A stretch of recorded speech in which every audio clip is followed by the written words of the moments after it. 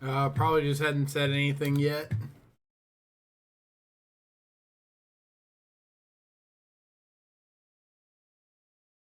Hadn't even started the music.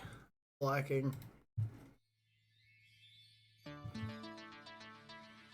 Trying to decide on what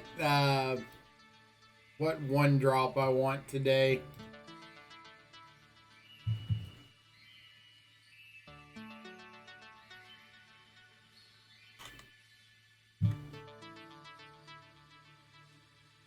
Like, the goal of the challenge today, I don't want to lose to a Murktide deck.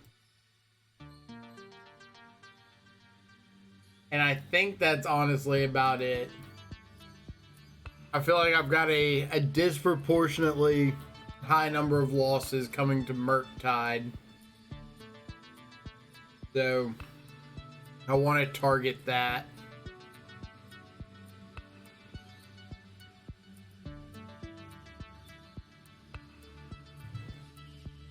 So what's my anti-Murktide one drop of choice? Like, if I'm choosing between Dragon's Rage Channeler, Hex Drinker, Ragavan.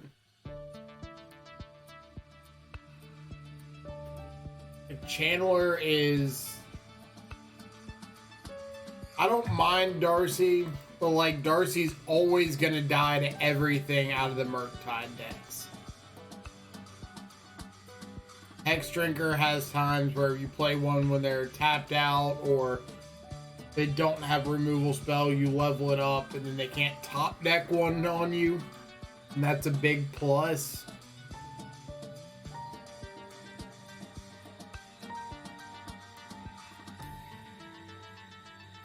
Hey Dur, how's it going? Plus, like, if I run Hex Drinker, I can cut Seal of Fire because I don't care about Delirium and just add, like, another unconditional Murktide hate piece.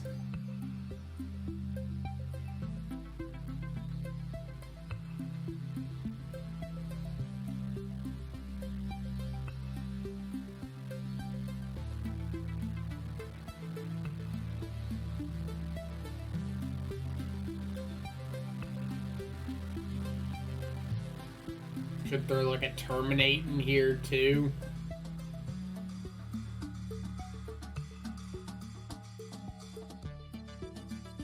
Hate that.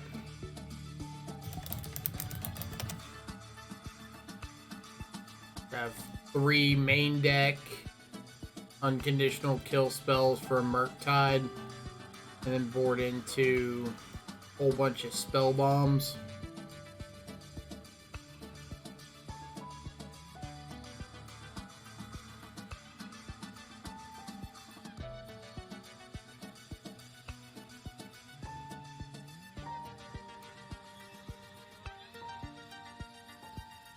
What do I think of that?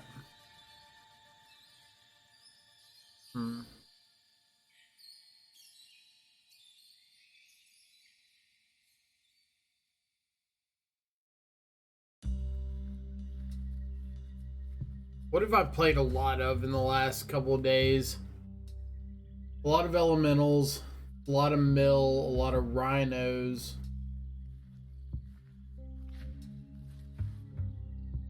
Decent bit of Murktide.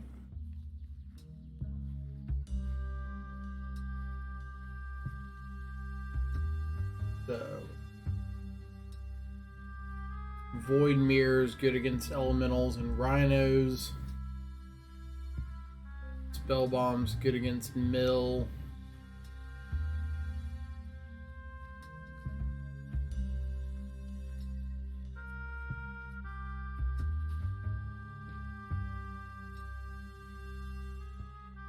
Out of my 1-drops,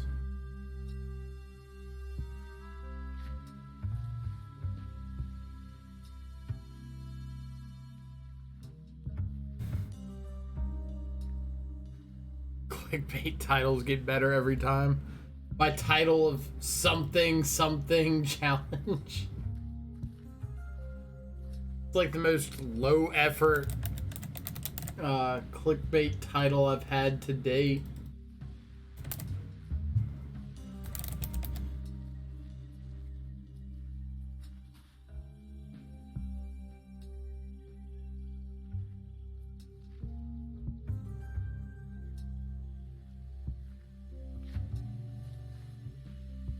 Actually not convinced I could get less clickbaity. Let's see.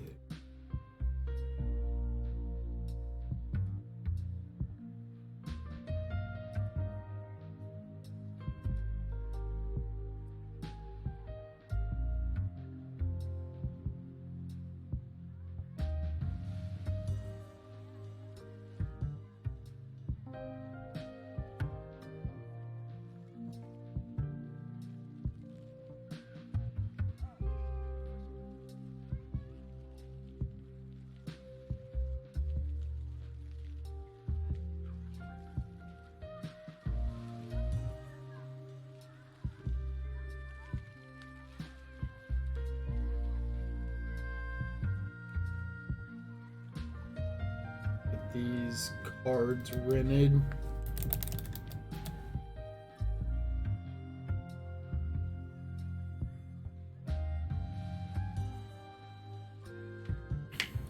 Let's see. Make a title great for YouTube videos. Do the 1-1 split, Ragavan, Lavamancer, Hex Drinker, then keep track of how many people ask about it. Ooh. That's a pretty good idea. 1 Ragavan, 1 Dragon's Rage, 1 Lavamancer, 1 Hex Drinker. And just tell everybody, like, this is mathematically formulated to be the perfect 1-drop setup. No Dragon's Rage Channeler for card selection. I'm not saying I'm not playing Dragon's Rage Channeler. I'm deciding on which 1-drop I want to run right now.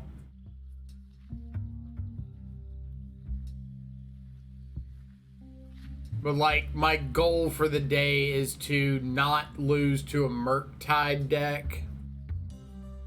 Because I've had, like, a high number of those recently. So I'm considering just, like, maining 3 kill a Murktide cards.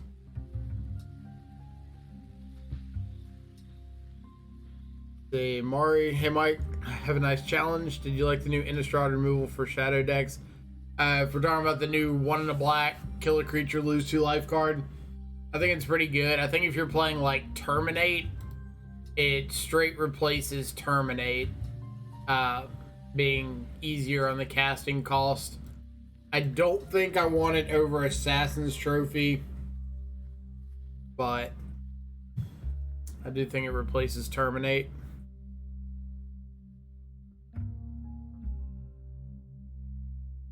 Is Death Shadow broken? Potential modern challenge winning deck list. Mistaken Torpor Orb. So, like, somebody suggested Torpor Orb earlier, or said that it should see more play. And I like Torpor Orb, but it's like only good against the elemental decks.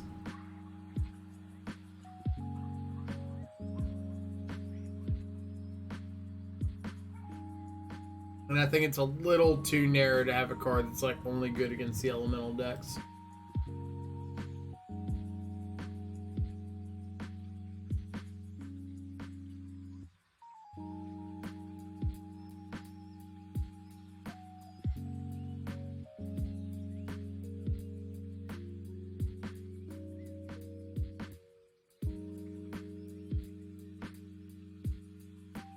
All right, so we're gonna flip a coin on Hex Drinker versus Darcy.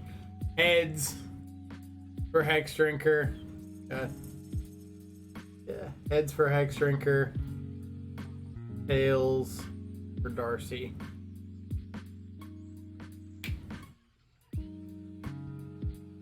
Trick is Looks like a tails. It is a tails. Darcy it is.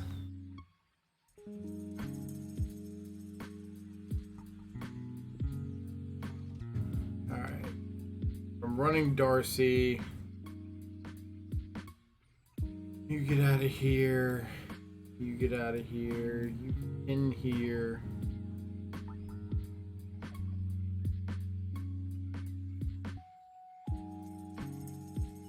Seal.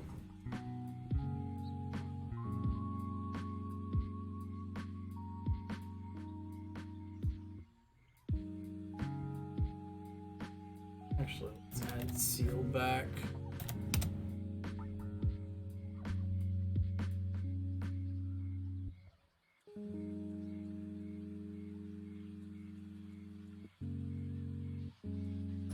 Or I could throw a dismember in.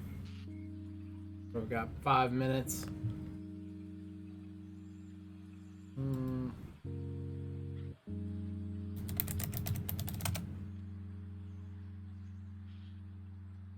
Numbers like high upside.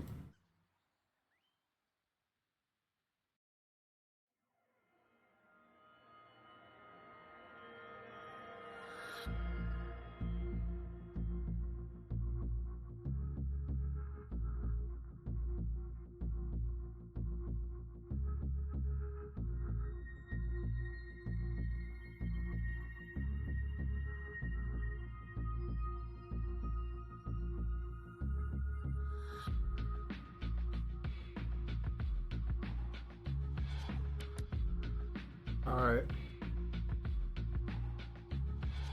This looks fine.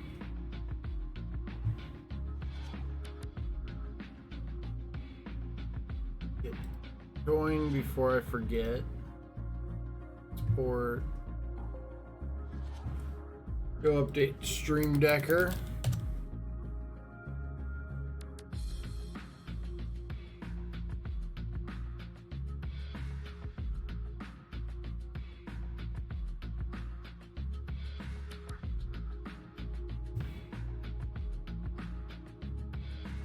Like if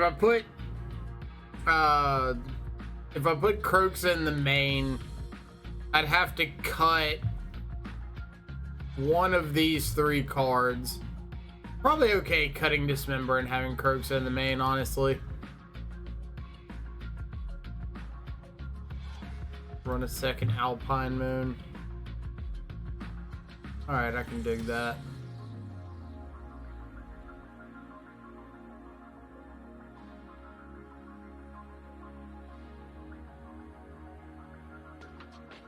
Gotta go back and completely re-upload the deck list.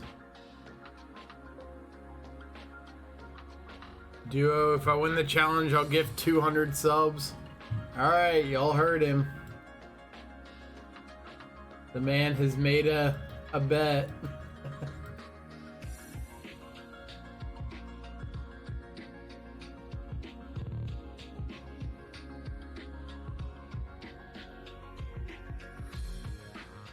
Got 200 subs on the line for winning a challenge.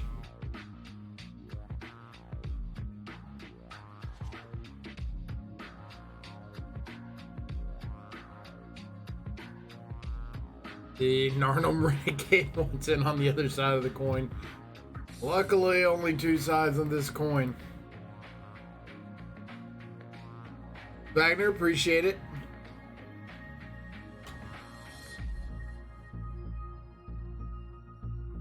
Played 4 Ragavan decks in a row last night at FNM, but 3 different versions. What were the 3 versions?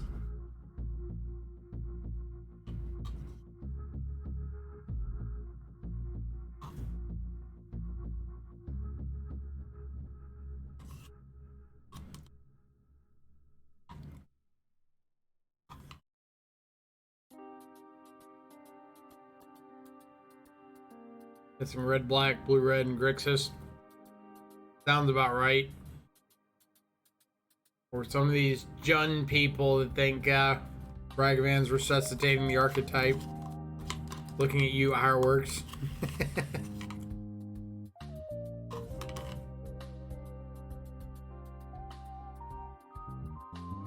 2 Mardu, Grixis, and Rakdos. No blue-red? Shame. Alright, bench is in here. Ross.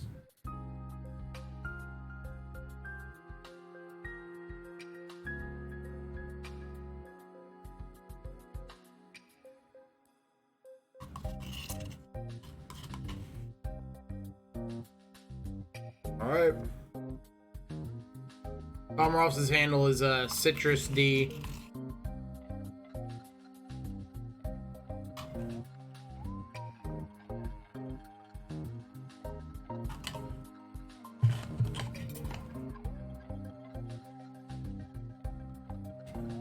We've played Tom in a couple challenges. They've always been pretty fun matches.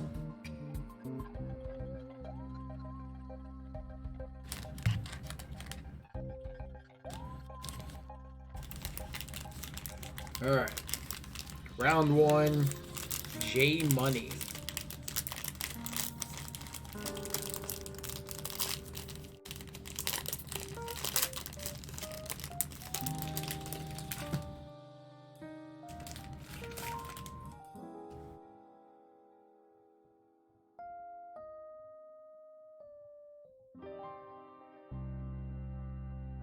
This is reasonable.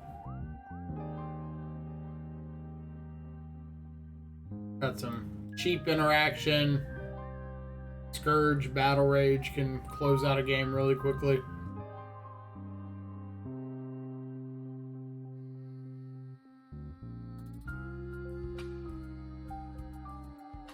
Pagerate is indeed the challenge. Let me update.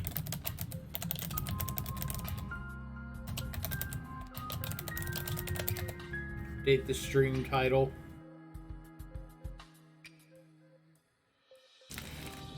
A little less clickbaity now.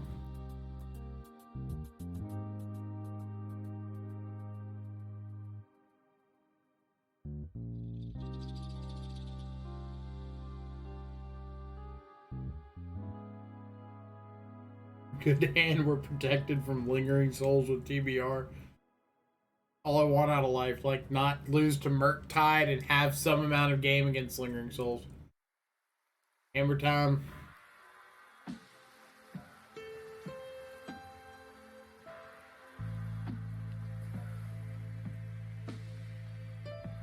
So, if I go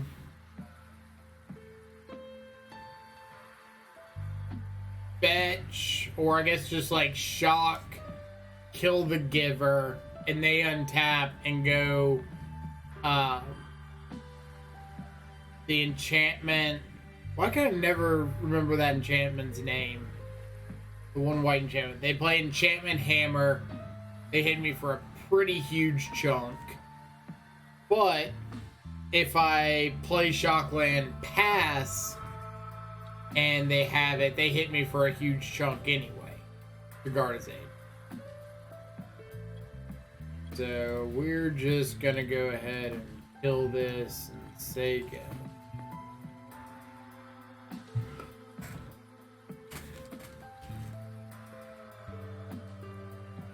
Yep.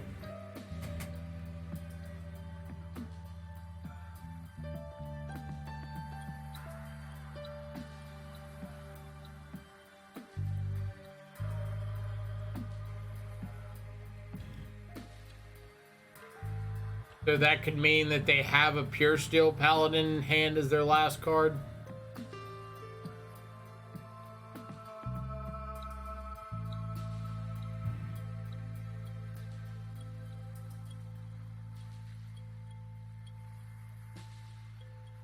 Which is pretty likely.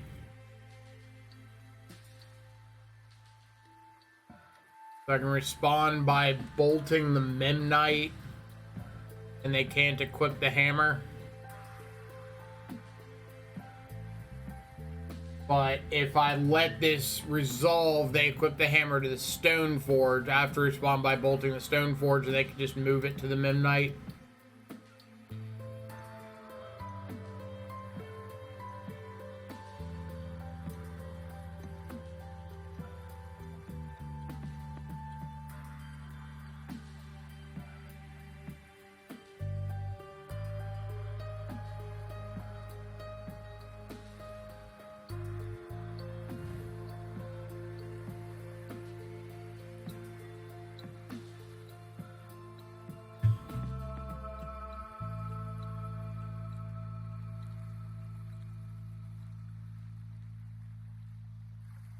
All right.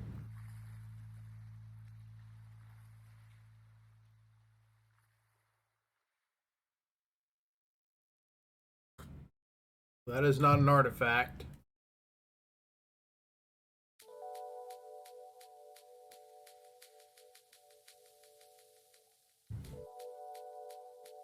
Need a shadow. All right. Game's easy.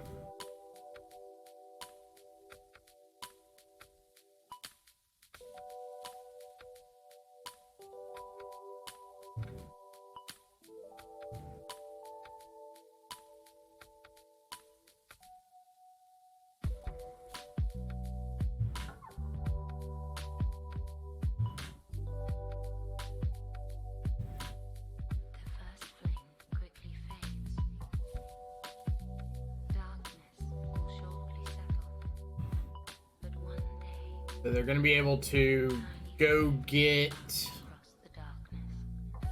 a what's it called next turn?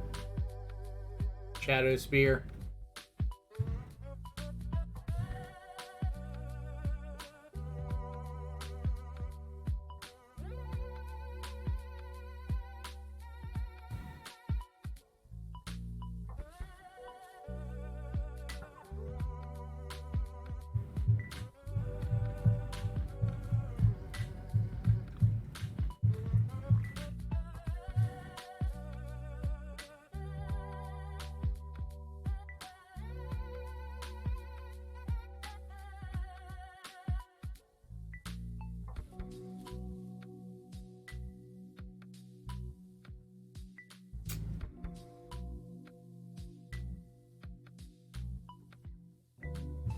Need a little less landage down the stretch here.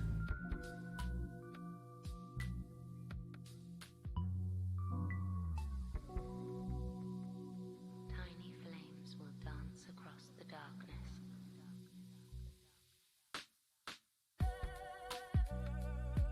Yep.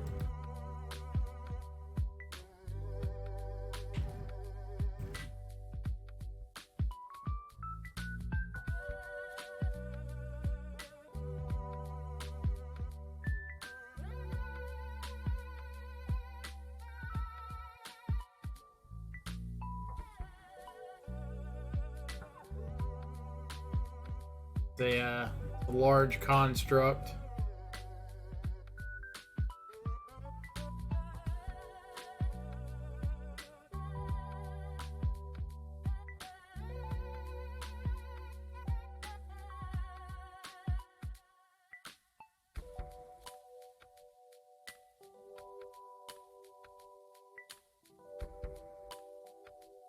All right. So this is what 9 trample over, gains 3, go to 1.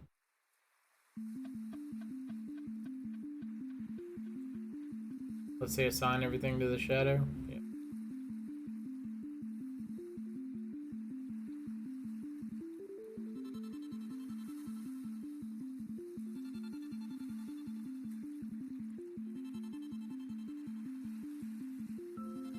Yep.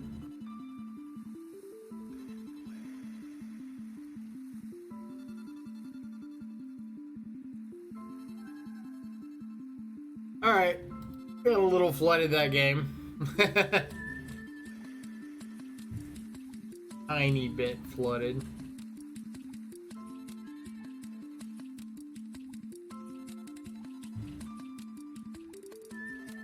But we got some tools to bring in.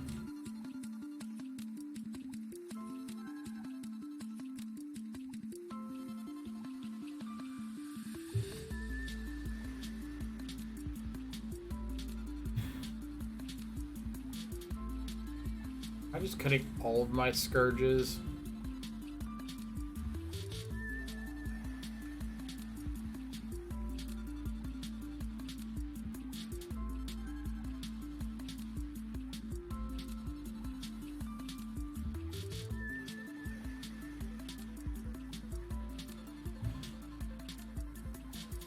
Don't want Void Mirror.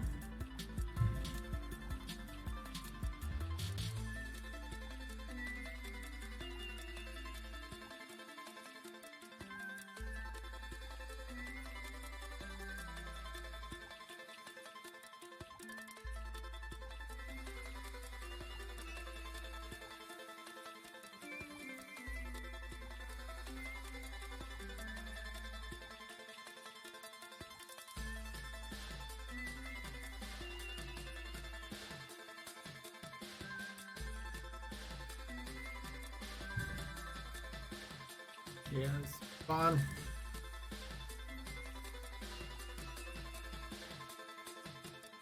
Not a Croxa matchup because of Sanctifier, right?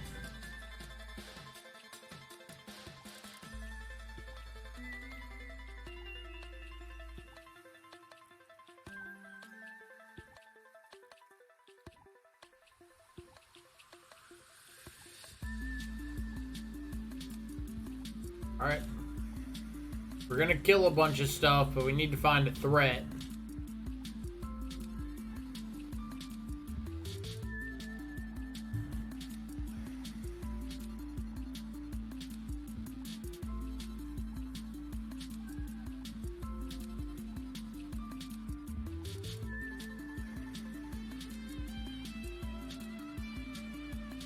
Do I just want to play out EE on one on turn one?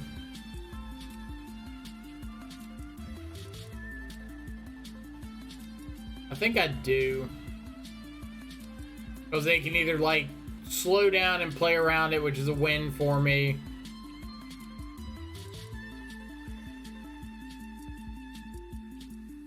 No, because of Prismatic Ink. We only saw basic planes out of them, though.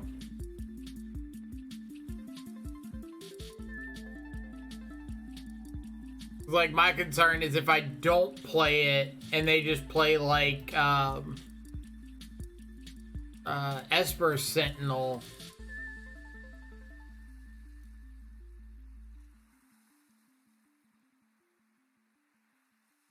And I'm just like sitting here not doing anything. I'm not going to let them draw a card off an Esper Sentinel. I always have no idea why they sequence this way. Why does every Hammer Time player play the Memnite and then cast the Springleaf Drum? Like, I'm not countering the drum, just...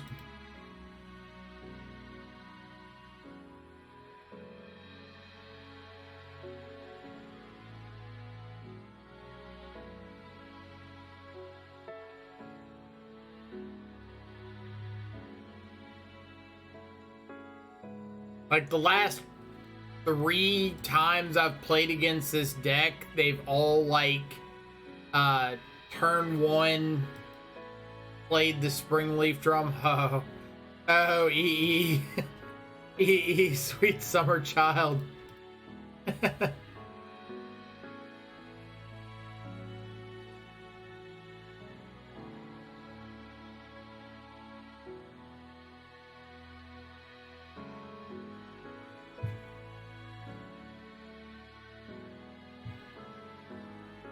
The old 4-for-1 EE.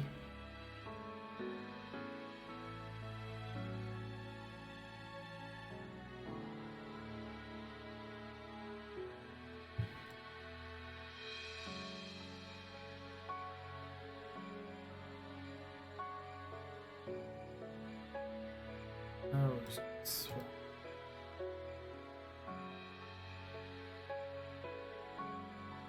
never played EE like this. We ran it out on 1.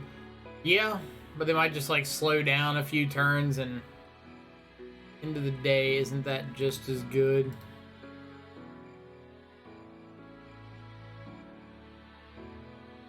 Alright.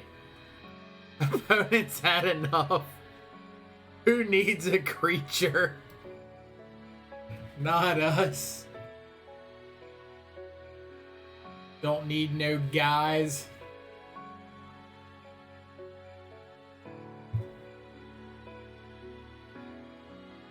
Ragavan, super interesting. This deck looks fire. So we played around with Ragavan yesterday with like no scourges, and it was fine. But I think ultimately, like, this deck has just such a high desire to close the game out. Like, we lost to Charbelcher because we just couldn't get pressure.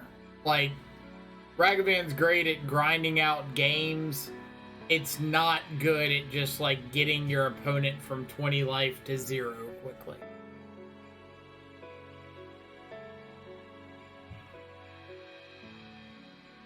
And when, like, the rest of your deck is built to enable that getting your opponent to 0 life,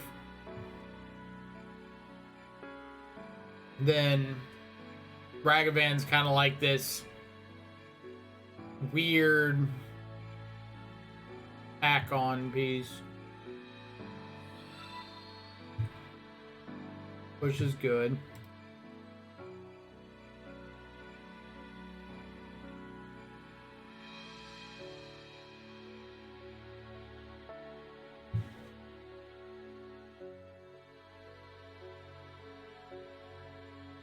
I was ancient grudging their treasure tokens. I brought in EE to take care of a bunch of treasure tokens. They just like didn't make them game 3. The Ivy Sword, thank you so much for the follow. Hope you're having an awesome awesome Saturday so far.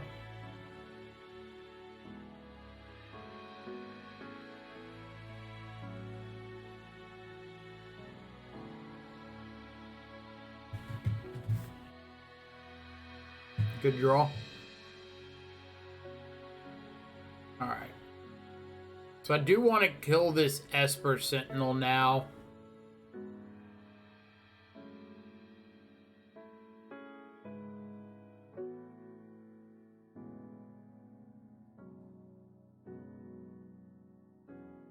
I think I'm just going to go fetch either way.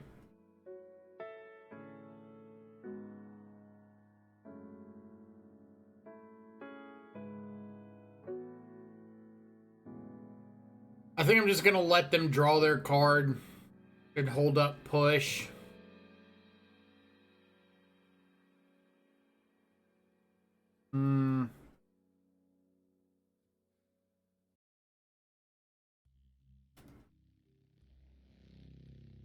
Yeah, I really think I'd just get punished more for tapping off of Fatal Push here. I'm gonna play one Bauble.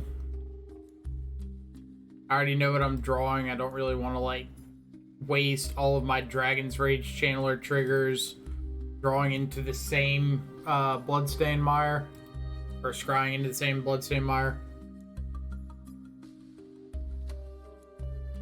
We've got a Saga on top.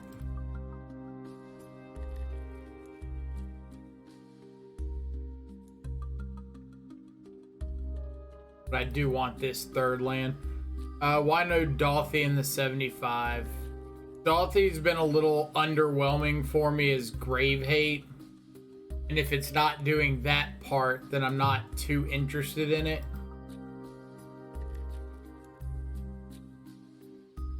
Paladin, yep. We know they've got a hammer, so let's push a Paladin.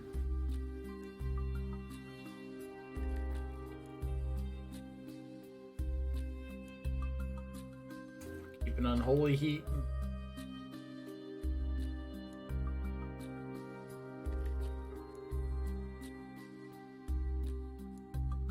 Different. All right.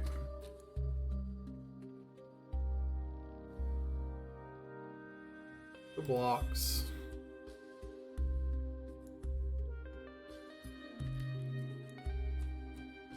Alright, so I know I can get a shadow down this turn.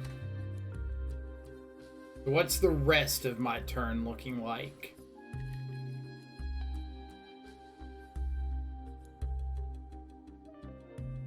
Let's say I fetch Shock, play Bauble, Like, I'm trying to find delirium anyway. Trophy. I want a trophy.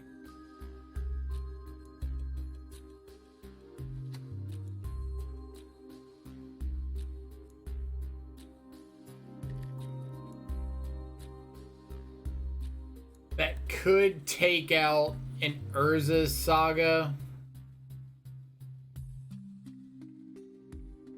Is that worth it?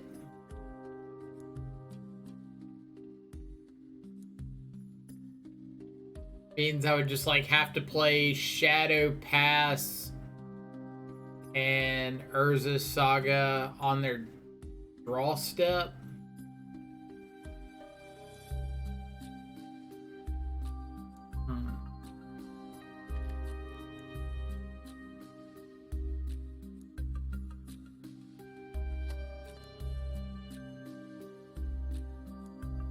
Urza's Saga scary enough for me right now that that's what I want to do.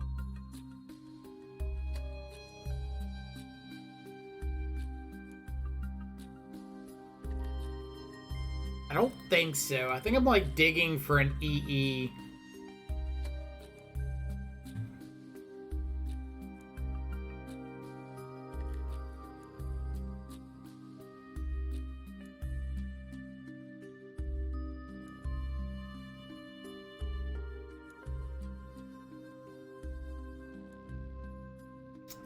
Chalice of the Void.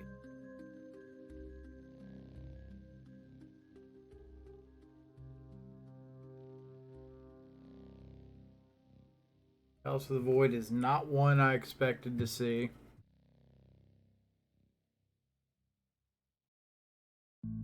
Go ahead and unholy heat this.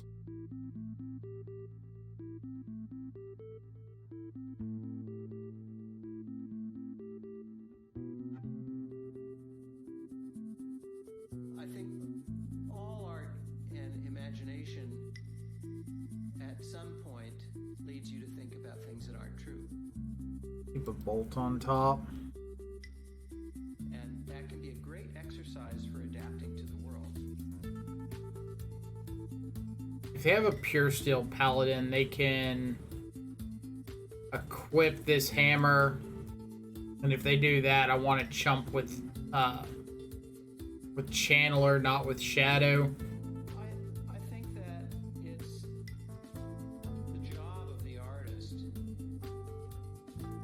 to push the boundaries of what we're comfortable with and to make us see things. Chalice on 0 seems kind of loose there.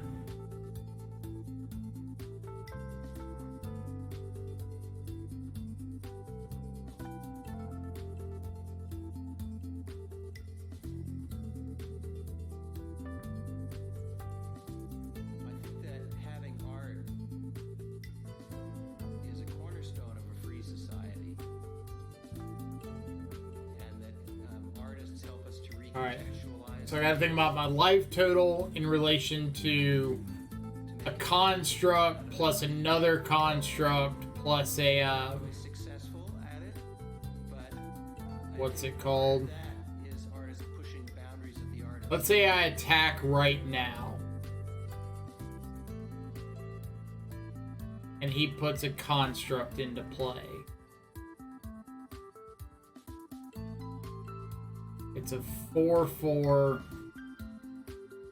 I could K command, shoot myself, blow up, hammer.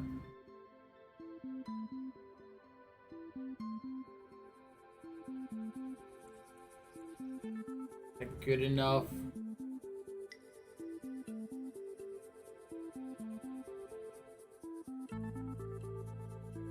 Wait.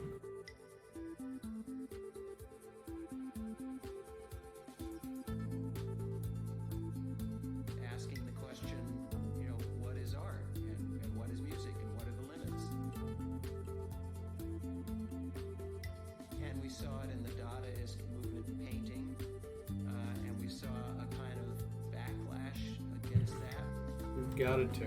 hyper-realism and photorealism. So, in terms of evolution, I think we've evolved as a question-asking species. Make another construct. Go and get Shadow Spear. And those questions have helped us to do things like harness the power of fire and discover the wheel and have agriculture and decode DNA and discover penicillin and all this stuff. And what you get out of that is music that many people find unlistenable, Okay. but it's part of the game.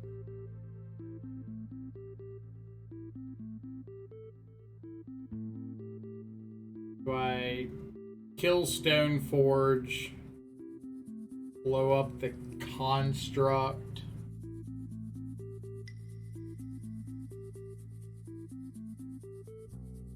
Any other way I can do this?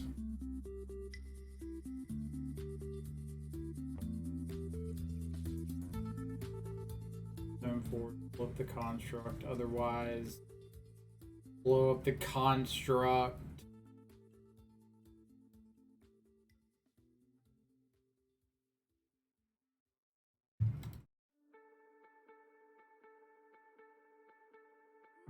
For an artifact.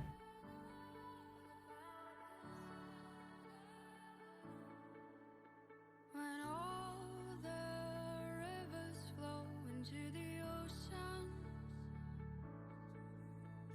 every little The Tarmogoyf in the yard would turn on Channeler. what if everybody's used to their own But I think I'm okay taking the Tarmogoyf in case they draw a Sanctifier. What if we got nothing more than this? Please remember what I said about magic. Remember what I told you about us. Please remember what I said about magic. Remember what I told you about us. About us. So at this point, I'm just like terrified of Pure Steel Paladin. About us.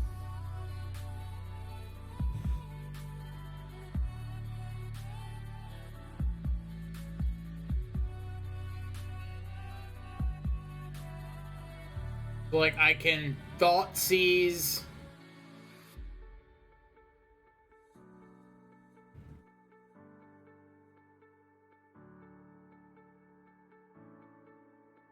When all the words are heard, every little sentence turns to gold. What I just need to get them dead. just alright? What if we got nothing more than this? I don't have a sorcery in the yard yet, so Thoughtseize turns on Channeler. About magic. Remember what Last turn they did they play a land? Urza Saga creates a construct. No. They didn't play a land last turn.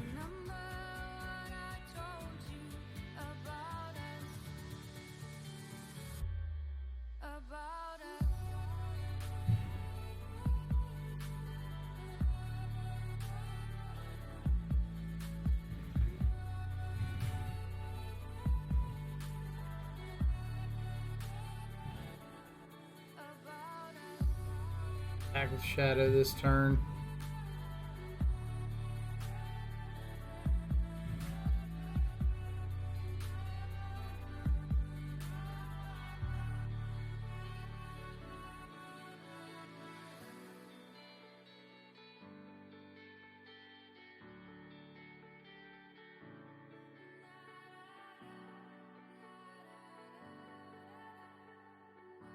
Alright, Luris to hand. This is great. This is great. This is the kind of window we were looking for. Give us a point to interact with Luris. Make the bolt relevant. Give some channeler triggers.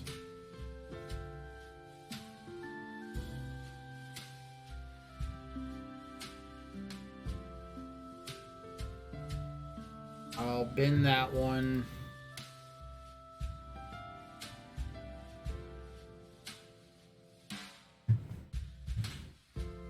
At the very least, I can start getting offensive here.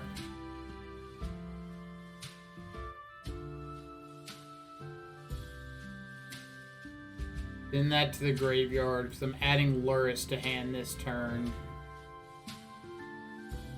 Take Luris.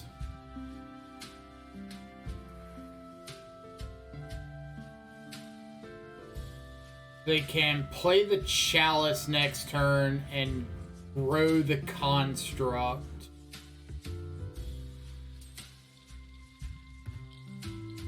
So I'm attacking Channeler and Goyf.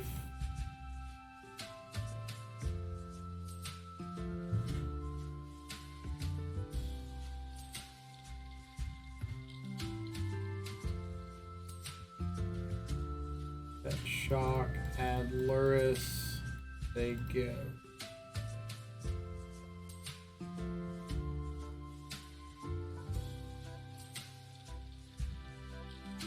And this is why I wanted Tarmogoyf. I need extra pressure here. The top deck Luris, so their last card's Chalice. They're chalicing on 1. Yep. It's fine.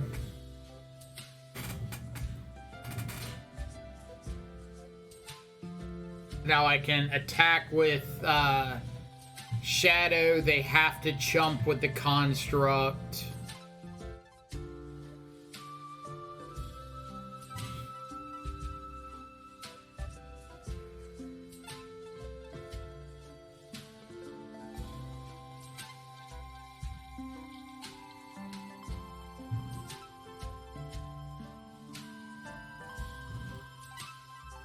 I get Luris Bauble. Oh yeah, they got Chalice on 0. That's fine. I get the Chandler trigger. Bin that.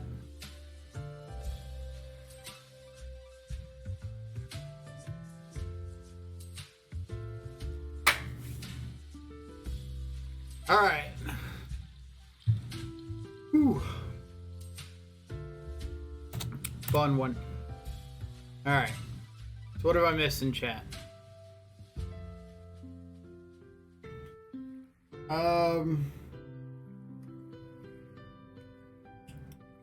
Want to shock shatter, get the creature off the board, make drum worse, right? Games with Dragon's Rage Channeler active always makes the deck so much better. Filtering the top deck is huge. It is huge, but we also had like a 1/1 that wasn't doing anything for a while.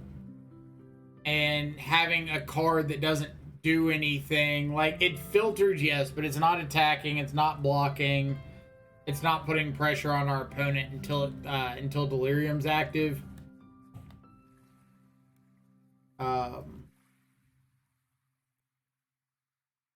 They draw Paladin, they still get to equip, and Bolt isn't killing the Construct. Yeah, like if they top decked a Paladin right there, it was really rough shape, which is why I couldn't attack with the Shadow. But ultimately, I couldn't play around like a top deck Paladin that turn. I just kind of had to play out things. J.R. Cornell didn't like keeping the Bolt or Tarmo, but I assume he has a plan. So the plan with the Bolt was to use it to grow Shadow if necessary, since he had like a 5/5 and a 6/6, or 5/5 or 6/6 construct there. So I could keep the Bolt, potentially grow the Shadow. Tarmogoyf was so that I had another sizable body on board so that I could start attacking with something and not be dead on the crackback. Like, if I just sit here and keep playing this mill over anything that's not removal plan, then eventually he's going to find another Urza Saga or a Paladin or something and turn the game around. Like, I need to close out the game. And Shadow plus Dragon's Rage Channeler wasn't closing out the game because Shadow is just smaller than everything they were playing, and Dragon's Rage just got trampled over super easy by Shadow Spear. He did almost turn off his entire deck. But I mean, if it also turned off our ways of winning, then he could actually find an Urza Saga or something. The good always win in the end. I don't know about that. Van Halen, GG, Ramo, nicely navigated. I appreciate it. Alright. One win in the books. Wow.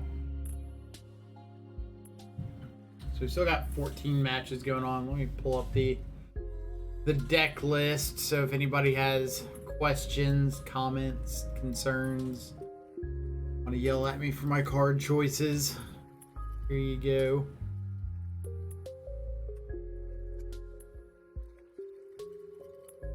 I guess the most common questions are typically like, why no Ragavan? Because I don't think Ragavan solves a problem that the deck has.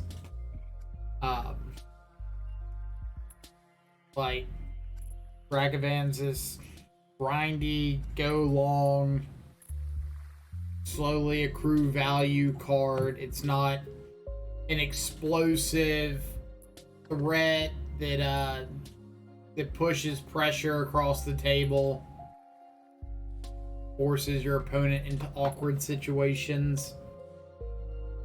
Awkward situation like having to chump block a shadow with a 6/6 construct with a Shadow Spear equipped to it. Or flying over said construct with a 3/3 with Delirium. Why not Hex Drinker? We played Hex Drinker on Thursday. I really like the card, and I think it's pretty good. I ultimately decided last second to go with Dragon's Rage Channeler because we flipped a coin, and that's the way the coin fell. Missed the beginning of the stream. Why the Assassin's Trophy in the main? Because I don't want to lose to a Murktide deck today. Like, I'm pretty heavy geared towards Murktide. I think that's been a disproportionately high amount of our losses recently. So if I can try to take that out of the equation, then I would like to. We did the same thing in the challenge we won, targeting Through the Breach and Prowess, Blue-Red Prowess, and ran a couple copies of Liliana's Triumph in the board. And it worked out. Like, we just got this threat. We need to deal with this threat. This threat is making our life miserable. Here's our out.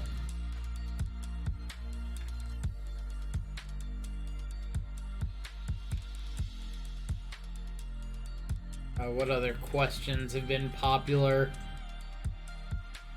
Why no Dismember? Because Dismember's not killing the things we want to kill at the moment.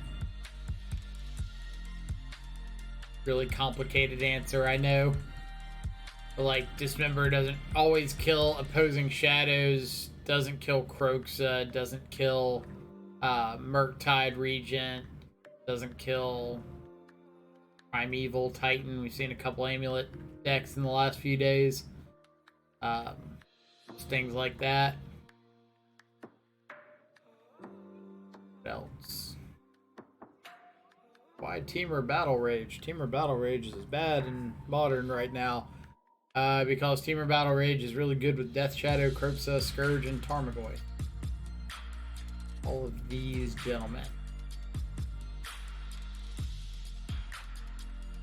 Probably could switch one push for one Dismember.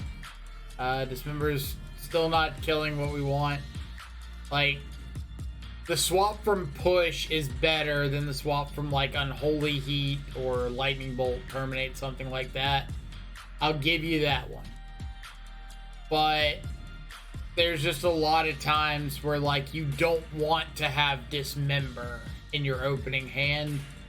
And it's usually when your opponent's playing like a Ragavan or Channeler deck or Burn. And they're just going to have Lightning Bolts in their 75. And if you can prevent yourself from taking unnecessary high amounts of damage early, then that's a big plus. Any thoughts on Grixis versus Jund now? If we're talking about like the current Grixis list, like we played Aspiring Spike's dress down list yesterday, and I wasn't too impressed with it. I need to go back through and watch his gameplay of it, because everybody was talking about how great dress down was, but when I was playing it, it was pretty awkward. So there were multiple games where like I had a Kroxa and a dress down in hand, and I needed to get something going. And if I spent like turn 2 on my opponent's instep dress downing, turn 3 play a Kroxa, I just like wasn't doing anything for 2 turns.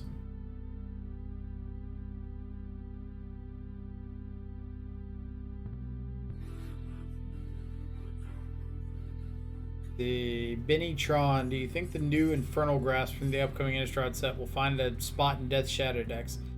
I think that it will. It'll be a role player removal spell. I think if you're playing Terminate, it just gets replaced with Infernal Grasp. I'm probably not replacing Assassin's Trophy because I like the flexibility of being able to hit like Tron Lands, Chalice of the Void, Blood Moon, anything like that.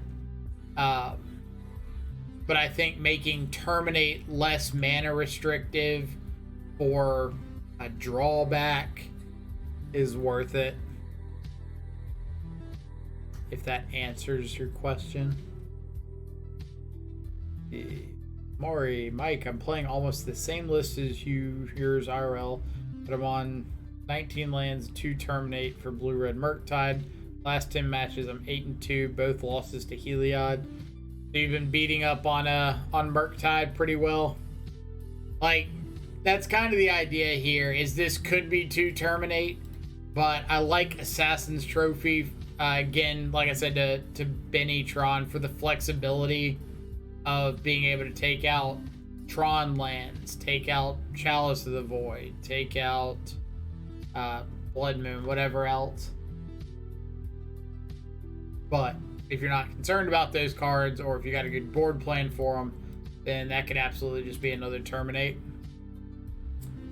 But I have liked the 20 lands, and like the 20th land is the second Nurturing Peat land. So I don't feel like I'm flooding out as much because of the 20 lands. But if I wasn't running Kroxa, if I didn't have Kroxa, I'd probably cut back to 19 lands. Cut the Peat land and replace Kroxa Peat land with like Third Inquisition. And I've played a Dark Confidant before. I don't hate that. Something like that. Thanks for the response. Yeah, no problem. Good question.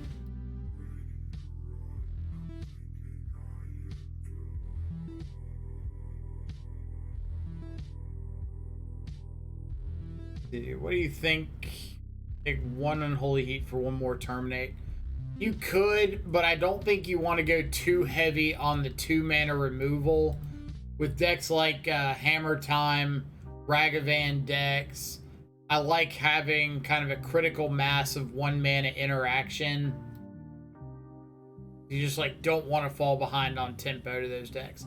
Like where Shadow excels is being able to go 1 drop on 1, 2 drop on 2, or double 1 drop into 2 plus a 1 on 3, or triple 1 drop. And if you add too many 2 drops in the mix, then you run the risk of like not having a 1 drop on 1, or not being able to double spell on 3.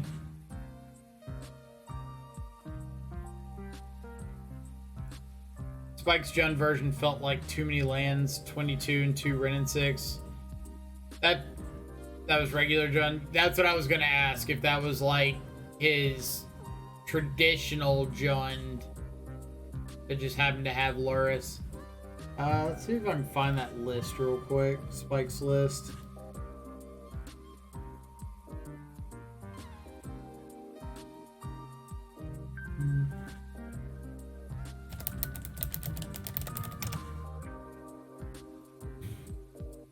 But I've seen it once or twice.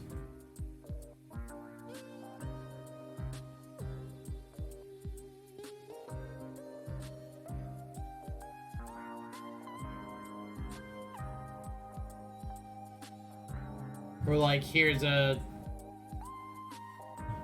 list that Sexy Jund posted.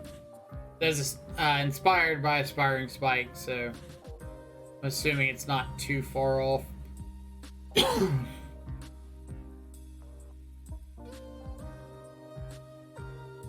He's running 2 Kroxa, so I like 20 lands. I think I would go 20 lands. Like with Ragavan plus Kroxa, or not plus Kroxa, with just Ragavan plus Ren and 6. Like, I don't think getting your mana up is too big of an issue.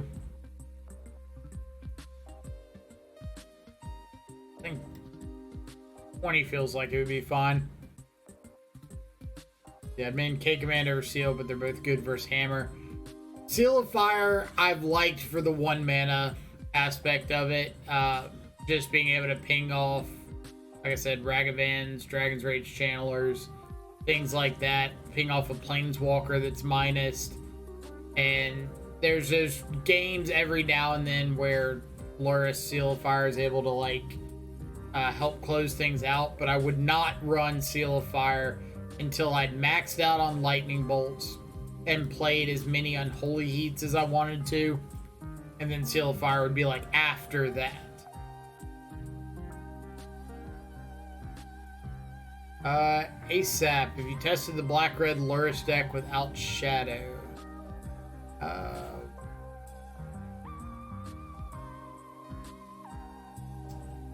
Must have deleted it. We did test it out. I don't remember how we did with it, but we did try it. And I feel like I remember Dolphy being really good, and Turok I think was pretty good.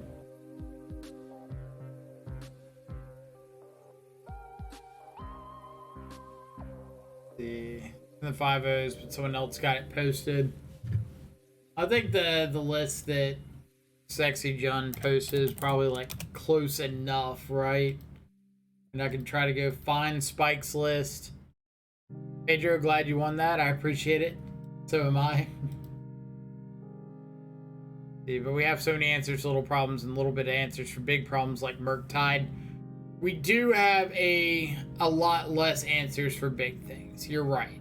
Cards like Primeval Titan, Stormwing Entity, have always been an issue for that exact reason. Chandra's Incinerator. And kind of the best advice I can give there is pressure is your best friend. If you can get on the board and like force them to make a defensive Murktide, or to Murktide when they don't want to, when it's not the best situation, then it gets a lot better for you. Yeah, it's probably 3 cards different than Spike. Same thing. Yeah, Stormwing is at an all-time low. Thank God. The Mori Tarfire over Seal of Fire might work.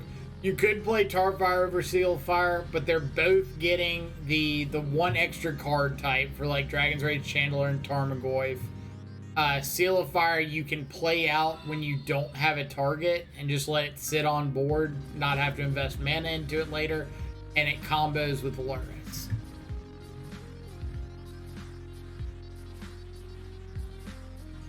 My follow's not updating? Oh, Magnolia Lunar. Thank you so much for the follow. Hope you're having an awesome Saturday so far. Magnolia? I know Magnolia, the state flower of Mississippi. What is Magnolia?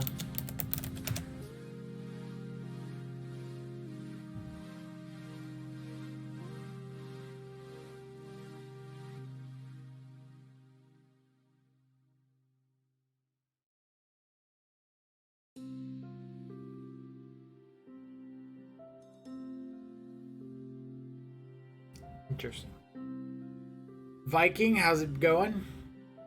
Been pretty well, just trying to have some good matches in this challenge.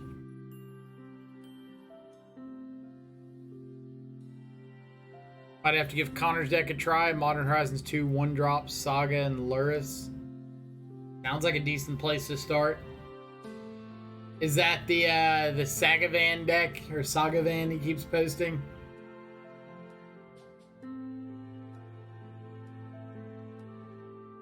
I've like seen him talk about it, but I haven't really checked out the deck list.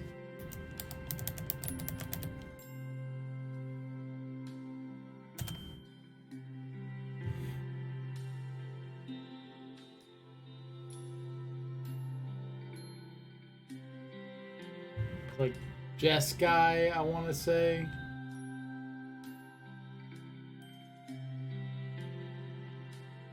Maybe I can find it here.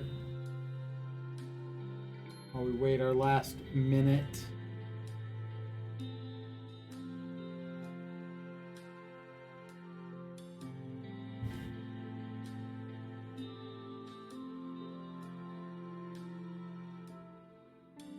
Why no Ren? My question back would be, what problem is Ren solving? Like, I think Ren's a great card, but I don't think currently it's doing anything that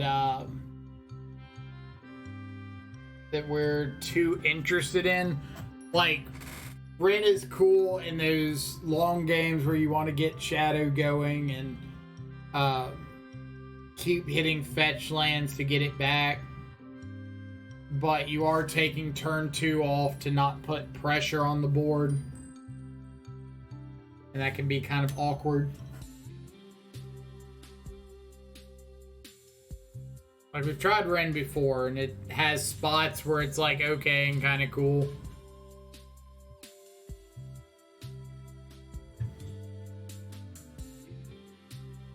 Is it Signet is best? So my opponent could be on a Murktide deck.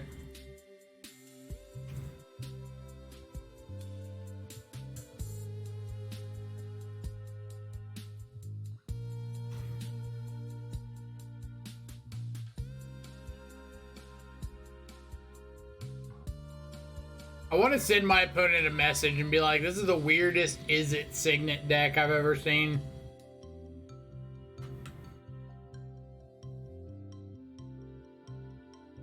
Basic Forest. Fetch for Basic Forest Expedition map.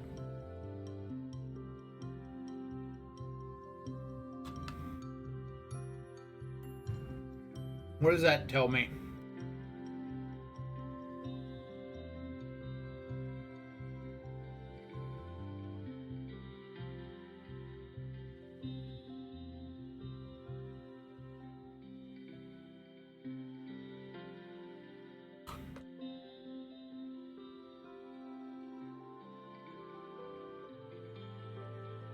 Come again.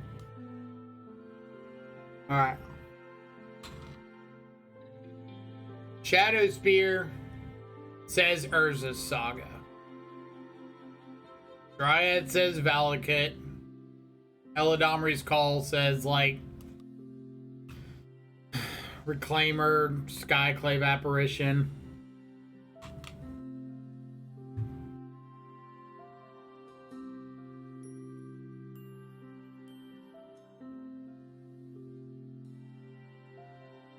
I'm just gonna take the Eladomri's Call.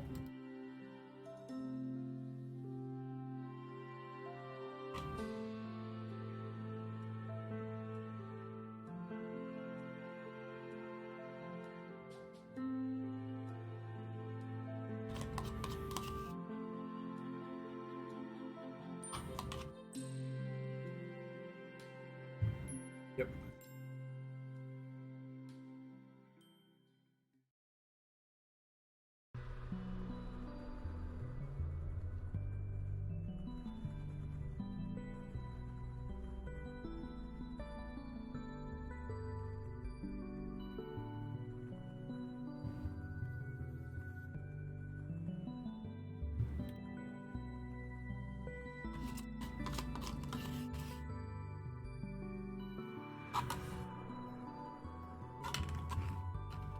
Best way to win a matchup you're unsure about. Pressure. Pressure, pressure, pressure, pressure, pressure.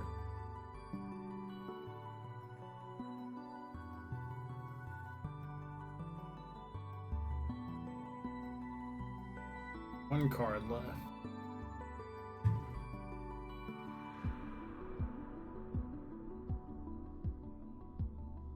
I think I just want to Croak and get the last card out of hand.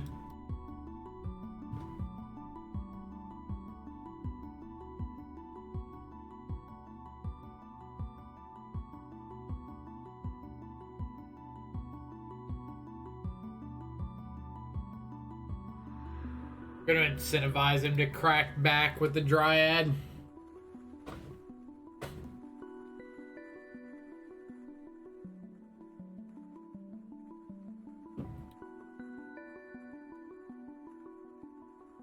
So if he finds a land, he can go bat for Valakut, play a land, shoot me for 3 down to 9, equip up Shadow Sphere, hit me for 3 down to 6.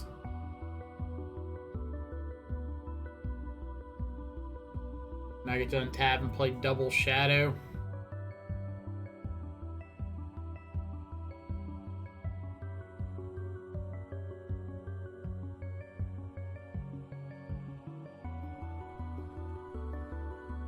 Yep.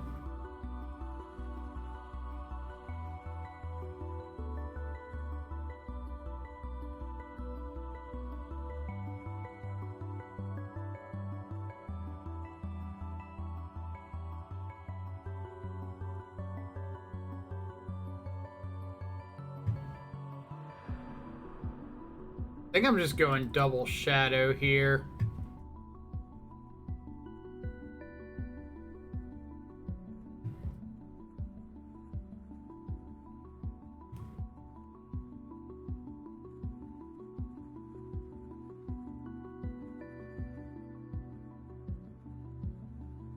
This way, if he does have a land, he doesn't have a great target for a trigger.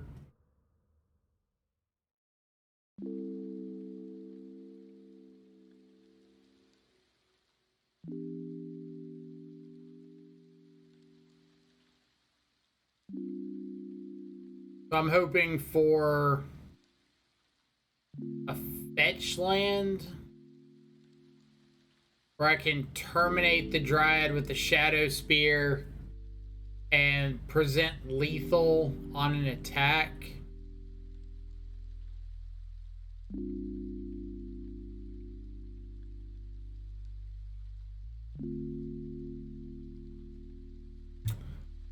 Alright, so this can get basic mountain.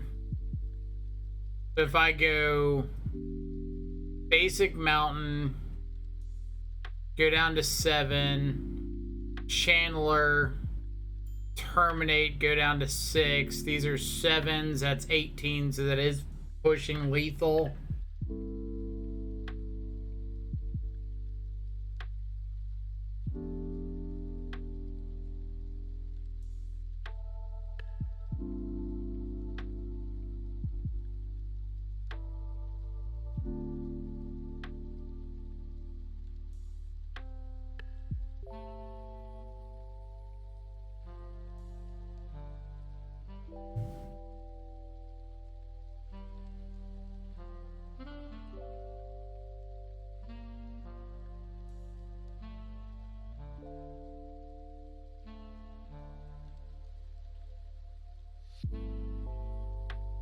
There's got to block something here. Yep.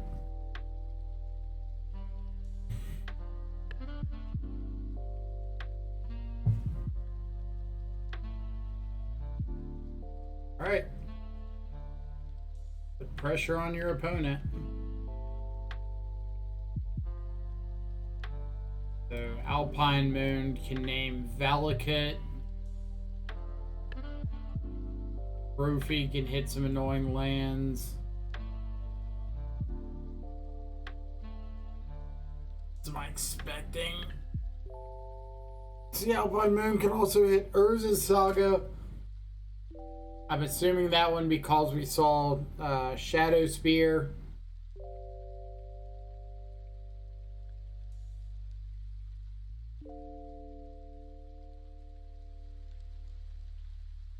Hooligan's Command's not the worst. Bring in. Kind of assuming they have Veil of Summer. Because why not?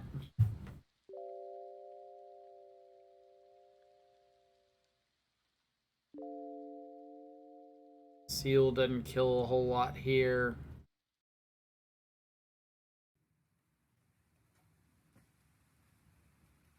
Maybe I don't want trophy.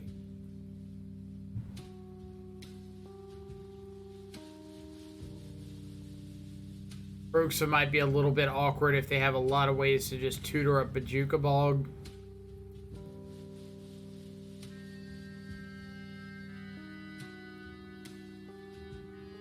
On the draw, a little more proactive, a little less reactive.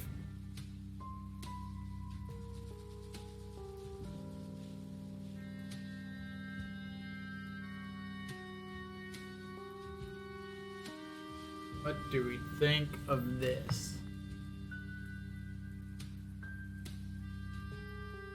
He mulliganed. We're on the draw. Basically, like a mold of 5, right? I think I'm gonna ship this. Alright. Significantly better.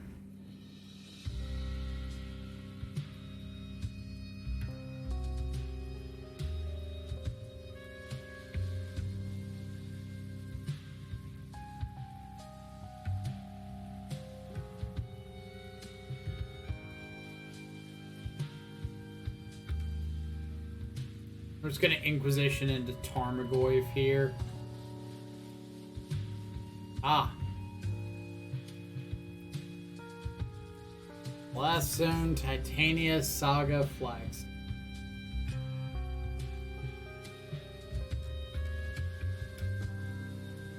I'm going to get absolutely bodied by this Reclaimer.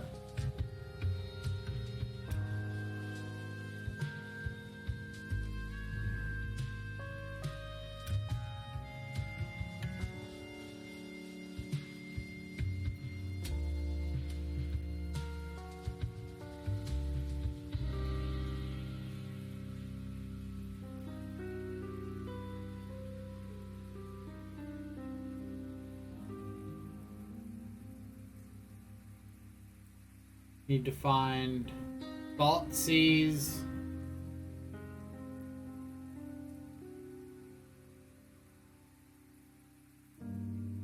Thoughtseize or Lightning Bolt or something.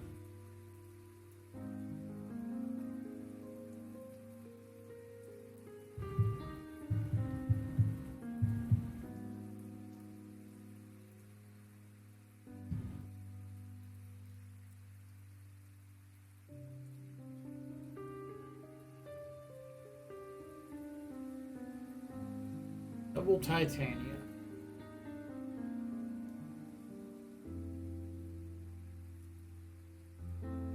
That's pretty good.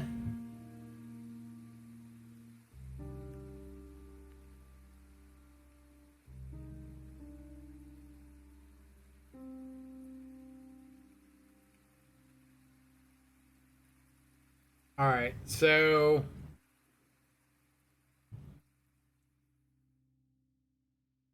both of these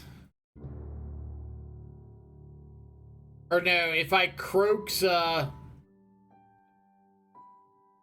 he can just, he can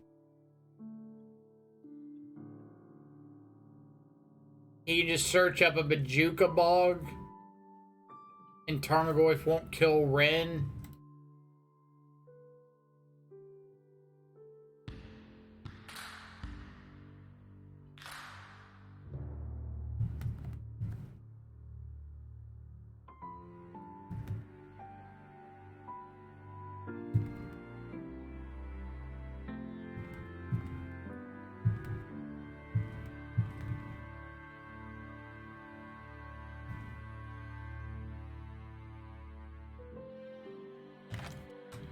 Kinda need to kill the Ren.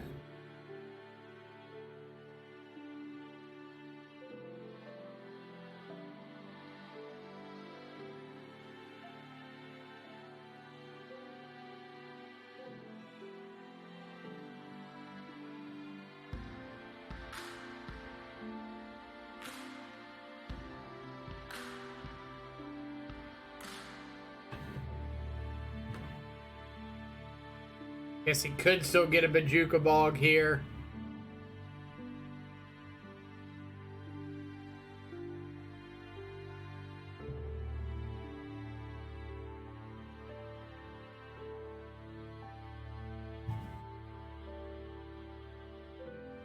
Yep.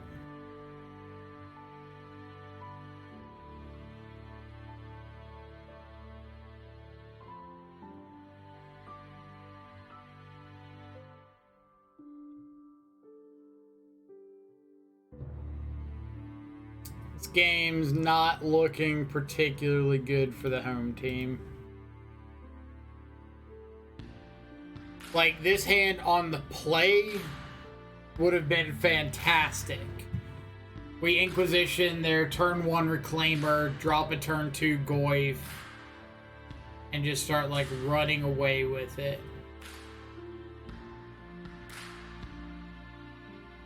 On the draw.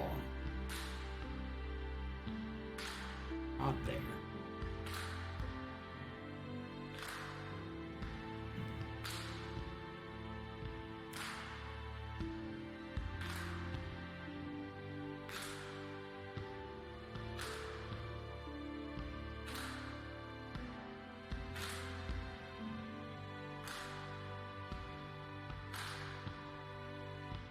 Ditch the extra Titania here. Oh no, discard the land. Okay. Take this opportunity to try to kill a Ren. Want to trade for a... Did he shuffle away the Titania? No, he's got the extra Titania. He played Saga.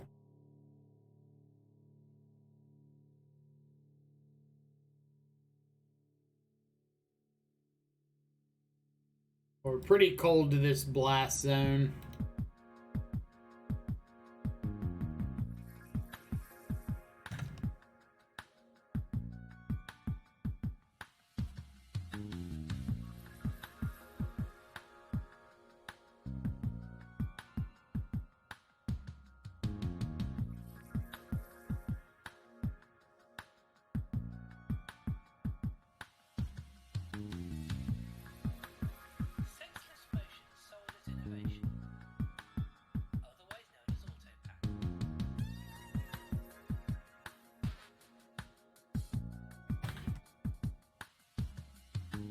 Game 3.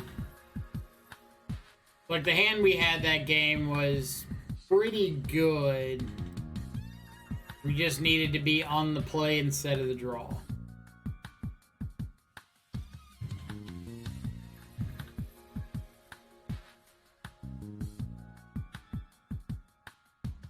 I think Crooks is where we're going to want to be. Maybe I don't want the EE and I just want Seal of Fire. Like a good 1-mana way of dealing with a Reclaimer.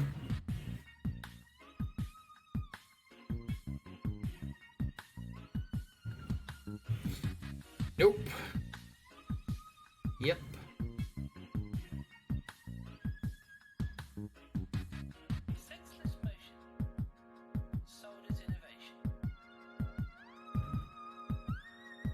they kept their 7.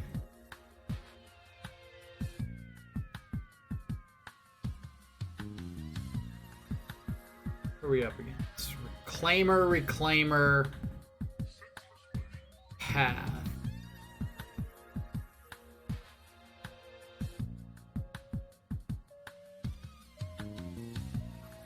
Let's start dealing with Reclaimers.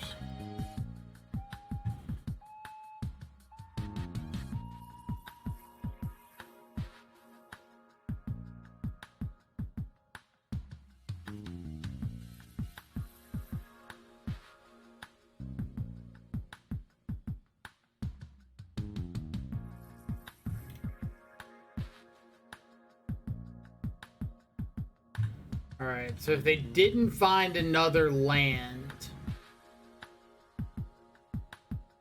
then we've got some decent pressure.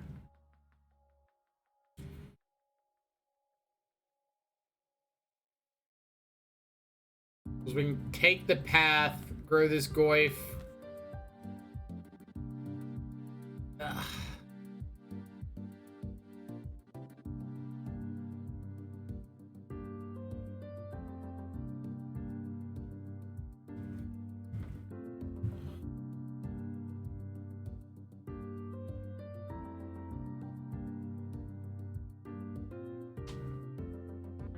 What do you want to do? Make a decision.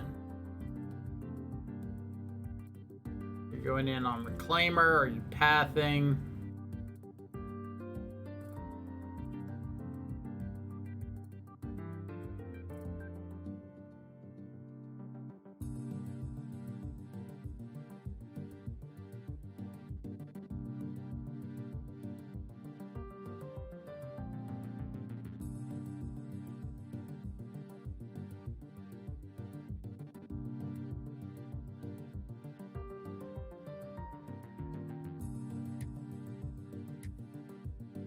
Alright. Ironically, like, best draw right here would be Dismember, but not in the deck, so I don't see that one happening.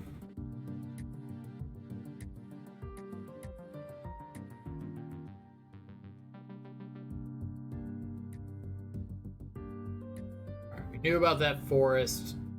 So it's Urza Saga, Titania, unknown.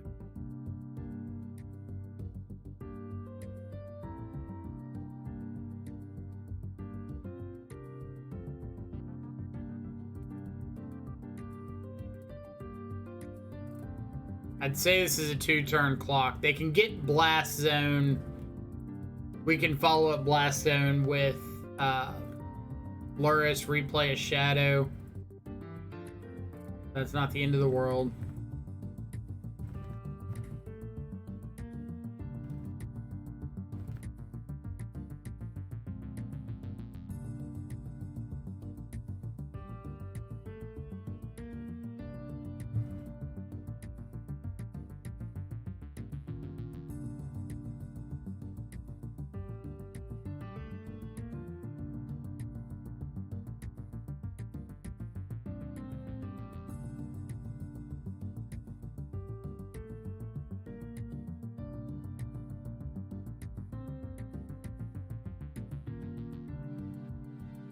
Assuming this is Reclaimer for Blast Zone. He's planning on just like Blast Zoning me next turn and then trying to follow it up with like Saga Titania. Or I guess it'll be a land down if he Blast Zones, so something net-ish neutral.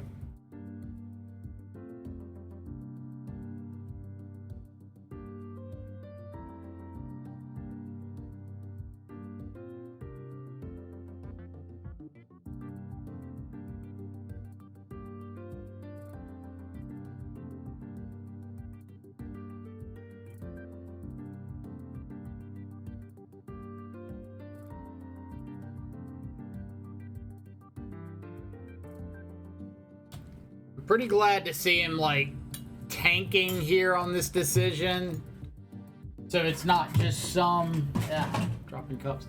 It's not just some easy, like, oh yeah, get this, and just completely wreck you. Another saga.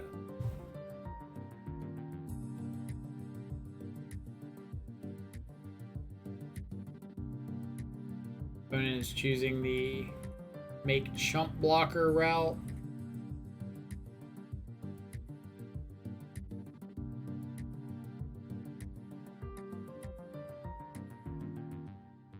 Does have a flagstones.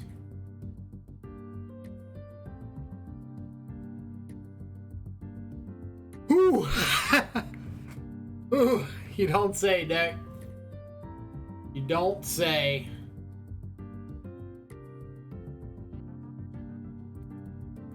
So I'm just swinging in with...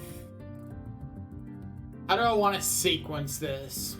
I know he's got a saga in hand. If I just play out my Alpine Moon as is, he just sacks this saga and goes and gets something else. I don't want him to sack this saga.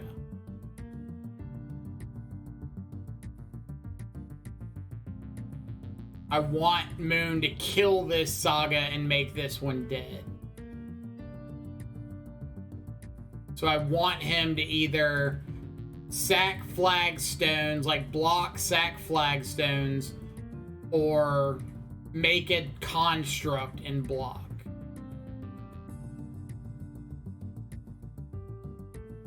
See, Iron Apparition, love me some Jun Shadow. Been tuning into the stream pretty regularly over the last couple of weeks. Good luck today. I greatly appreciate it. I'm glad that the deck has caught your interest. So if he gets Blast Zone, we can Alpine Moon name Blast Zone. And he can't crack it right now. But he doesn't. So we're just going to Alpine Moon name Urza Saga. That's fine.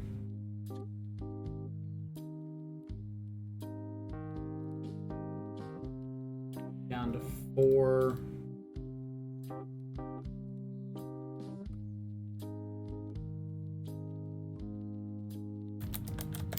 Saga. Put that one up. And yeah, I'm gonna go ahead and get Luris down. I'm not really afraid of a Wrath, but if he does like play a Blast Zone from hand here and blows up my stuff, I want to be able to get an attack in before I replay a Shadow. So putting him down to 1 in a deck that does have fetch lands.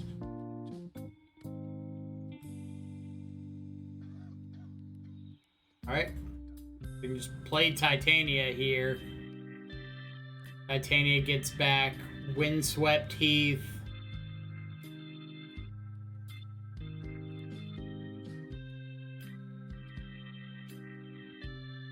We can make an elemental. Oh no, he just killed himself.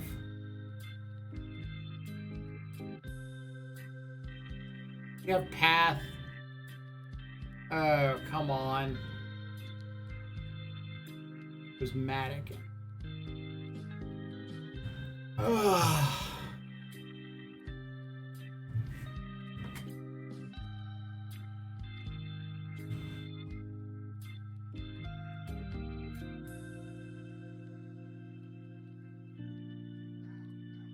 His last card in hand is Urza Saga.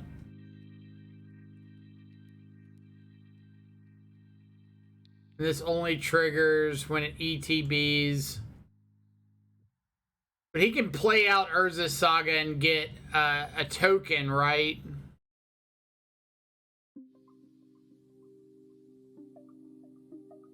Like this comes in, enters, leaves the battlefield. And he just gets another dude.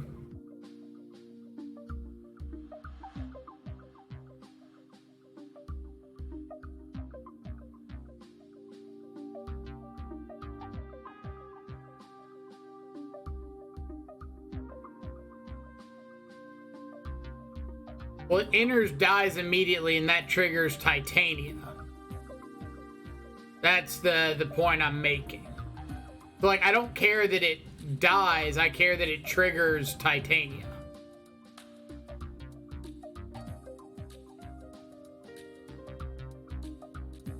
Like that.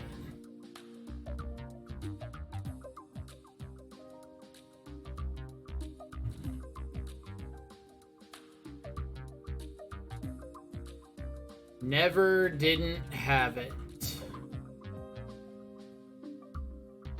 Anticlimactic ending, but I will take it.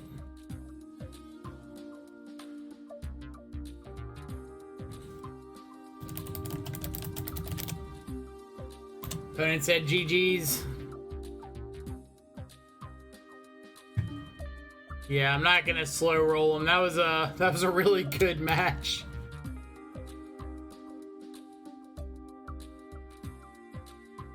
Oh man, that was close. That's a cool deck. Annoying as heck because Urza Saga, but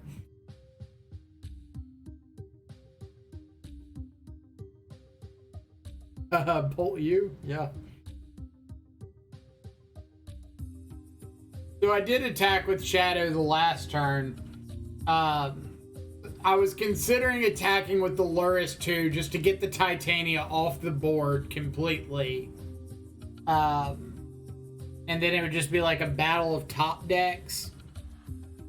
But since I had Alpine Moon and the Urza Saga was dead in hand, it was just like redoing the next turn. It just kind of gave me another turn to find a removal spell as a win condition. But I don't know, that was weird. Maybe I should consider bringing in some number of spell bombs in that matchup if I see it more. But honestly, I just had no idea what the deck had in it. But like Mama always said, if you make enough 5/5 shadows, it doesn't really matter what your opponent's doing.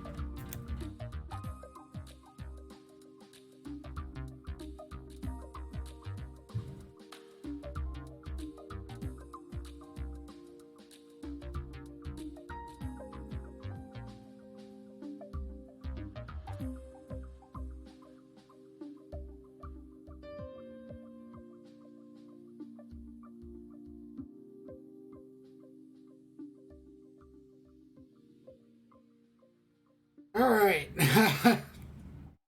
I'm gonna run to the bathroom real quick. If anybody's got any questions, comments about the deck list or Shadow in general, then feel free to drop them in the chat, and I will check on when I get right back. Until then, enjoy the chair.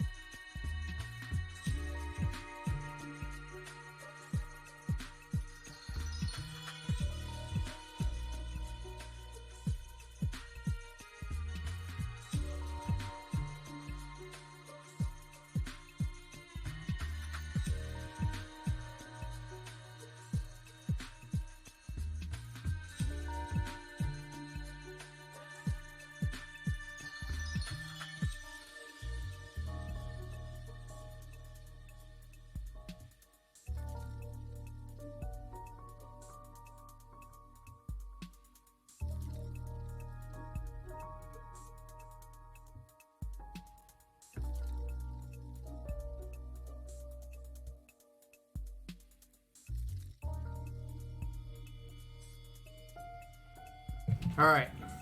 Hope you enjoyed the share. Let's see. What have I missed? Looks more fun than Titan does. That deck did look more fun than Titan.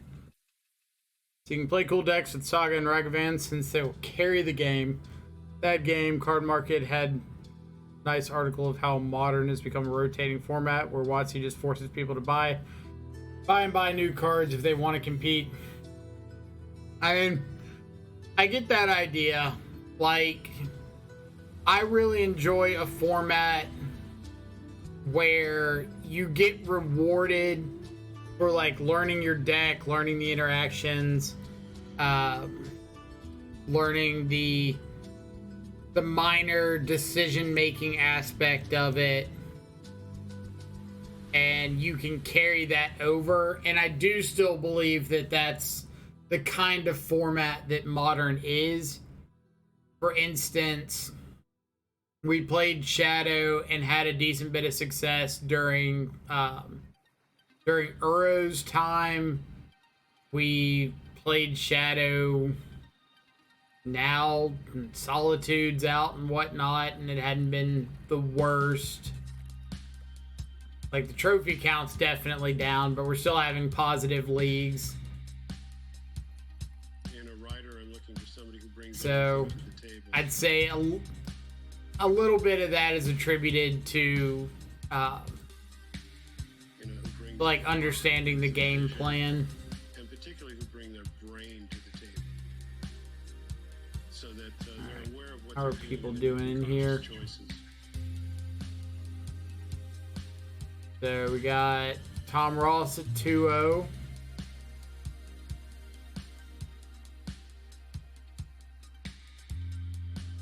Cool. AS at 1-1, Canisters 1-1, Sodex 1-1, Musasabi, Spider Space all 1-1.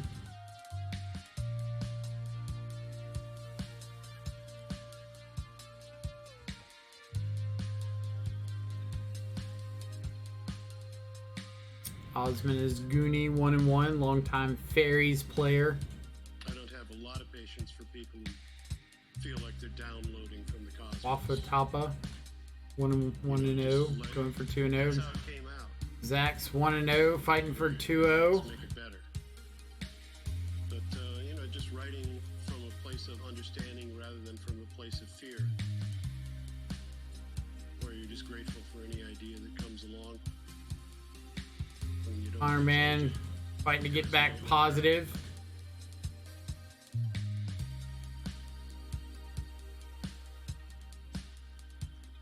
Let's see. it. It's not about the ideas, it's about how you Where's support Bench? I thought I saw him in here. Bench is 1-0, fighting for 2-0. Let's see. One last night at FNM with the Grixis list. Shadow, of course. Congratulations. Good job. Shadow is pretty much the last interactive deck that doesn't just slam things and or take full advantage of new push printings, which is, of course, a nice thing to have. I mean, you still have Shadow decks that are playing Ragavan right now. We're playing Dragon's Rage Channeler. Like, these are pretty powerful new cards.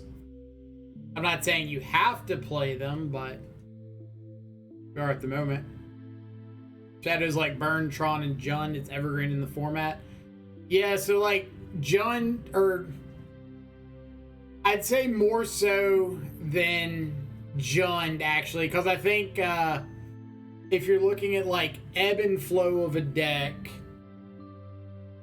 and here's a medium line, Shadow does like this around the line. Jund does a much bigger up and down. Like when Jund is really good, it's really, really good. But when it's bad, it's really, really bad. Shadow, like the floor of Shadow is always going to be Thoughtseize into Death Shadow. Like Thoughtseize into Thoughtseize Shadow into Lightning Bolt myself Battle Rage. Like, that's still a very, very likely and plausible line. And so that means that the ceiling or the floor is always going to be higher, because when you are in a meta full of things like Uro and Oops All Spells and Charbelcher, you can still just have like turn 3 disruptive kills. And Jund doesn't have that. Let's see. Yo, shit, are you actually going to win this challenge? I don't know if I would go that far just yet, but we're at least going to start off kind of hot. Beat Hammer Time round 1 and beat a Titania Elvish Reclaimer some lands matter list round 2. How's the match versus Elementals? So I think we're positive versus Elementals. I haven't updated my spreadsheet since Modern Horizons 2. I need to go back through and like check out. I probably just need to like redo it, honestly. Everything's shifted up so much. But I do think it's been positive. Not by a large amount, but like Void Mirror, K-Return out of the board are pretty impactful spells against them. Let's see. Last week was the opposite, so it's an improvement. Are we talking about like last week is as in we weren't playing as many broken cards? I'd like to know how good the Is It Prowess matchup is. Well, unfortunately, like I said, I have not updated since Modern Horizons, but we've historically had pretty decent prowess matchups. So this is Jund. It's a little bit worse with Grixis, mainly because when you're relying on like Death Shadow Gurmag Angler, and they have access to like Brazen Borrower or Vapor Snag, it gets a lot worse when they're Vapor Snagging like Tarmogoyf. It's a lot better for you. And this is 4 color, but we didn't really play that too much. But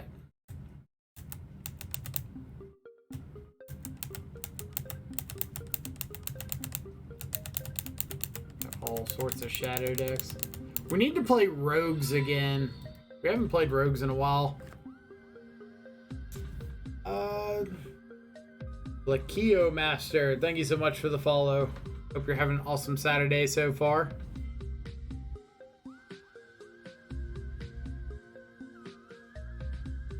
Opinion of Chalice of the Void versus Void Mirror.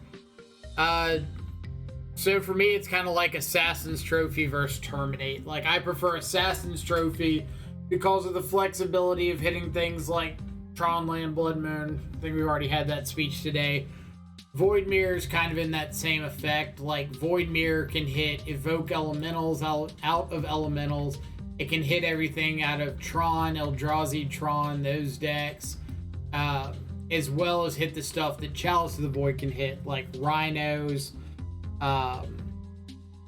Living End, those kind of cards.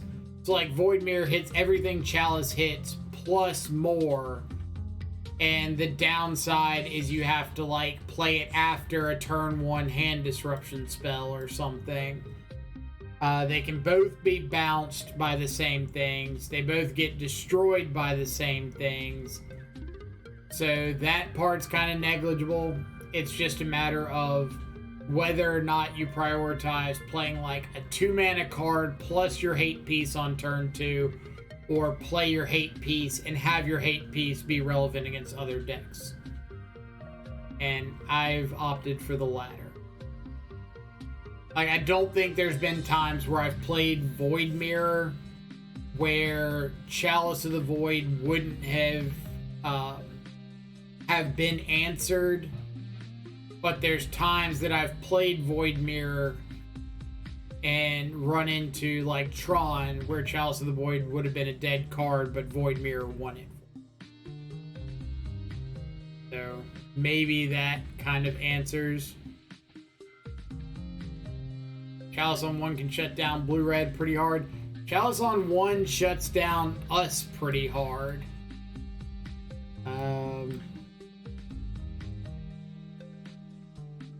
Like, I don't really ever want a Chalice on 1. Let's see, Sweet Deck Man, do you think it's better than Black Red or Jund Monkey? I think it has a different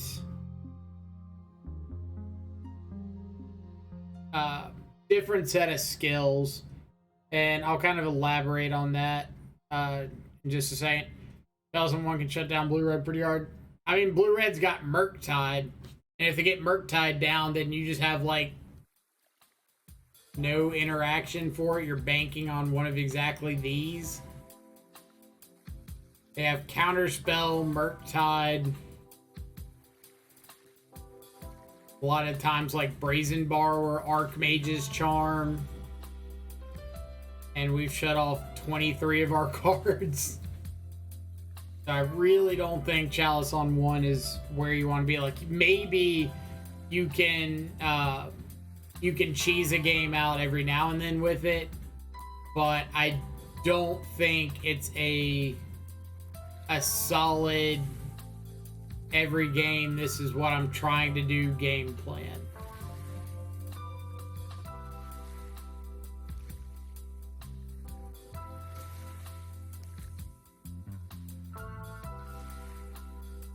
Alright, but back to the question about Shadow versus Jund and Rakdos Monkey.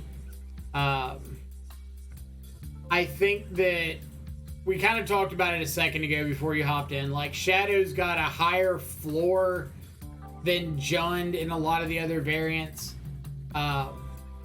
Just because, like, the floor of Jund is always going to be turn 1 Thoughtseize, turn 2 Tarmogoyf, turn 3 start, like, Liliana ticking up. And when I say floor, I mean this is, like, the best you can do in the most hostile meta possible.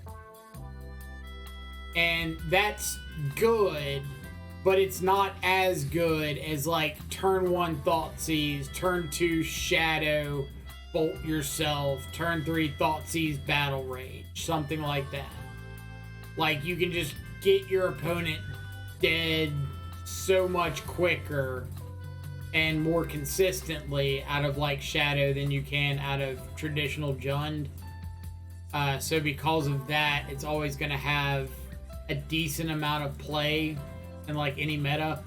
Compared to Black Red Monkey, it's kind of the same deal. Like, losing access to Tarmogoyf, and some of the monkey lists are running Scourge, some aren't.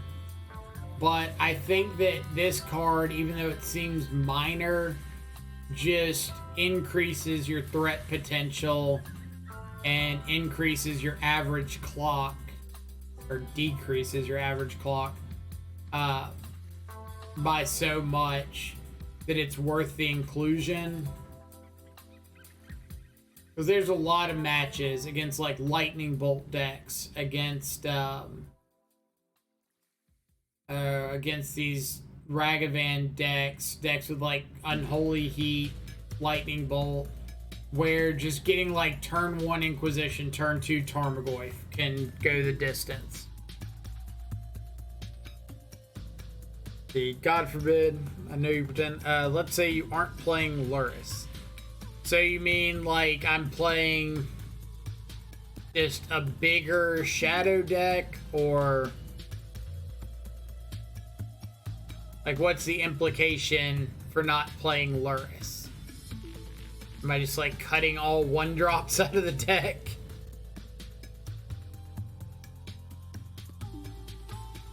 So, if you're talking about a Shadow deck, you've got this that you're not cutting, maybe another Inquisition, some number of these spells, at least like 6, 7 that you're not cutting. I still don't think you want a Chalice on 1 yourself. Unless you just have like 7 or 8 ways to deal with a Murktide Regent. Because like you're not just cutting them off from casting some spells, you're like cutting out your ability to put pressure on your opponent. And we're not really a lockout deck. Like, you're not trying to keep your opponent from cast anything. You're trying to buy a couple turns of time. But if buying time is like preventing you from playing your best cards, then it's kind of defeating the purpose. I don't play Chalice either. I think that's kind of crazy. More than half your spells are always going to be 1 CMC. Excuse me, mana value. Gotta get the terminology correct. So like, even EE, the 5th Dawn EE has been errated to say mana value. It's kind of hilarious. Mana value equal to the number of charge counters. That is really funny.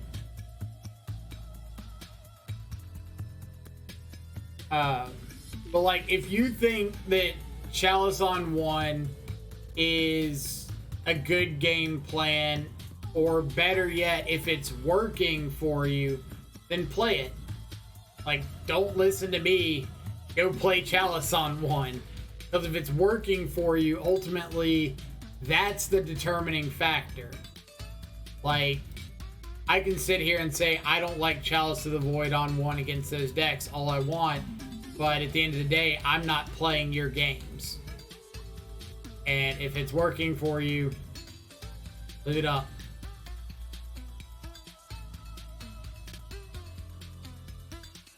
I'm just saying why I don't think it would be the play I would want to make. That being said, I also don't like Chalice of the Void, so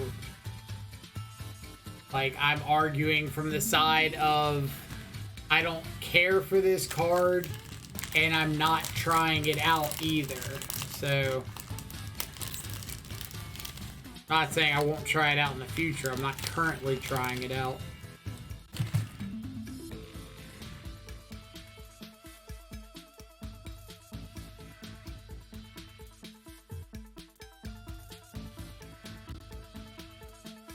It does work for you, then play it. Like, you don't need my approval to play a plan that works for you.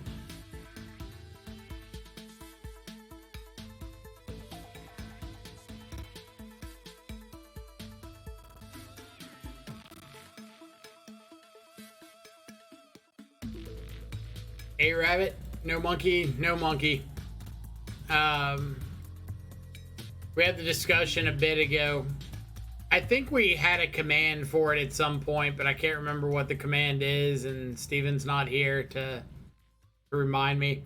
But essentially with Monkey, I don't think it fits the game plan of the rest of the deck. Like, the Hammer Time match, Game 3, Monkey would have been embarrassingly bad. Like, never would have had a chance in hell if we had Monkey. Against that Reclaimer deck, we didn't see Channeler, but if we'd seen a Monkey, would have been embarrassingly bad. Like, I don't think Monkey solves a problem that the deck has.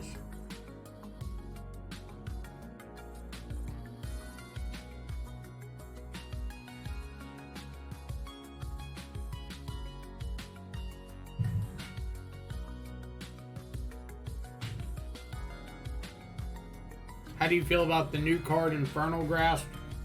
I I think it replaces Terminate if you're running Terminate. If you're not running Terminate,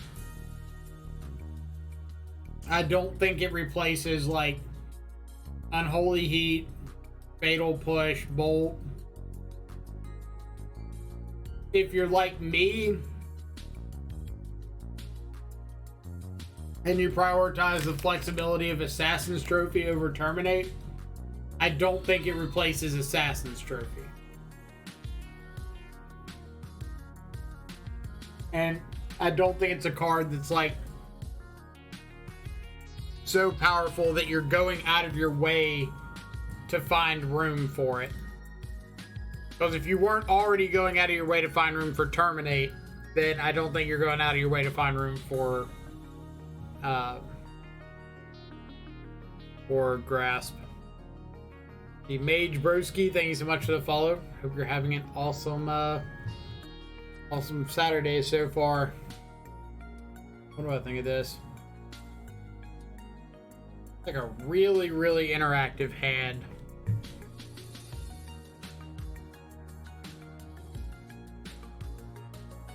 Let me check the odds of drawing the land.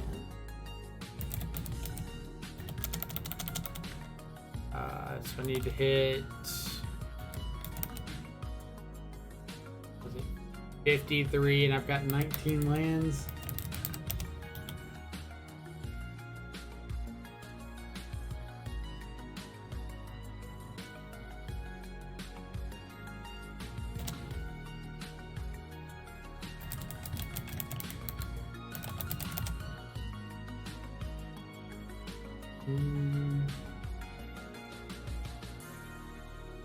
Do what I want.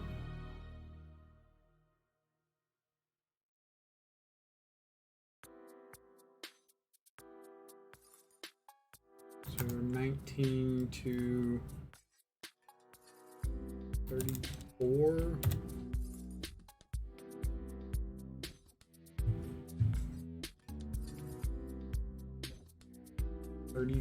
%.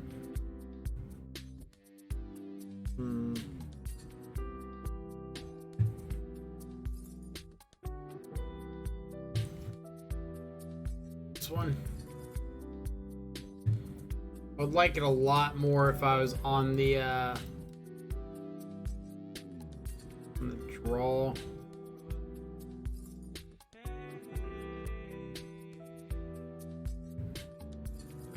Well, we gotta take the one that we're not beating.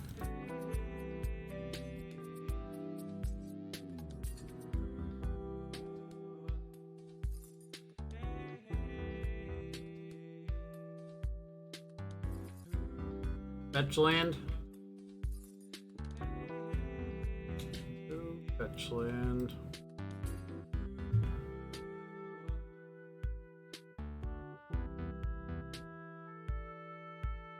Just working towards getting this Unholy Heat online so I can Unholy Heat a Chandra. Okay. Noble, Drew Stomping Ground. We've got one unknown in hand.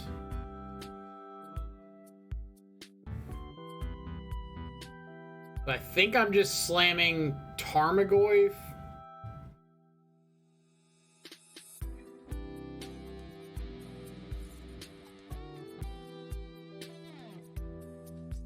So even if they like Blood Moon here, I can Unholy Heat Chandra still. I've just got like a good thread on board.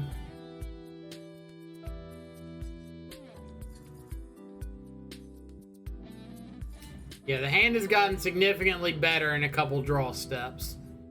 This land in the yard will give me Delirium, so Unholy Heat 6.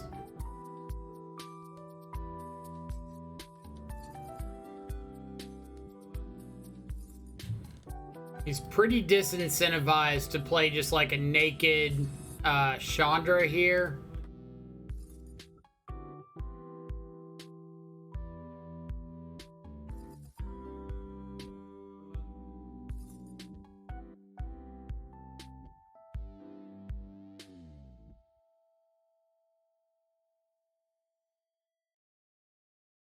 Hard cast a Bone Crusher Giant.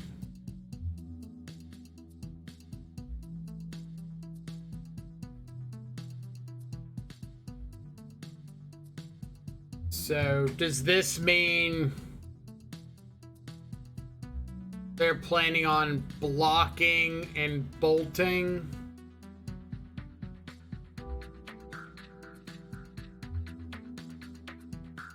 If I bolt the Bone Crusher,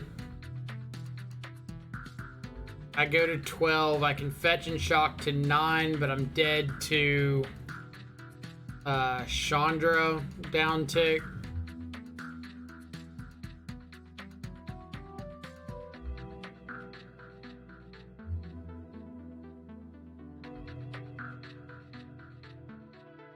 So I think it's fetch and shock a Blood Crypt. Play the Shadow.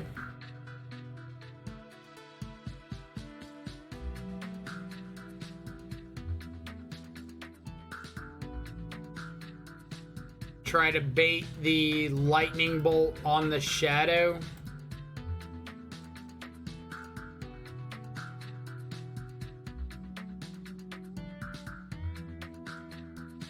I guess I could have attacked. If he spins Bone Crusher Bolt on the Tarmogoyf,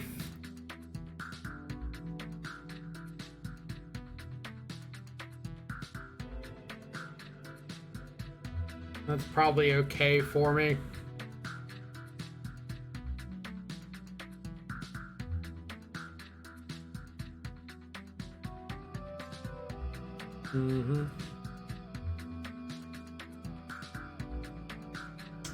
Spyro ditch the Chandra.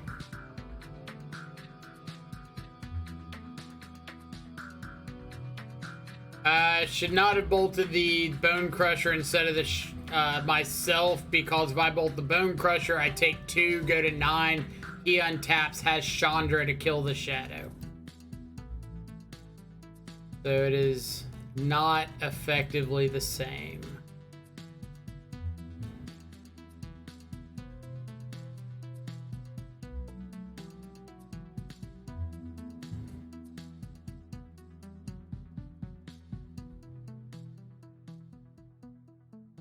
I'm attacking with Goyf.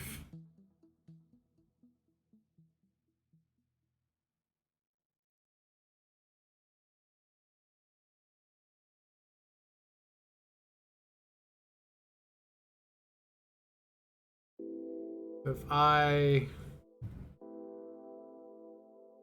probably don't need to. Don't be afraid to borrow. Chord progressions, Like, they just take it. sounds, little ditties, tiny things. They go to 12. Just snatch them all up. They attack back with everything. Or they attack back with just Bone Crusher, right?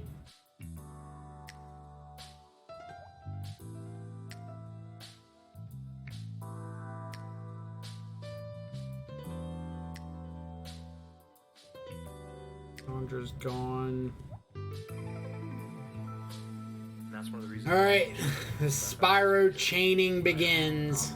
Reusing or borrowing something that I heard.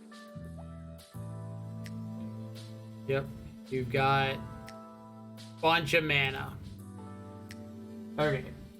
So now this Luris Seal of Fire is about to start looking pretty good. I used to, because I thought it was not original, not creative. But I quickly found out that I am not original or creative. I can't make up what. So I'm okay going to 6. Or going to 7. I just don't want to go to 6.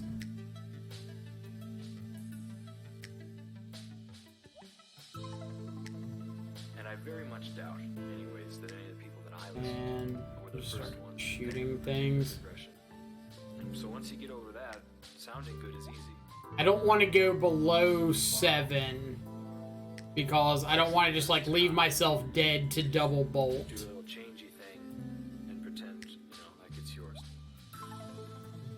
No one will know.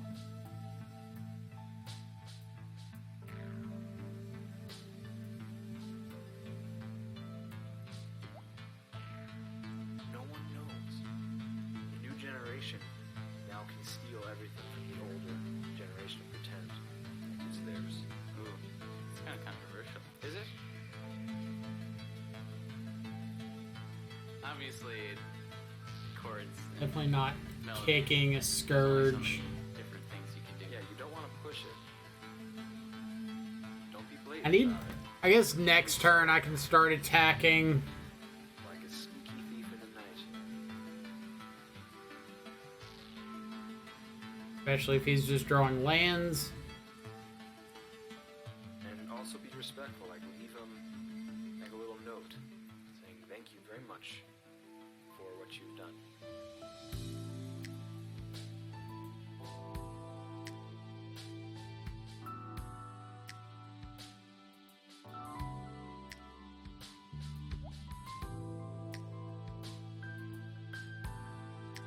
Got it. Bug. If you listen enough, you start to pick up on the enormous amount of repetitive, the same chord progression over and over and over again. Yep. Within the same artist all the time.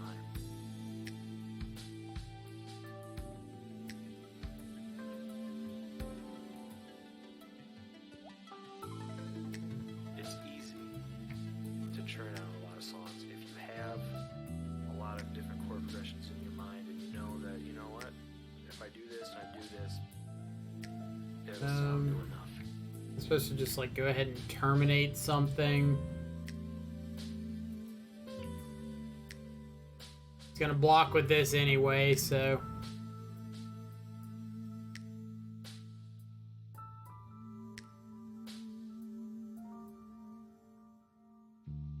We'll just like slowly start moving up to additional creatures attacking.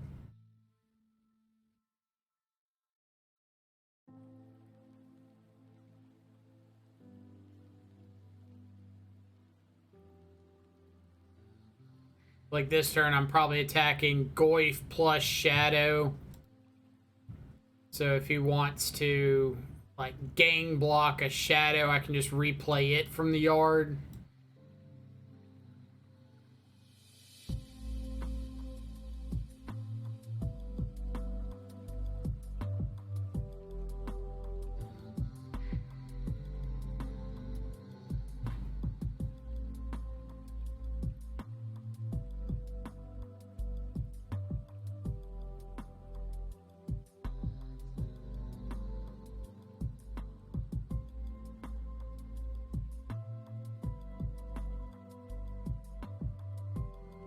Draw off the top.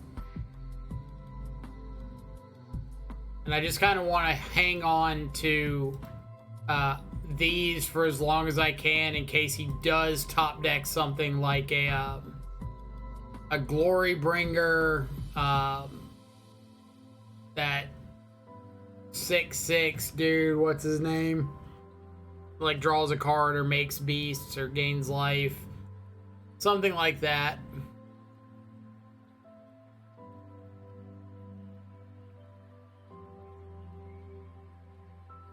So any of these are okay.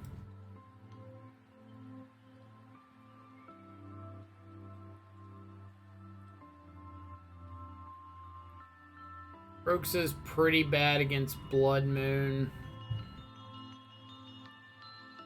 Yeah, Elder Gargaroth. That one.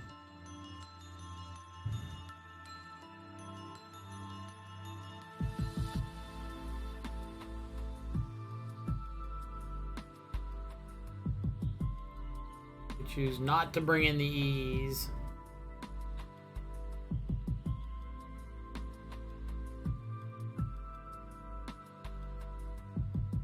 Scourge is a little funky.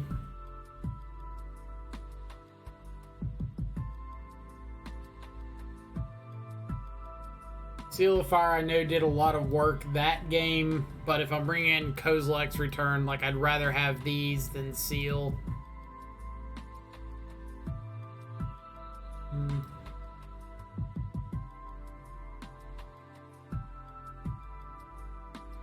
My last spot.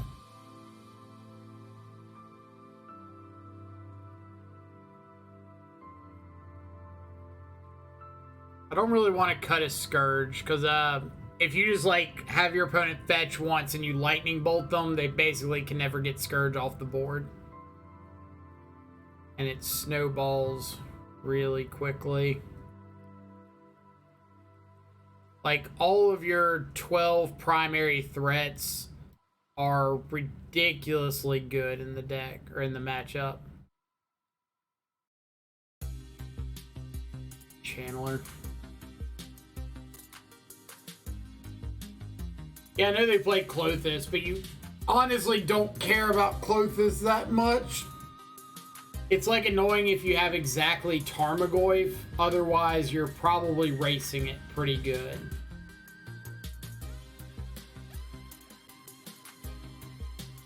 Can't keep this.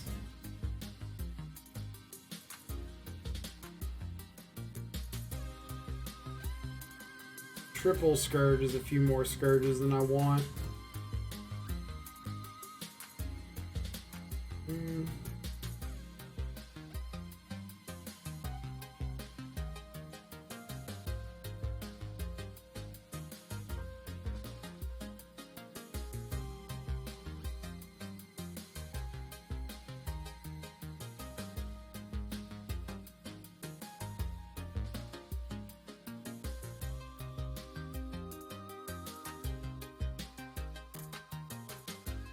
So, turn 1, Utopia Sprawl means I want to Inquisition.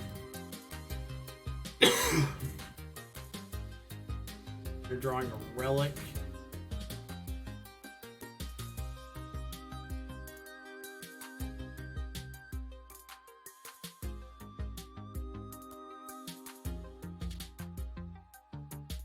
Alright. And we get a land down before they get Blood Moon down. If we can get Fetch Land and play out Channeler this turn, then, or not Channeler, but Scourge, I think we'll be okay. Elf. Oh, not even gonna Elf? Oh, that's so greedy.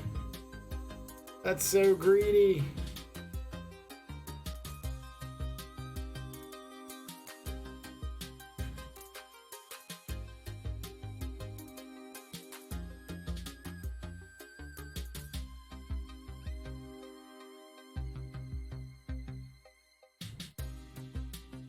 Alright, little Channeler.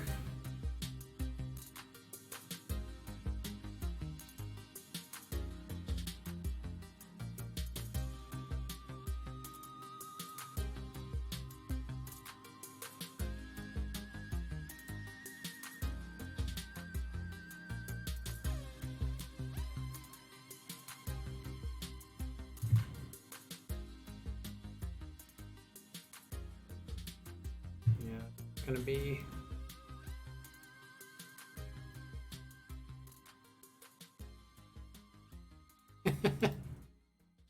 all right. This is our life now. Is it bad that I kind of want them to Blood Moon here?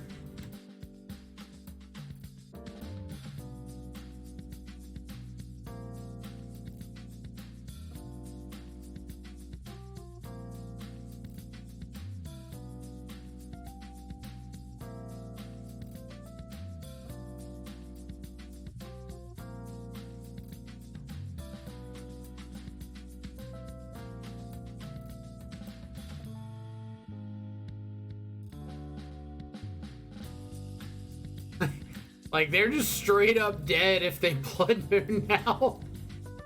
Which is kind of hilarious.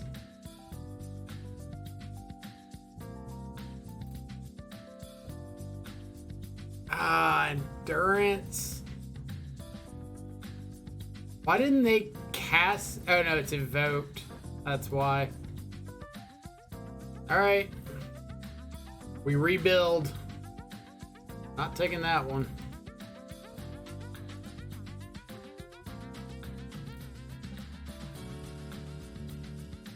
I believe in you, little Channeler.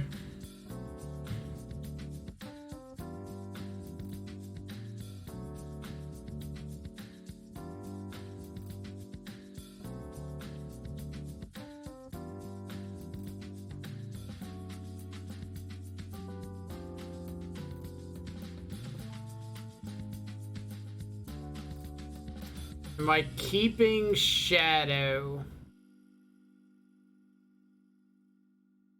Gotta be a no, right?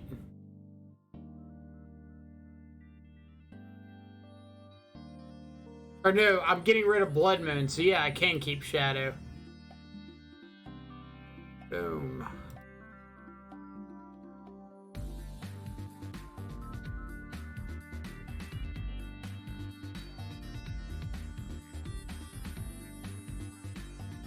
$100 viewers hype. Are we at 100? Yep.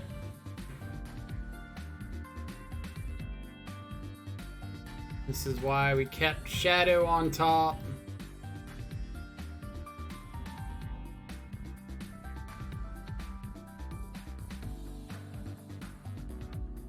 We get a fetch land.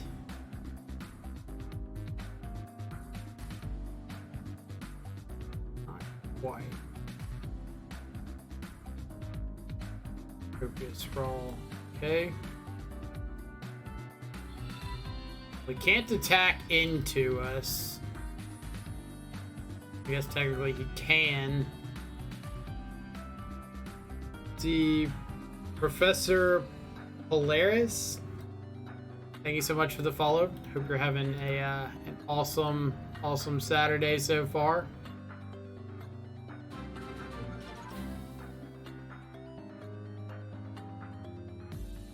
And Matt gifting the sub to Dogfish. Thank you so much. Easy. Easy. Alright. Make sure my math is right. I bolt myself. Shadow becomes an 8/8. I Teamer Battle Rage it. Ooh. Ooh. Dragon's Rage Channeler. The Channeler coming in clutch.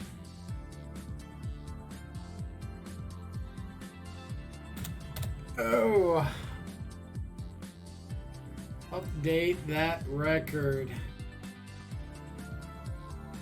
Okay, so I didn't really go too in depth with sideboarding there, and I probably should have. I probably should have a little bit more. I could have bolted Giant, yeah, but bolting yourself is always more fun. So Kozilek's Return comes in because it swipes up all the little dorks as well as like Seasoned Pyromancer and its tokens, which lets you clear the way to get through attacks. Doesn't really deal with any of your own guys. Engineered Explosives can come in to deal with the tokens, but Kozilek's Return's a little bit cleaner at sweeping everything. EE, a lot of times you're wanting to play on one to deal with like Utopia Sprawls and Mana Dorks. If you see Urza's Saga, you could bring in Alpine Moon, but I didn't see it, so I wasn't going to respect it. Assassin's Trophy is a good board in to take out like a Utopia Sprawled land, take out a Planeswalker, take out something like Blood Moon, but you have to remember to float mana in response to the Blood Moon, let it resolve, and then trophy it. Board outs are usually like Kroxa, because like we said or saw that game, Graveyard's pretty much never going to exist. I boarded out a Channeler kind of for the same reason. If they, just as the game goes on, Goyf will get a lot better most of the time than Channeler, but like Channeler showed out pretty well there. Additional board outs, like you could board out a couple pieces of cheap removal if you're bringing in Kozilek's Return. Like I think I boarded out Seal of Fire, and then I'll usually keep in Terminate just to deal with things like Elder Gargaroth, Glorybringer if they're playing that. Annoying guys.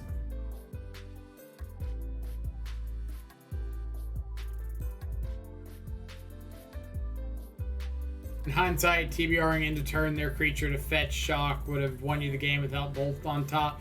Yeah, it would have, but I don't really want to throw away a TBR there just like on a whim. So if I had TBR there,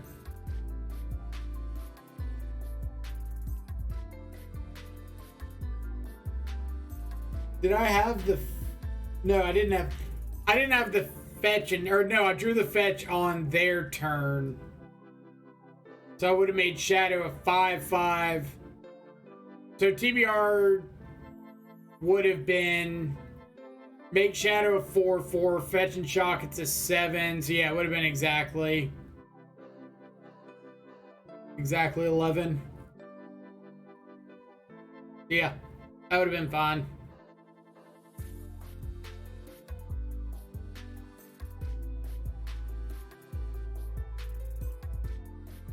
Why 4 Spellbomb? Because some of the deck's worst matchups are things like Murktide Regent decks and Living End.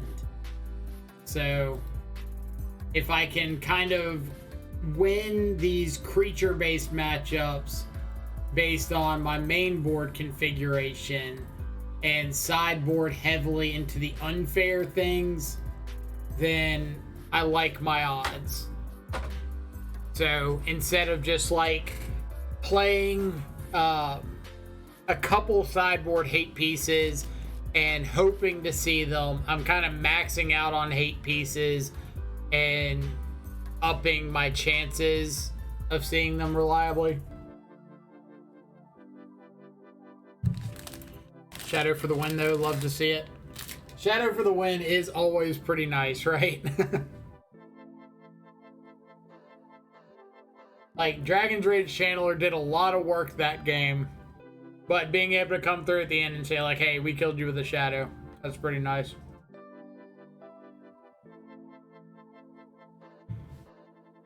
But yeah, 3-0. For everybody who's just recently tuning in, we played Hammer Time round 1. Round 2, we played a green-white based Elvish Reclaimer deck with like Titania, Eladamri's Call, Dryad of the Elysian Grove, Urza's Saga, all that stuff. Came through right there against Ponza.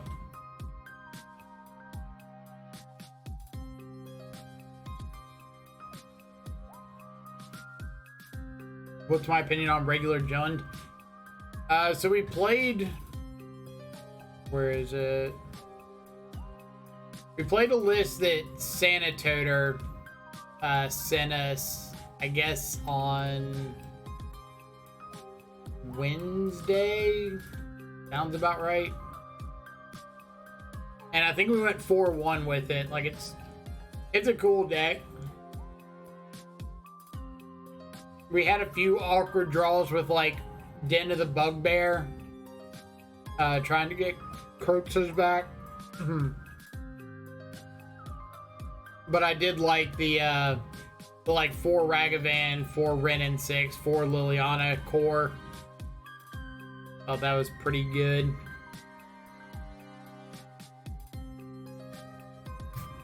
Rio, keep up the energy.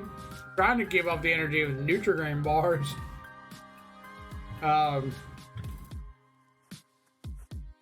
But I think traditional Jund's not the worst right now. There's kind of a back and forth at the moment between, like, is it worth it to play Liliana the Veil and things like this? Or would you rather cut these and play Lurrus as a companion? And it's tough. Like, run Grist over Lily. This card's so good, though. Like, Liliana wrecks control and mid-range mirrors by herself. Pairs really well with, like, Turok and Ren and 6.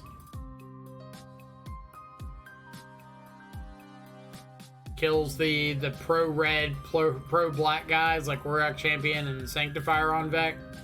As long as you're clearing up the rest of the board. I guess my 2 cents is I've seen a lot of matchups of Jund recently. Watching people in the Grimflayer, plug here, the Grimflayer Discord. Like, I think Mirabito's in here. He's a member. Ironworks in here. Dogfish. Ian's lurking around. Matt. Reddist. And they play through a lot of Jund leagues. So I feel like I get to see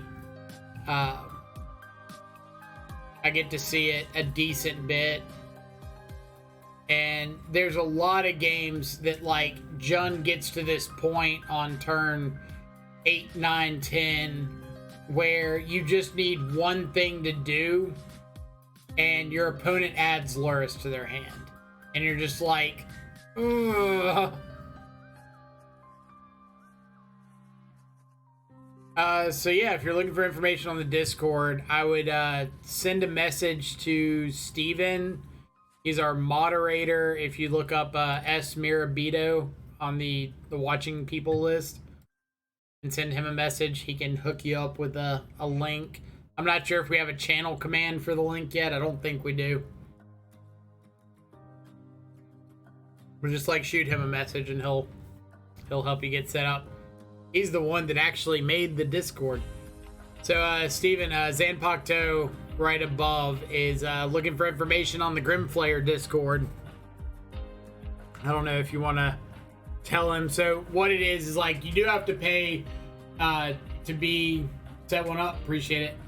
You do have to pay to be a Grimflayer Patreon, but it can be for as little as $1 a month. One whole 100-cent bill a month. And you get access to a really great community of players. Really awesome people playing leagues like every single day. So if you're a big fan of like BGX mid-range, highly recommend it as a resource.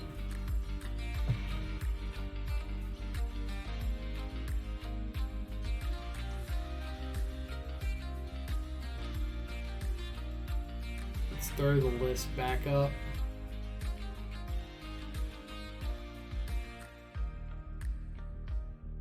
But if you're looking for information on Death Shadow, I don't have a Discord, but I sit here and awkwardly play leagues pretty regularly.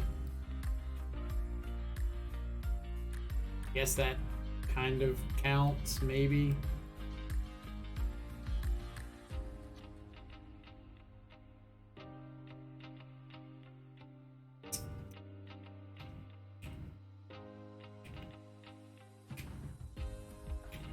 Love this music. Oh, so any questions about the list or card choices or anything else? At command, Grimflayer, come join a great community of Magic players who focus on BGX midrange and other archetypes too. Join Grimflayer's Patreon for access to the Discord. Frequently stream leagues there, hang out and chat all things Magic. Perfect.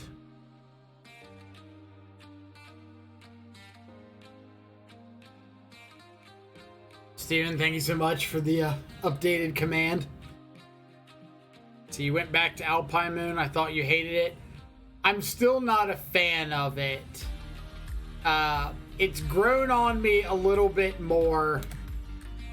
I don't know if who all was in here yesterday, but we had this glorious moment where we got to Alpine Moon, an Amulet Titan player, while they had double Urza's Saga out and 2 bounce lands in hand, and they just never found another mana source. So we just got to 1 mana double Stone Rain them and start like beating face in with some guys. And it was kind of fantastic. They ended the game with nothing but a relic on board that they couldn't even blow up.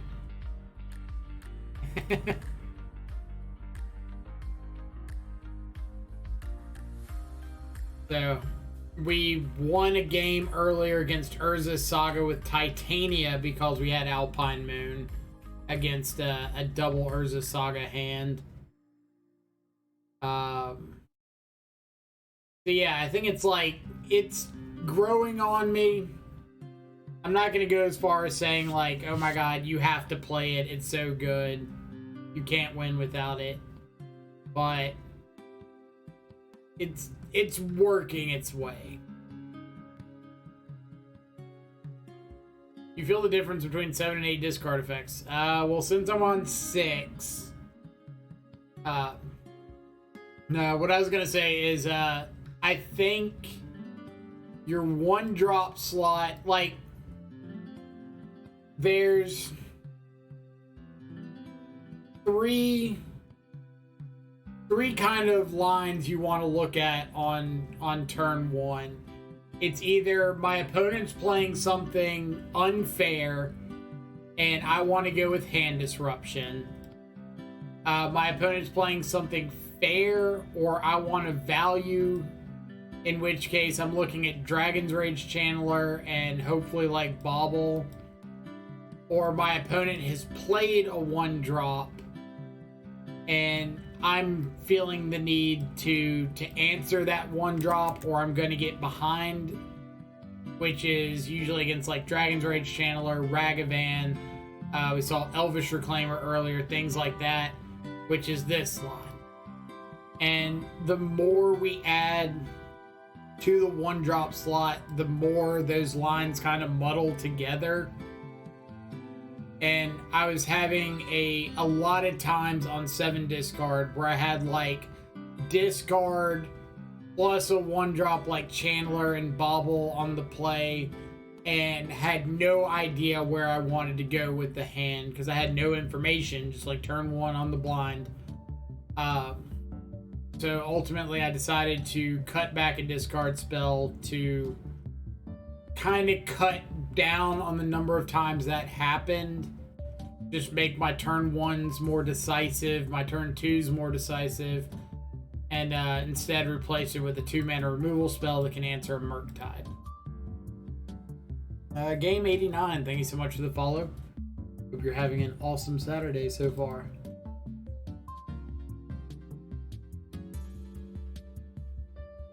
The Golgari, oh wow, 4 Nihil Spell Bombs. Yeah, so we talked about it a little bit earlier. Like, I think I'm losing a disproportionately high number of games to Murktide Regent. So I upped the answers I have to Murktide this league. I'm also extremely focused on beating creature decks game 1. So sideboard is kind of like my big pivot into answers. So like if I'm going up against a Murktide deck, for example, maybe I'm boarding out like a bunch of this interaction and boarding in 4 spell bombs and just saying like I'm going to make seeing my sideboard hate as consistent as I can. If I'm playing against a Rhino deck, I've got 4 answers to Rhino to bring in. If I'm playing against like a Go Wide or Pro Red deck, I've got 4 decent sweepers to bring in. If I'm playing against Tron, I've got 4 good Tron hate pieces to bring in. 4 copies kind of gives you that that roughly 50% chance of seeing one post board.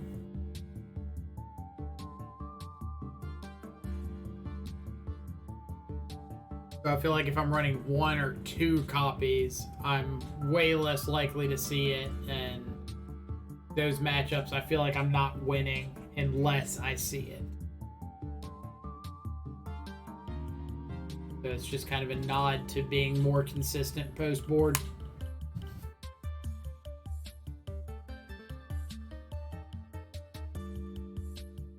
Plus, I can see how much I want to wreck opposing Luris decks.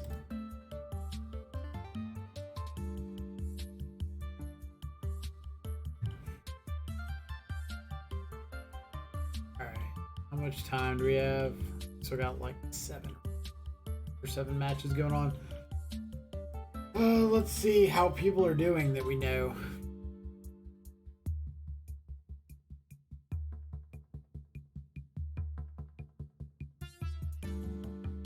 So I'm Ross 3-0, Wafo 3-0, Bench 2-1. They must have lost last round and then won this past one, or lost 2 rounds ago, won this past round. Zach's 2-1. UD's 2-1.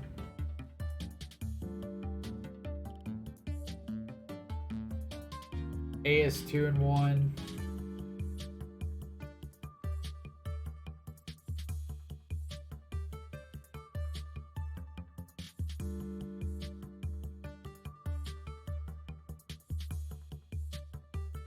Sodak 1-2.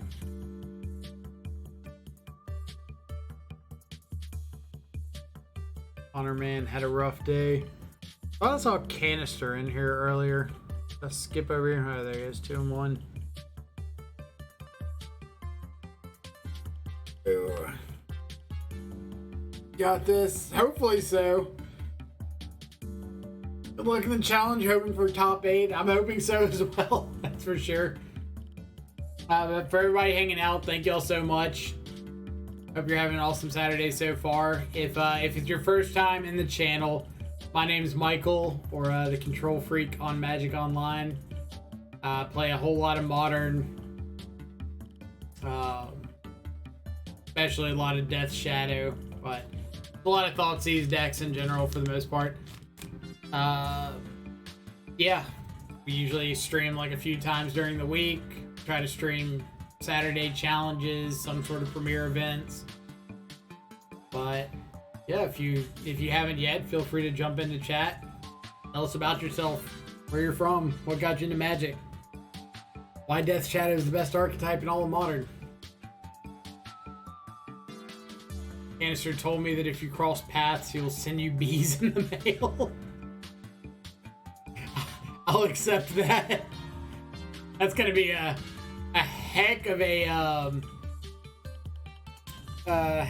transport fee to send bees from, what is it, Serbia?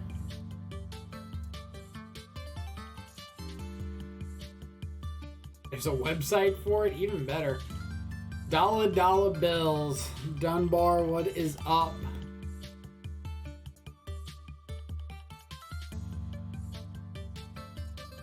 Why am I not surprised there's a website for sending bees to people?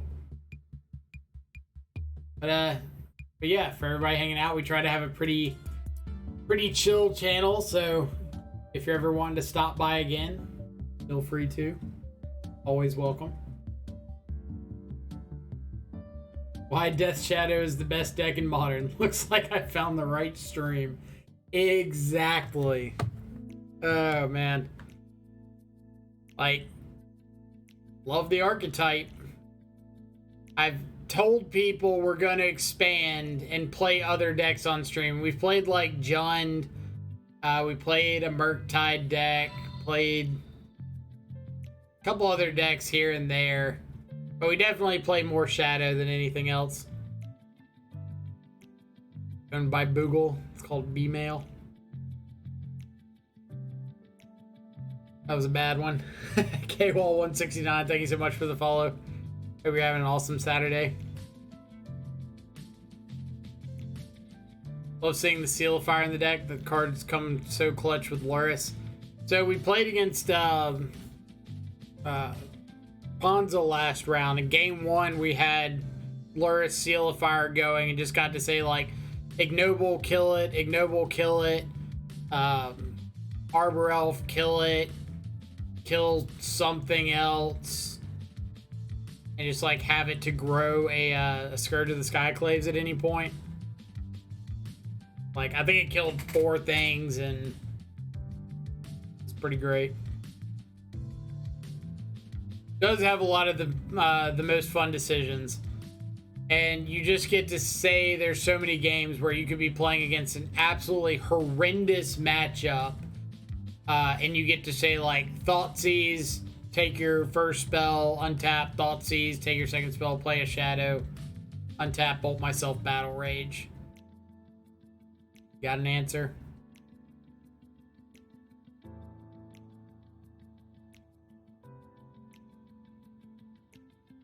Guess we can go back to the deck list. Nobody wants to see a bunch of standings. Which matchups are the Kozilek's your turn for? So the obvious one, anything that's going wide. Elves, Affinity, random things like that, seasoned pyromancer tokens. But more importantly, it's the fact that it's devoid, so it's not a red spell. So being able to cast it against like Sanctifier on Vec and Auriok Champion decks and take out those is pretty significant.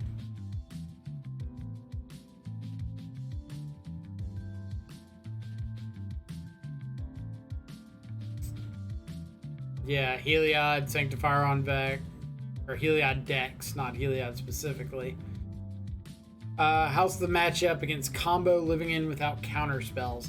So for decks like the Crashing Footfalls decks and living in, that's a big reason why we've got Void Mirror in the board, and then we've got like EE against the Rhino decks, 4 spell bombs against living end. So we've got like a good number of pieces to bring in. It's not always enough. They're not great matchups by any means, but the Rhino matchup is a lot better than Living End. And Living End, you're just like hoping to Thoughtseize answers to Void Mirror, get Mirror down, and just like get enough damage in that even if they Living In, like maybe you have Lethal Burn or something just to finish the game out.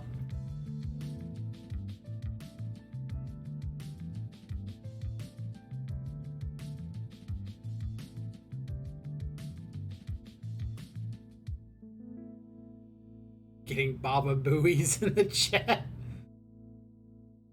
Gone to games, no problem. Good question. Void Mirror's been pretty good for me.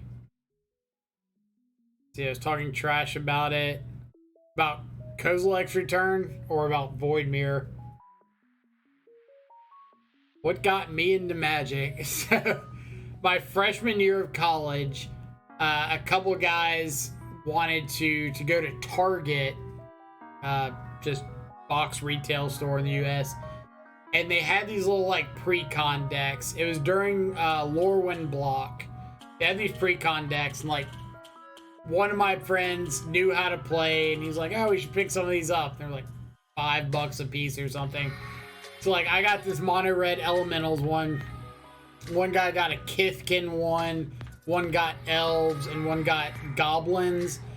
And we went back to our dorm and just started like messing around, playing games, and started becoming like a regular thing. Like a couple nights a week we would just get together in like the common room of our dorm, slam these like terribly underpowered pre-con decks against each other.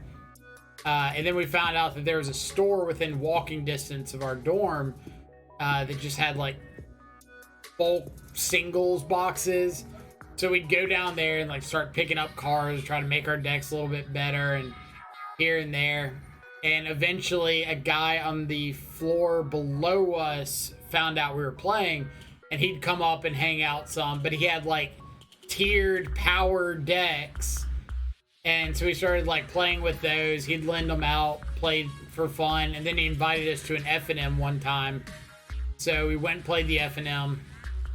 I played mono red elementals, had a blast, and just started like going up there regularly from there, like slowly building better decks, keeping up with what was popular. But I can say that the very first match of Magic I had in an F&M, I got to go I'll have to show these cards, because if you're unfamiliar with Lorwyn Standard, I say Lorwyn Standard, and like literally the first one is played in the tier 1 modern deck right now. So I got to turn 1 Flamekin Harbinger, go look up a card called Incandescent Soulstoke.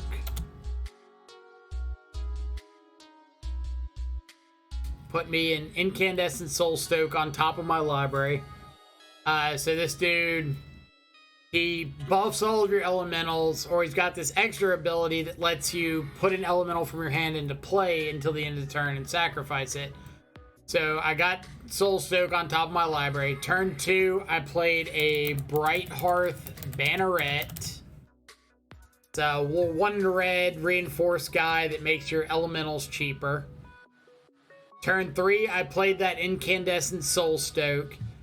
And turn 4, I got to use the Incandescent Soul Stoke to put in a Nova Chaser, championing my Flamekin Harbinger, attacking and double cleaving it to give it double strike.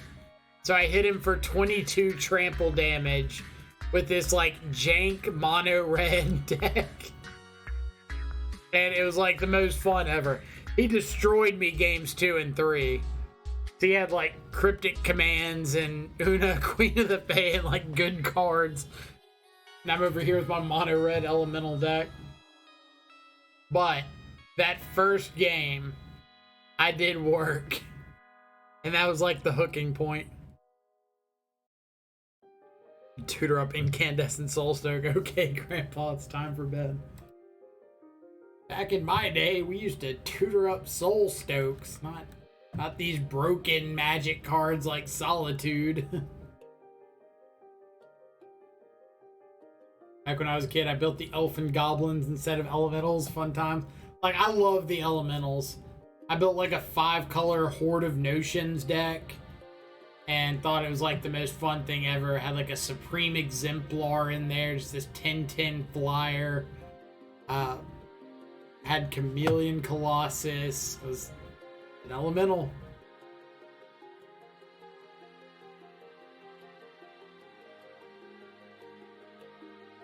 Alright, what do we got for round 4? Tom. Oh, Tom.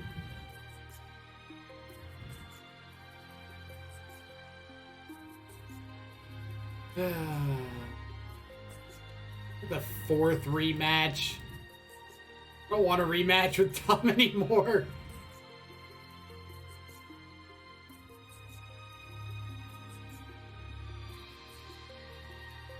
Give me a new match.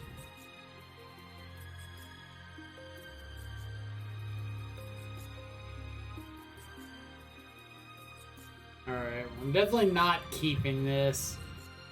As much as I love Battle Rage here.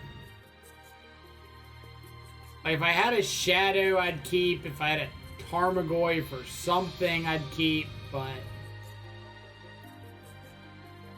you're his worst nightmare. I am his worst matchup. Not even close. Like, I'm assuming Tom's playing Yawgmoth.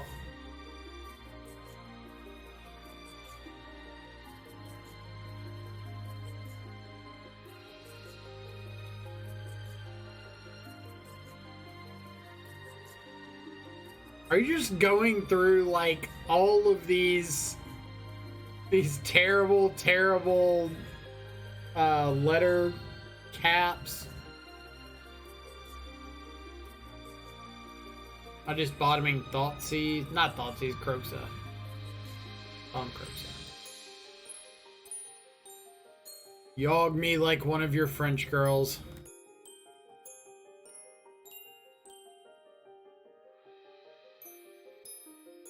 Chandler. What do I think of Chandler here? Just like maximize my chances of finding a second land.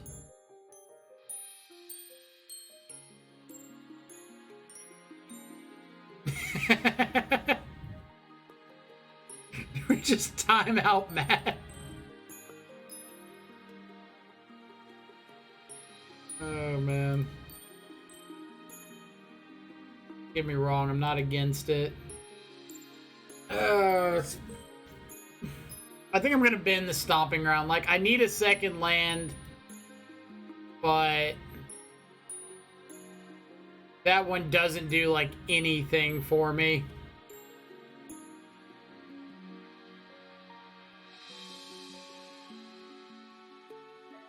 Wolf's Messenger. Alright, well that's gonna die.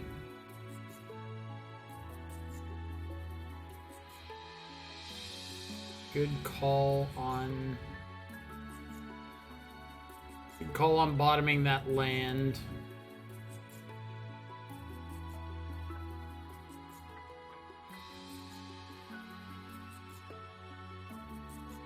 Take a lightning bolt.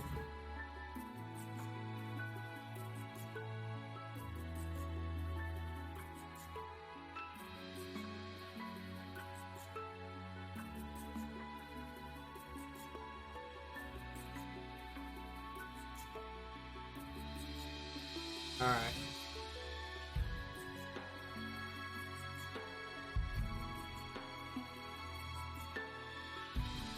So, next turn we get to Channeler, Thoughtseize the Yawgmoth. He's probably trying to decide whether or not to play Dryad Arbor here. And if he plays Dryad Arbor, I'm 100% bolting the Dryad Arbor.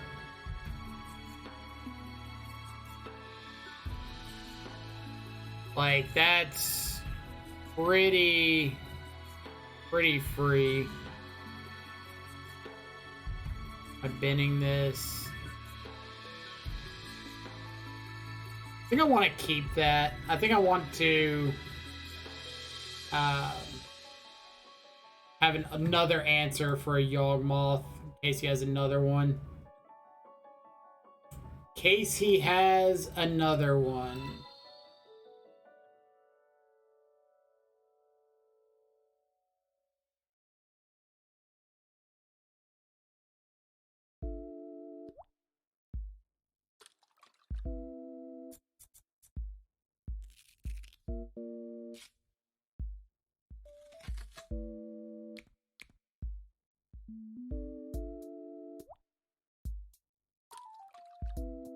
So he's got Peatland, Yawgmoth, Unknown.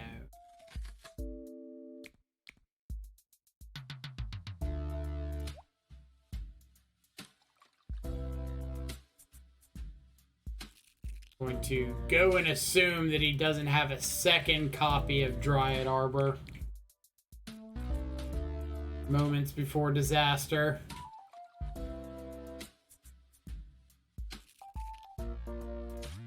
We just get a fetch land off the top for lethal.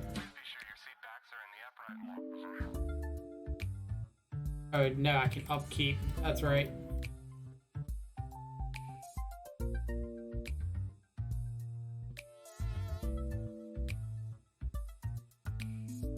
Nope. Nope.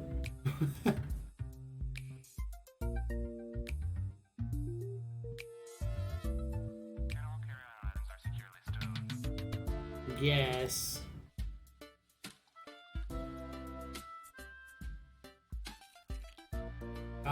Dragon's Rage Chandler's been so good this match.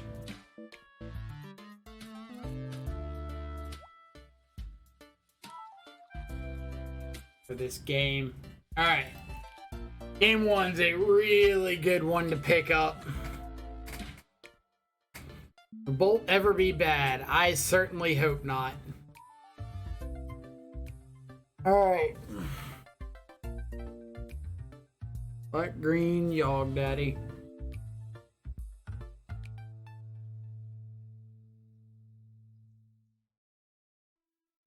I don't really want to bring in like all of the spell bombs. But I want some number of spell bombs.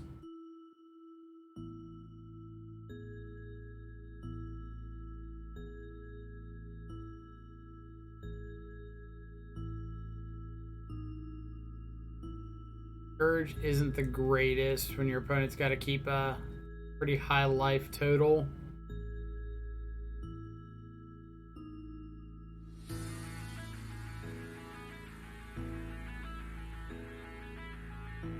Folks is not really where I want to be.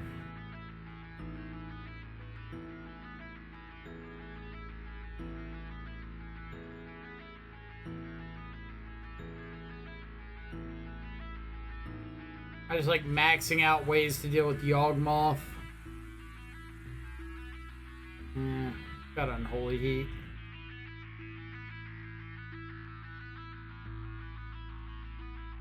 More cuts.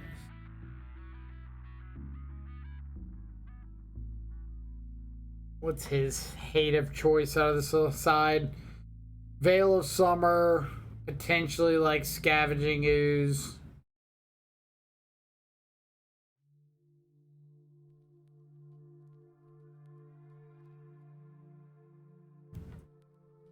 Hopefully not a Thrun the Last Troll.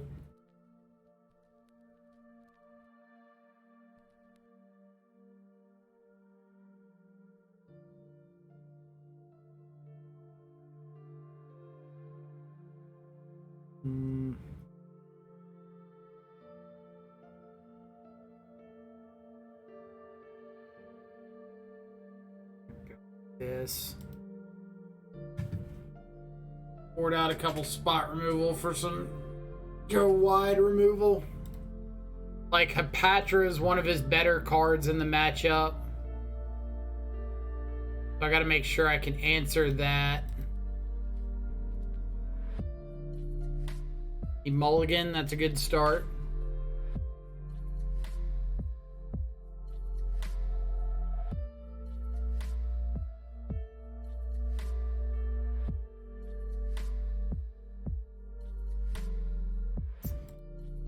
Definitely not playing the Inquisition.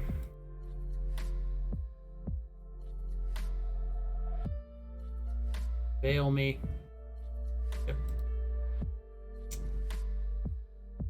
Yep.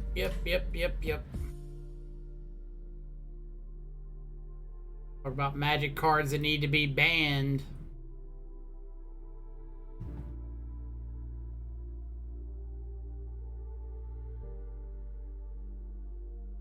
Maybe you just kept a one-liner. Dang.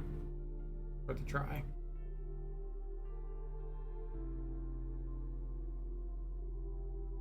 Geist getting frisky.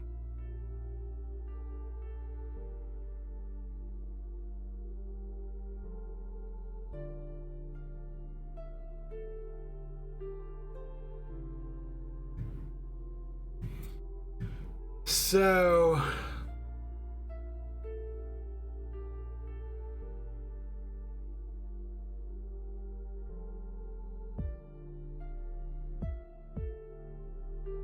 he can Eldritch Evolution the Geist for a Yawgmoth next turn.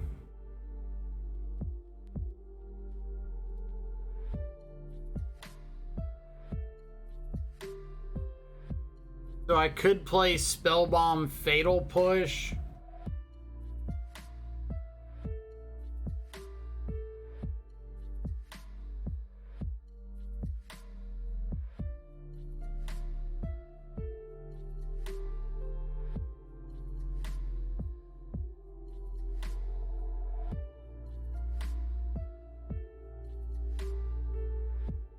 It's just a messenger. Yep.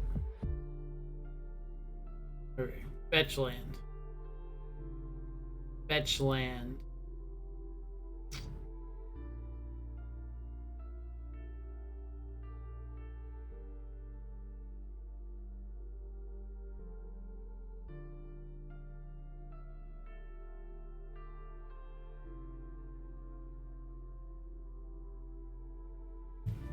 All right.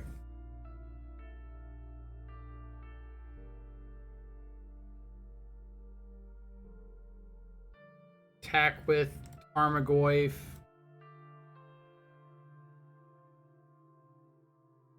Shadow Spellbomb.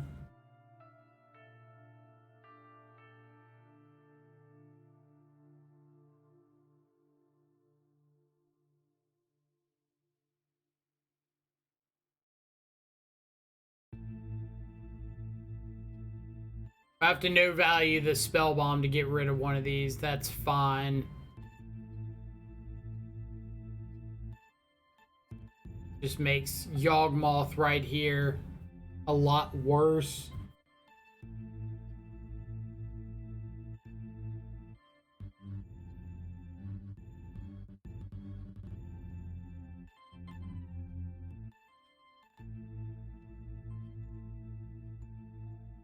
I could have gone like not attack with the Tarmogoyf, Spellbomb pass, And if he Yawgmothed, I could Spellbomb plus draw a card.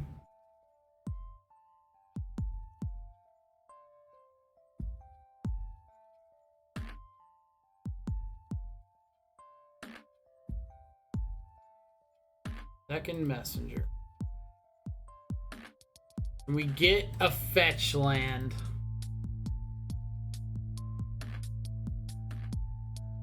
So I can just... Oh no, I can crack Spellbomb, hold priority, push, if I need to.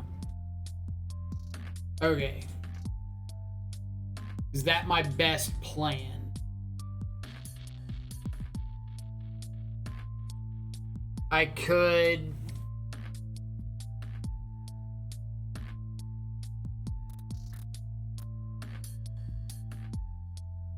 I can attack and see how he blocks.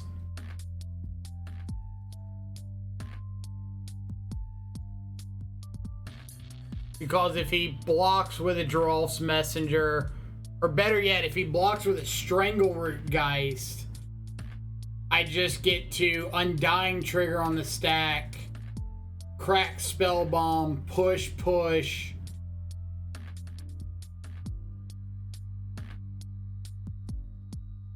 Or no, there's no way to sequence that, is there? Because I crack Spellbomb, push, these come back before Spellbomb resolves. Will not venture into forgotten depths of the planet.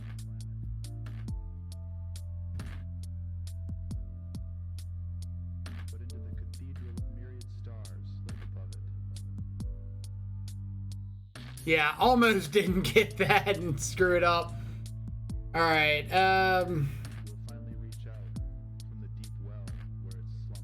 he didn't play a land, so maybe he doesn't have one. The tiny points of light, suspended in unyielding darkness.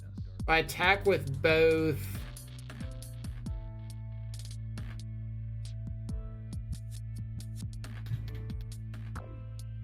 I'll take the Eat Geralf's Messenger plus Strangleroot Geist if he'll give me that.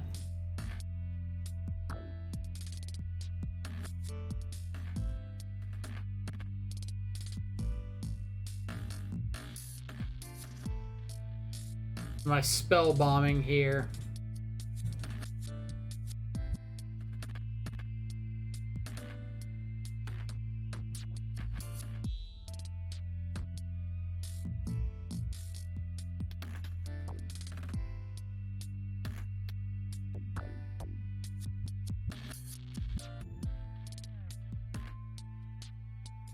No.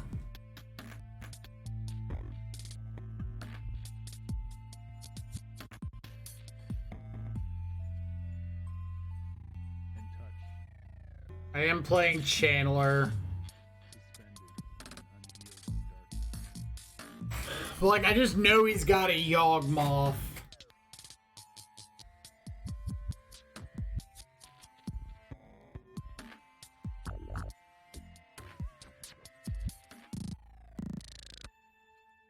Am I greedy for killing the messengers and exiling the spellbomb? Well, the problem is, I can't have Revolt to kill them and have the spell bomb.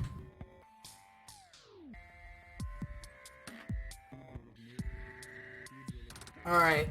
So I can... If I crack spell bomb and hold priority and push the messenger, or whatever it is, Undying triggers before, resolves before spell bomb does.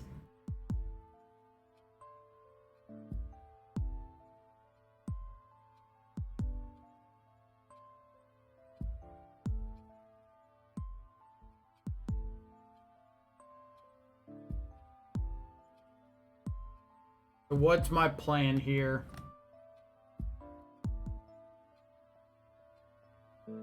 If I fatal push a Geist,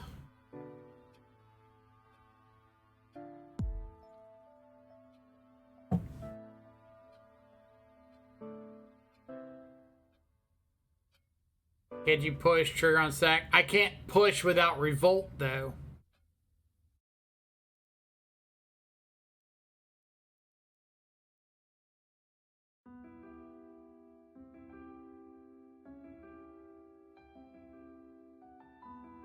Like, if this had been a fetch land, I could have taken them out. So if I go...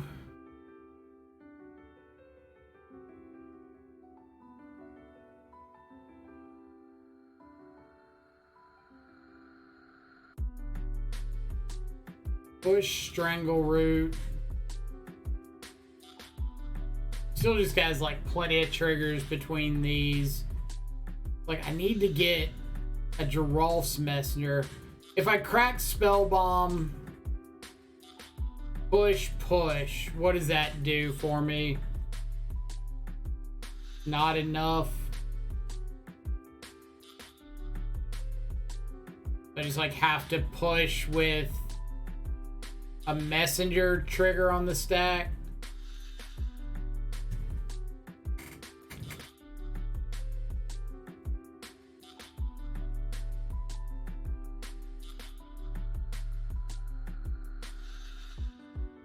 So this is the issue with waiting for him to start the combo, is he just doesn't have to start the combo.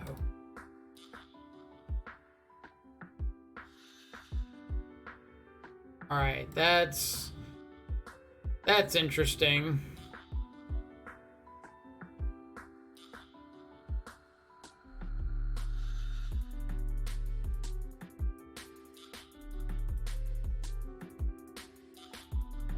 I'm kind of saying that this game isn't going to keep going. We're doing something dynamic this turn. Either it's killing us or we're getting in a position where we can win. Because if I sit here and don't do anything, it's not getting better.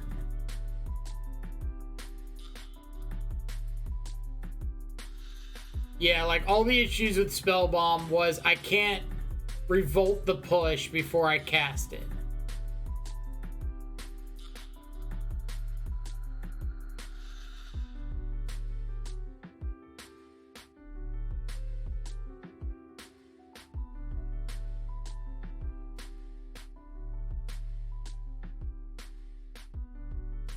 All right. If he lets these blocks happen, then we are raising hell with some Undying triggers on the stack.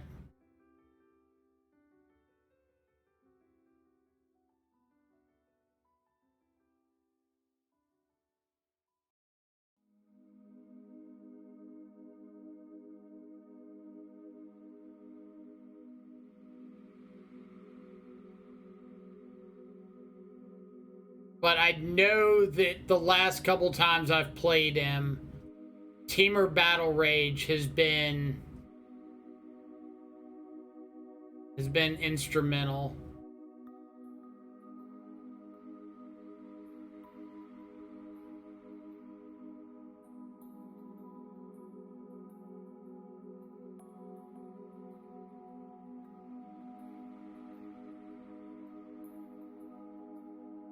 Block with Yawgmoth. So that's got to mean second Yawgmoth, right?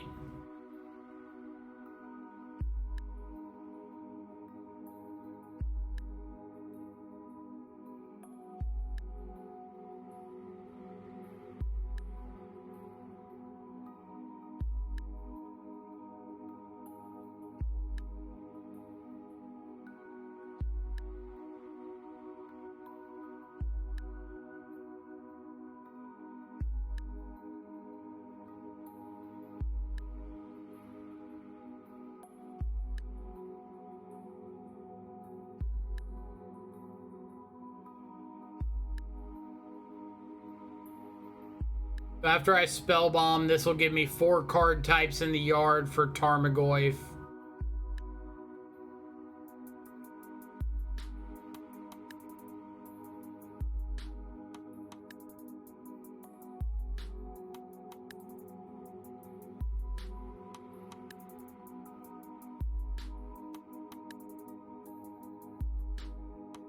That'd be the most confusing stack ever.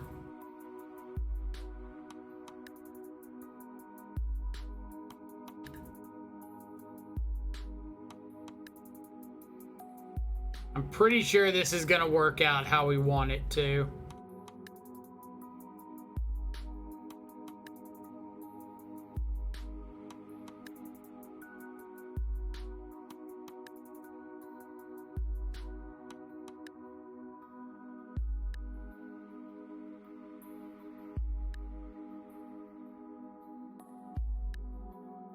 Thing. Where's he putting Yawgmoth triggers? Shadow.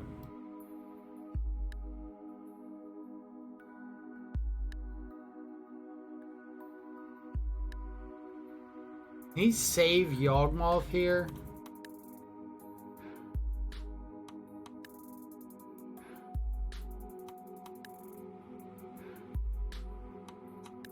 Where's this trigger going? On Strangleroot, guys. This one's going on Shadow.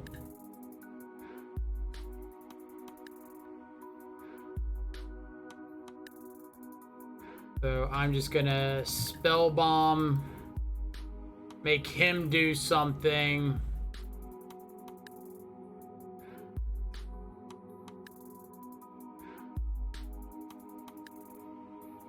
I'm gonna take Exile the Giraffe's Messengers.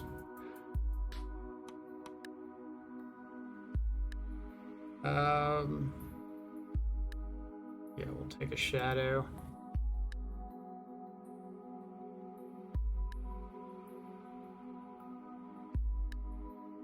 Then I terminate this.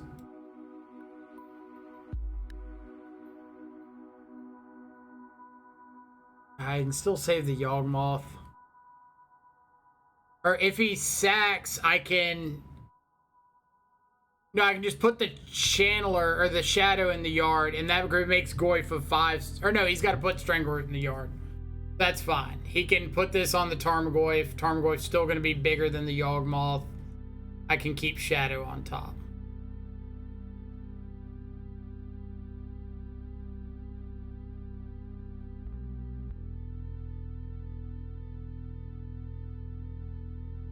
Yep, Shadow on top's fine. Take 5, go to 3. Go. God. Alright, what do you got?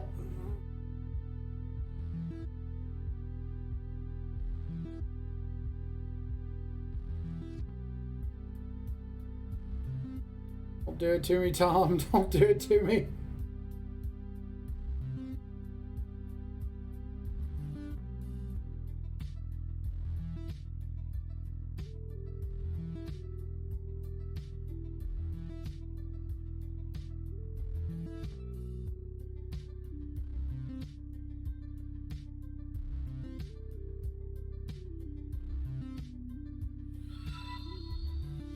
Oh man, Fleecemane34, thank you so much for the follow, as well as the Cheems and Picondo and Vindicate17, thank you so much for the follow. Hope everybody's having a fantastic Saturday so far as we sit here and pray that Tom doesn't do anything. Alright. Holy crap. God bless. Alright. Let's go back and answer chat. So, again, the issue with Spell Bomb was I couldn't get Delirium enabled, or not Delirium, Revolt enabled to Fatal Push and then crack Spell Bomb. If you crack Spell Bomb first and then Fatal Push, then the Undying trigger goes on the stack and resolves before the Spellbomb Exile effect does. So I would just have like them come back, and then I would lose Fatal Push targets, or Fatal Push wouldn't have Revolt. Fatal Push would have Revolt, kill them, they come back with Undying, whatever. Then Spellbomb would resolve afterwards, and they'd still be on the battlefield. I kept Shadow on top because I just wanted to keep forcing him into as many chump blocks as I possibly could. If I didn't want Shadow, I could draw off of the peatland, but I think I just wanted more action. And Shadow is better than nothing, because I could Shadow add lures to my hand. I didn't think that he had a way out from the current board state, but I could always, like, push through attacks with the Tarmogoyf from the Shadow, play a Shadow second main, and not be dead to, like, removal spell plus, what's it called off the top? Strangleroot Geist in some fashion. Like, I think just having a big untapped blocker was kind of like a safety net for me. That combat was pretty nuts.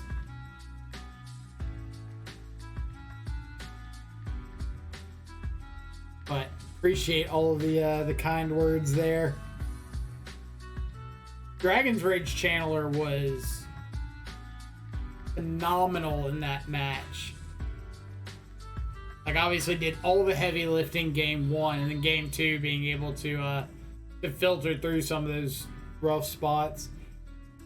So K-Money Records and Goliath CB, thank both y'all so much for the follows. Hope you're having awesome Saturdays. Let's update our record.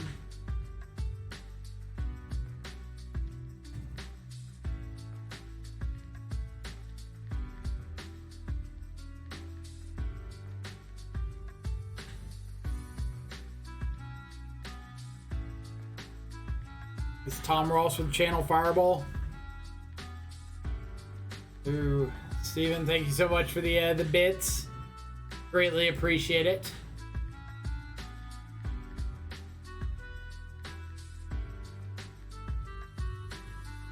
Ooh. Need a big breath. Oh, me. Ah, CF for Control Freak.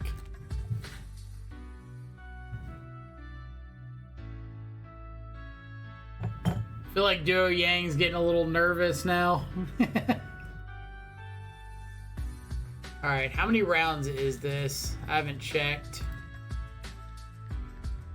So, 141 players. Be like a little info thing. I think that's like 8 rounds. 141. 141 is in fact 8 rounds. So, halfway through the Swiss.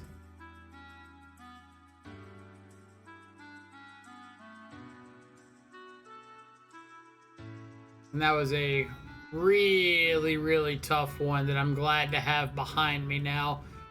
I can't imagine there's going to be a whole bunch of Yawgmoth players in the room. But, ooh, never a fun one to see. Alright, I know I want to avoid Waffo. God knows the odds of just being on like Esper control and it getting or wrecking me is pretty high. Bench was look like, or list look like for today's challenge. It looks like this.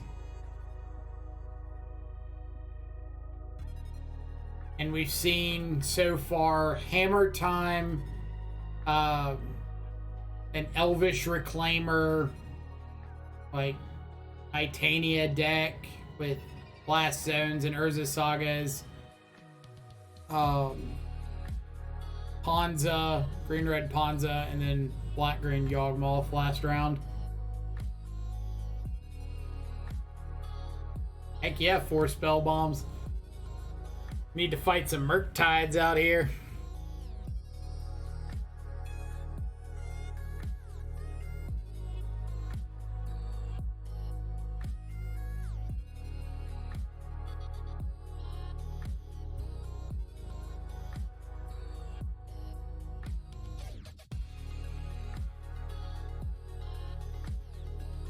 That's kind of what I decided before this started was Did not want to lose to no Murktides today.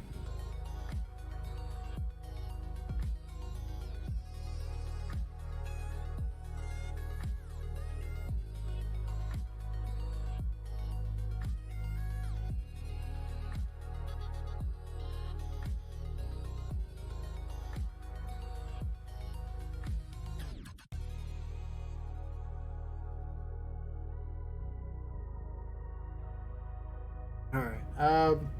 Lose to Glimpse game 3. Sad. Draw my next card is Void Mirror. You have one card left in hand. You never draw the next card. It's always bad for you. Never look. Let's see. Went 1-3 in the FNM with Jun Shadow yesterday. It was mostly shit play though. I'm rusty as hell. You can see you're killing it in the challenge, so I appreciate it. What kind of list were you playing? Like Ragavans, Channelers, Hex Drinkers? Give me some deets.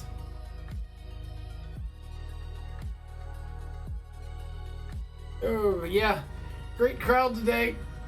It is crazy how much viewership can fluctuate during these premiere events, like based on record.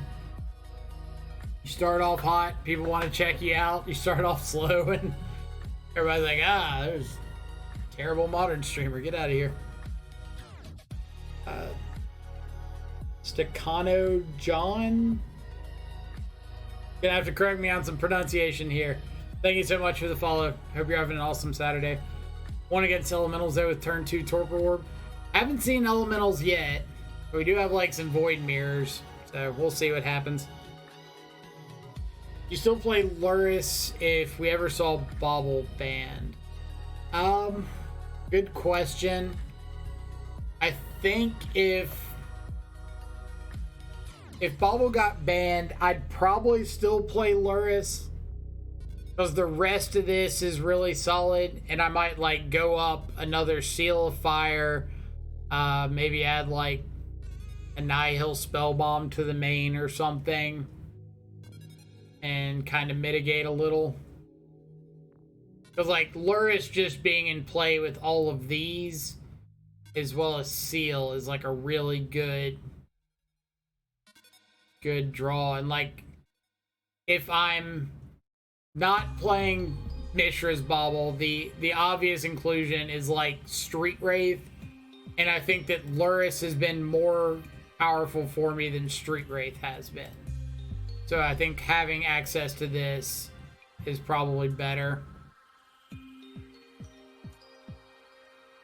Well, that's what I'm saying, like an extra Seal of Fire. Like a Seal of Fire, a Spell Bomb, something else like that. Maybe an EE in the main. It does help that Delirium aspect. Or like a Pyrite Spell Bomb. So like a Pyrite and a Nihil Spell Bomb. Something else. Extra discard spell. Alright, let's see. Mari, here's my Jun Shadow list. Let's take a look. So, 4 Shadow, 4 Channeler, 1 Croaks, 4 Scourge, 4 Tarmogoyf. Looks familiar. 4 Fatal Push, 3 Inquisition, 4 Bolt, 4 Thoughtseize, 2 Battle Rage, 2 Terminate. So you've got like the 2 extra Fatal Push where I have Terminate and Abrupt Decay, or Terminate and Assassin's Trophy. And then the 3rd Inquisition, I've got Unholy Heat. Okay, that's what it is. 2nd Terminate for me is Assassin's Trophy. 2 Fatal Push are 2 Unholy Heat. And the 3rd Inquisition. There's the 3rd Inquisition.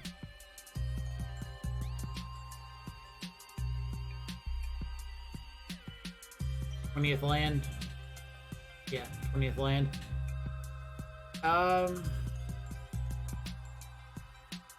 So I do really like the 20th Land if you're on Croxa. I think that it's worth it. But you could always just like move Croxa to the board. But that's just my personal opinion. But if this like mana base and Croaks is not giving you issues, I'd keep running it as is. In the sideboard, everybody likes Shattering Spree, but I'm never that sold on it.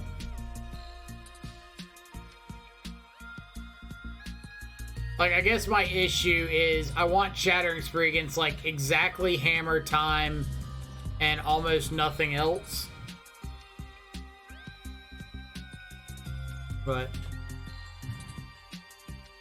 alright, what have I missed? Without Bobble, maybe 8 discard and 2 Spell Bomb. Could be. Why, Jun, though, do you guys miss Tarma that much? So, Tarmogoyf adds in like this extra proactive attacker that'll end the game usually in like 4 turns. You don't have to have your opponent's life total down. You can follow it up off like a hand disruption spell, and the best part about it is it's ungodly good against lightning bolt decks. Like, it's almost never getting bolted to kill it. You don't have to lower your life total to play it out and risk getting bolted in the face. You don't have to bolt your opponent or hit them to get it enabled. It's, like I said, it's closing out the game. It's not dying to common removal right now. It kind of bridges between being extremely aggressive with your life total for cards like Shadow and having to have a threat stick and hit or bolt your opponent to get Scourge. Like, here's this in between of, I don't have to be aggressive with my life total. I don't have to bolt my opponent. Let's see. Goliath CB. Oh, were you talking about the land being the card different between Mari's list and mine? That's the case. You caught that way quicker than I did. 19 lands of Croaks in main deck might not work so good. Right. Like, I think if you're not running Croaks at all, 19's fine. It's like I put in the second Peat land as my 20th land. So it kind of mitigates Flood a little bit. But it's pretty good with, like, Tarmogoyf. It's good with lowering my life total a little bit. And for the most part, it makes sure getting back Croaks is plausible if the game goes long. But yeah, like Ben said, Goyf is good against the Ragavan decks. They're not running a lot of fatal pushes right now. It's usually like Drown in the Lock. So there's random times where you can have turn 1, shock in a land, Thoughtseize your opponent. Turn 2, shock in a land, Tarmogoyf. And they just, like, can't get it off the board.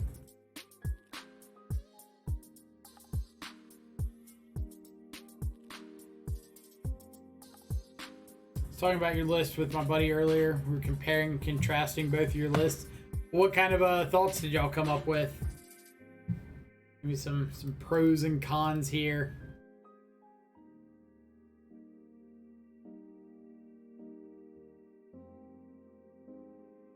What'd you like? What you not like?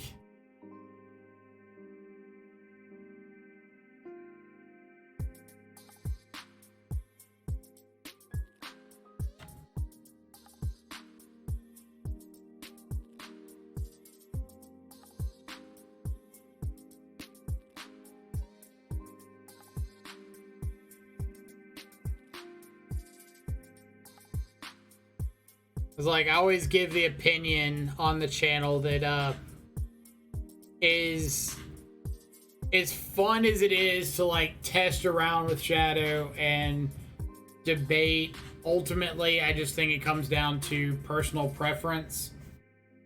Like, if you think a card is good, play that card.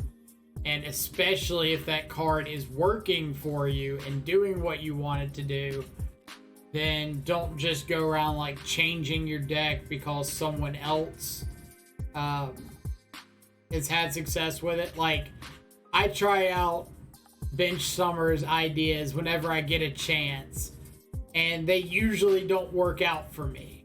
But I don't play the deck the same way that Bench does. So cards are always going to have different impacts if we're taking different lines. So I tend to gravitate towards the cards that like work well for my play style, and I can explain card choices based on my play style.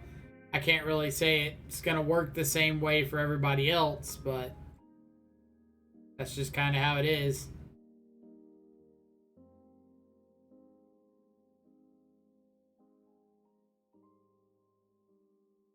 You know, like Bench has spicy cards all over the place that he's had a ton of success with, and like some I've tried out that were really fun. Like Worldly Council was surprisingly good for me. Lazatep plating was good, and I really liked the Delirium enchantment that flipped into a hexproof 4/4. Can't remember the name of it, but super fun card.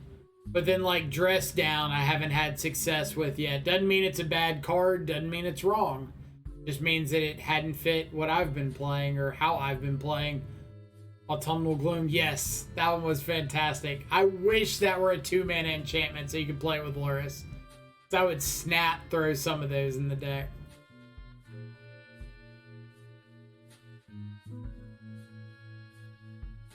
See, Goliath, he has 2 Wrenn and 6, which was the biggest difference. He also had the same number of removal spells, just split different with the sideboard.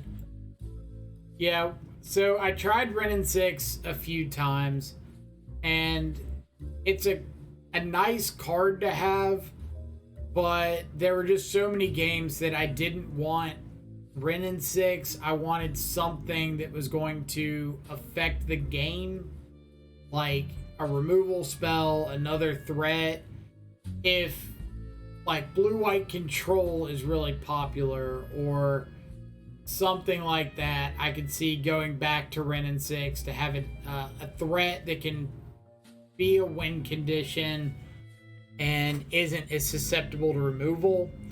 But especially now with Prismatic ending, that's even a bit of a liability.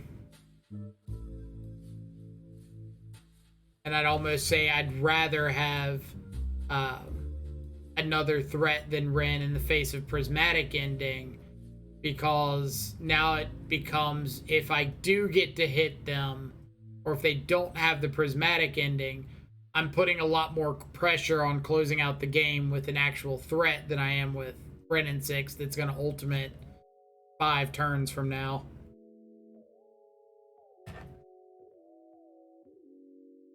But yet again, if Wrenn and 6 is working for you or for your friend and they enjoy playing the card, then don't take out Wrenn and 6 just because old man control freak is over here saying like Wrenn and 6 hasn't worked out well for me.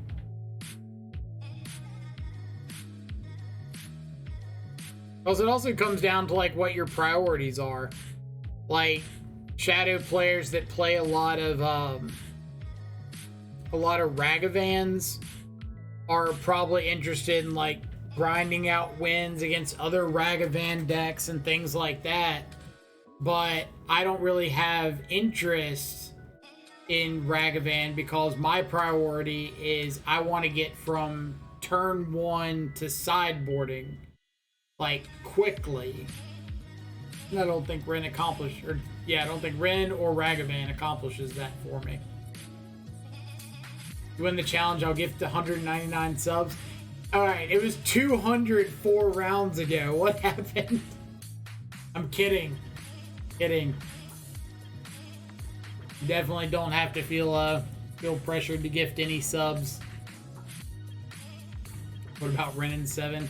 Have y'all seen all the jokes like floating around Twitter like, oh, why is Wrenn and 6 afraid of Wrenn and 7? Was Wrenn and 7, Wrenn and 8, Wrenn and 9?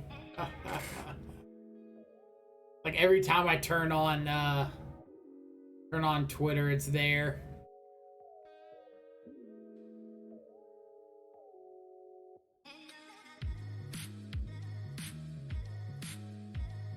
The duo, if I won, I was just not gonna say anything about the subs, but if you keep saying it, People in here will take you seriously.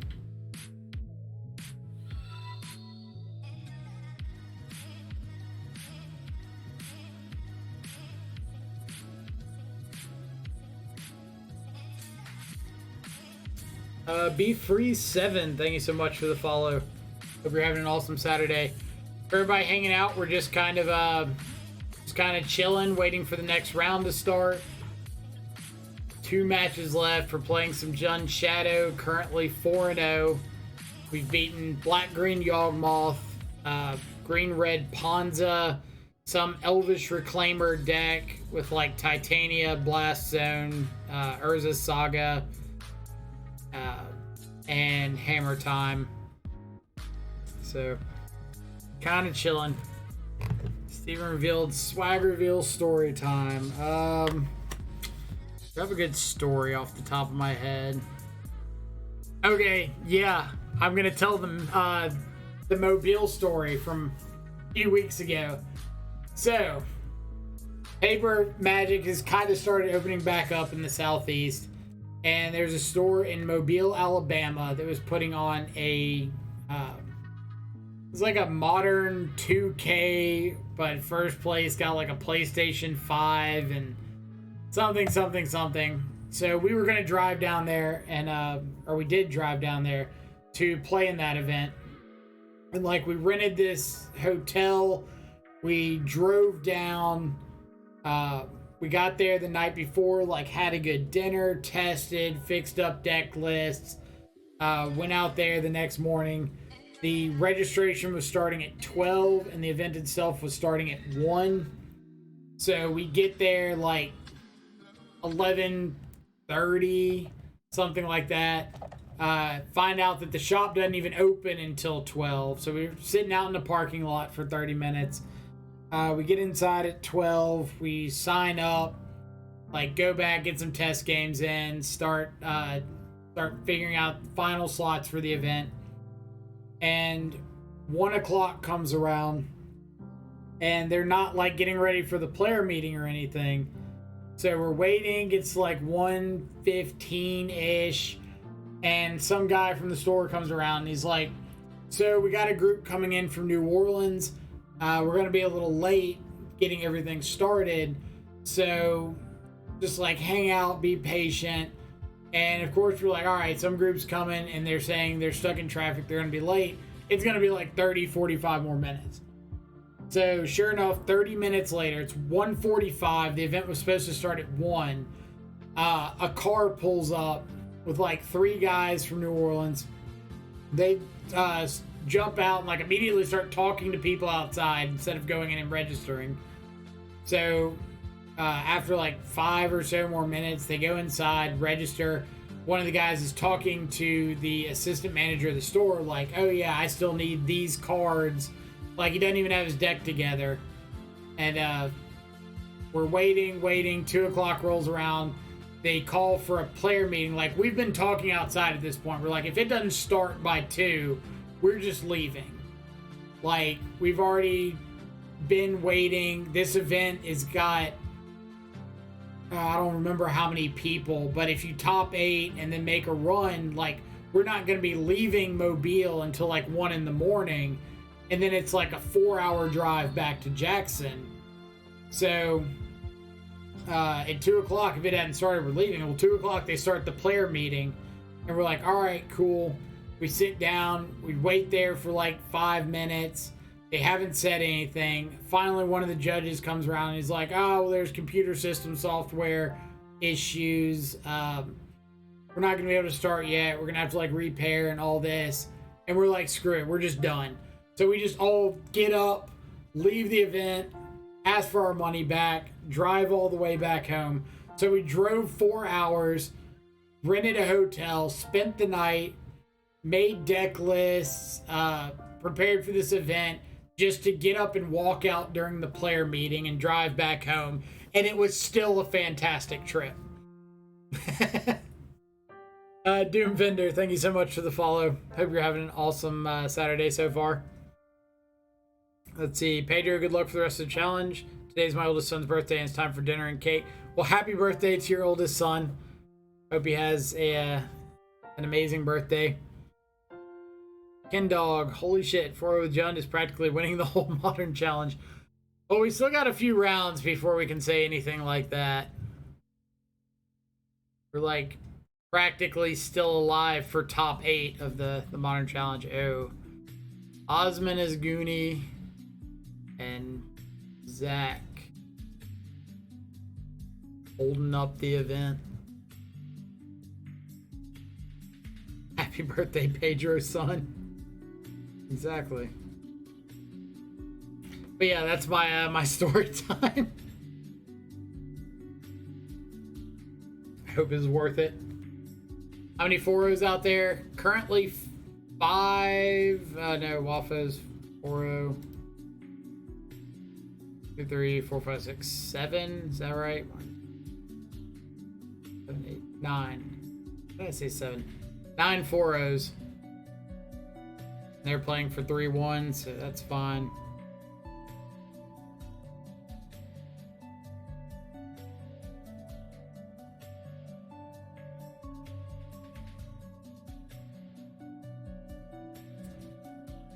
Take it easy, Pedro.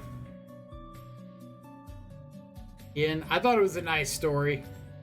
I think it fits the bill of a swag reveal / story time. Yeah, I like the Dragon's Rage channel over Hex Drinker. You think you could squeeze in 3 monkeys? So that's kind of the question we keep getting. Is like, why no monkey? And we've had 3 matches today where monkey would have looked absolutely atrocious. Like, we played Hammer Time round 1. They would have had constructs to block monkey for days, and we just got to fly over with channelers. Round number 2 didn't matter. Round number 3, we played against Ponza, and Seasoned Pyromancer just like abandons monkey in the dust. And then round 4 was Yawgmoth, and that's terrible for monkey. Like, left out the best parts of the story, did I? I was hoping for a swag reveal signed cards. Well, I guess we can do that.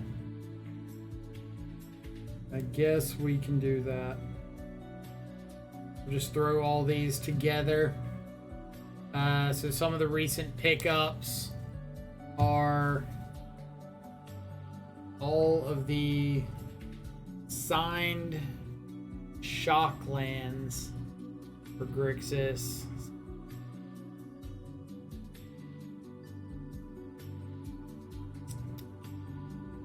Why's there Steam vents? And the cool thing about the Watery Graves is they're actually double signed. So you've got a signature there, and then you've got another sideways signature in gold running down the side. I couldn't find like shadow signed Watery Graves, so I figured getting dual signed Watery Graves was not as good, but solid. Let's see. If you want to replace Goyf once you play monkey, you may as well not be green. They do very different things. I would only play monkey if there were less creature decks by a long shot. Right, like if there were less creature decks and less lightning bolts running around. Tarmogoyf attacks through the creature decks and dodges lightning bolt, which is really, really significant. Dual sign, dual lands, I like it. Well, I'm trying to get all of Shadow signed. So if you don't know what Shadow signatures are, it's basically a signature with like a highlight or a low light of another color, just to give that effect of like the signature being 3D and there being a shadow behind it with light.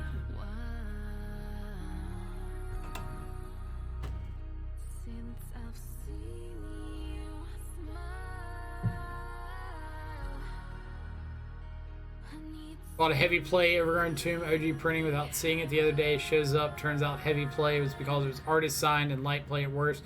Right, like signed cards used to be considered damaged by most retailers. So you could go onto like Star City Games, Channel Fireball, buy damaged copies of things, and they might just show up signed. But the signed community has since grown quite a bit. And since then, signed cards are now like going for a premium instead of going for a drop. Need a Tarmogoyf emote. We would have a Tarmogoyf emote, but it's a pretty complicated artwork. So this is the matchup I wanted to dodge.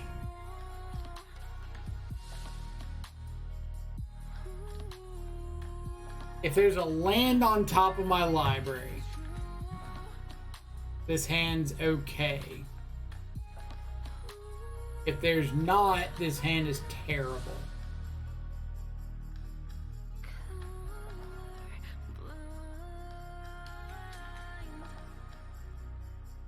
What am I supposed to do? I think I'm gonna shit.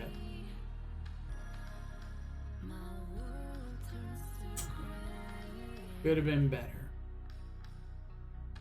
Keeping it, but could have been better.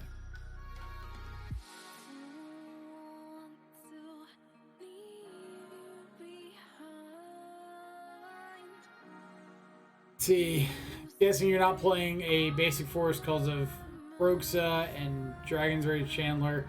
How do you play against around Blood Moon decks then? And Disruption and get a threat down before Blood Moon. Usually if you can get a Tarmogoyf or a Scourge down before they resolve a Blood Moon, then the pressure is enough to get you there. But Hand Disruption is always going to be your greatest answer to Blood Moon.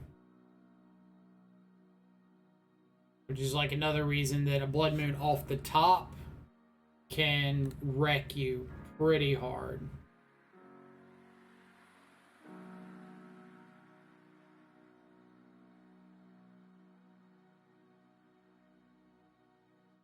Best way to take or play around Blood Moon is to kill them if they take a turn off. Right, getting the threat down before Blood Moon. And just swinging in.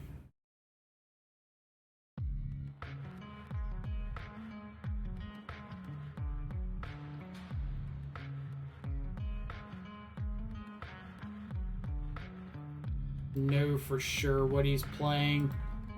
I'm assuming control of some variant. Perhaps the Esper variety.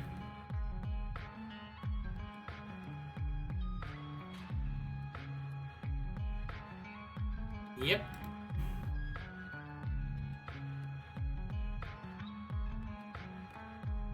Balding Tarn Cryptic Command.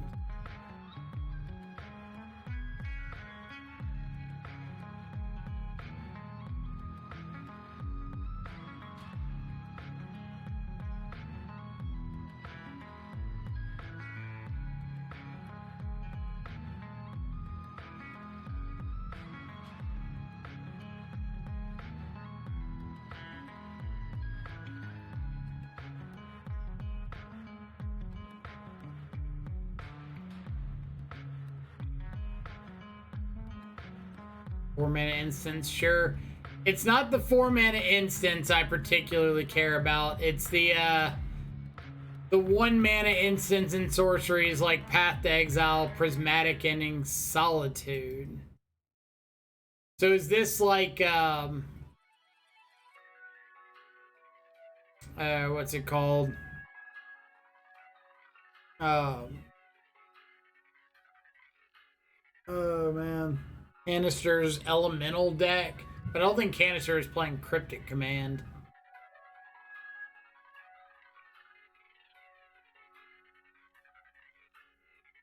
I'm assuming Rimewood Falls is an indicator of Ice Fang Coatl.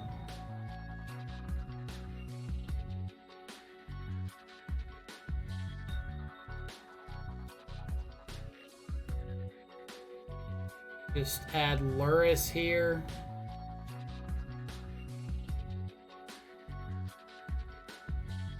I don't want to play out Scourge and have him just like Solitude my Tarmogoyf and kill both of them.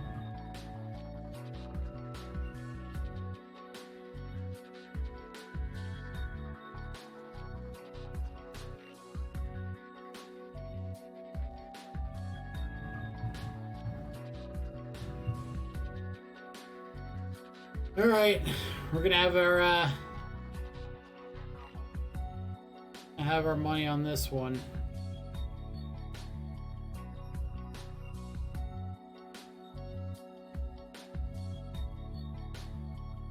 Fairy the Fun Unraveler.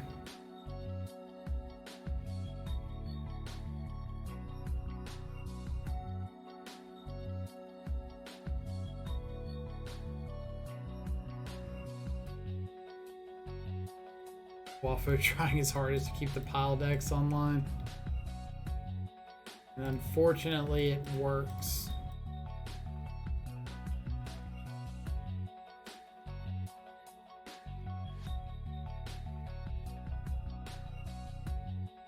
Like, it's one of these things where you hate to see it because this is about as bad of a matchup as we can have.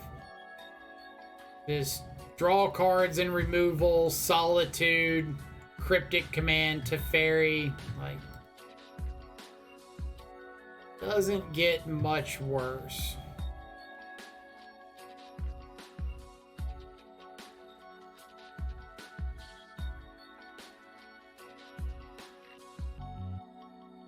This is your worst matchup. Yes. Yes. Yes, it is. Alright.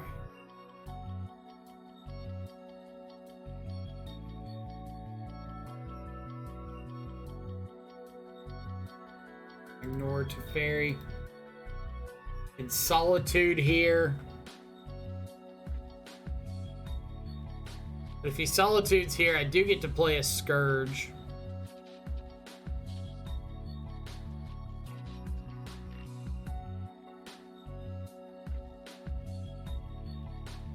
Many control mirrors have ended on turn 3, especially recently, right?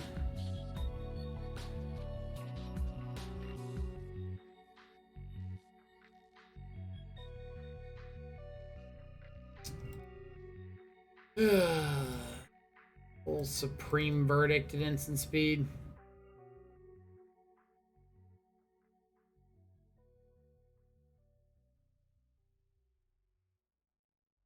So now he can just like hard cast a Solitude. Get the Luris Tarmogoyf.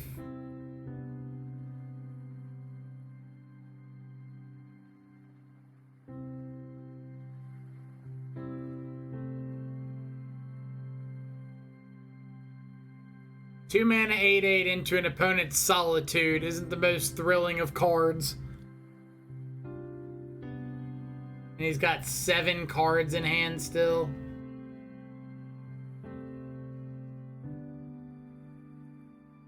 Yikes.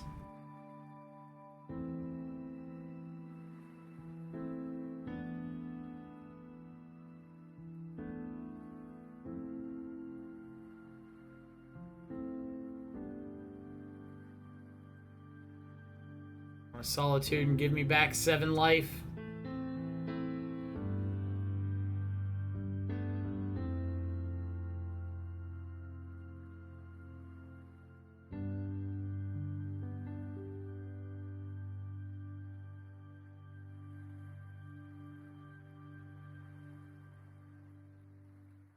You taking this?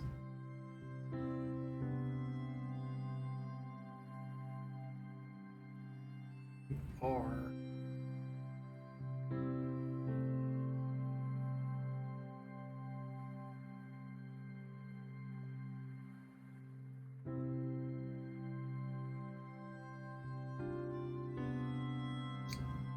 Alright, so if I play Luris here, he's got Cryptic Command to counter it. Am I just doing that because it's better than him Solituding?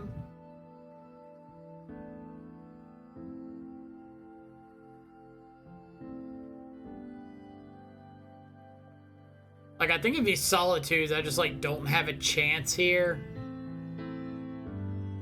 But if he counters this and he has to do Solitude next turn, then, like, maybe I find an answer to the Solitude, like another Lightning Bolt.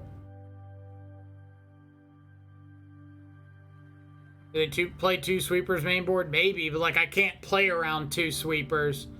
If I do nothing here, he just gets, like, free Solitude, get rid of the Scourge. He knows Luris is my last card.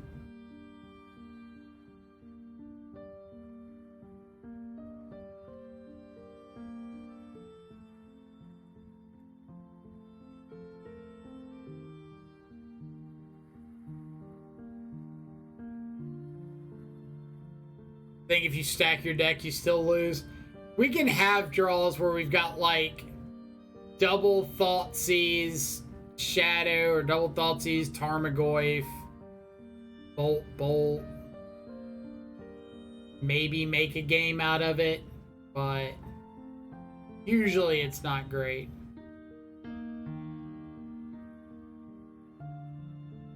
So...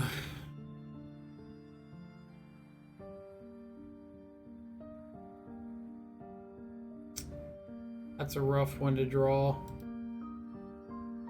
Now they get, like, Solitude, the Scourge, block the Channeler, and we can't even play the Shadow.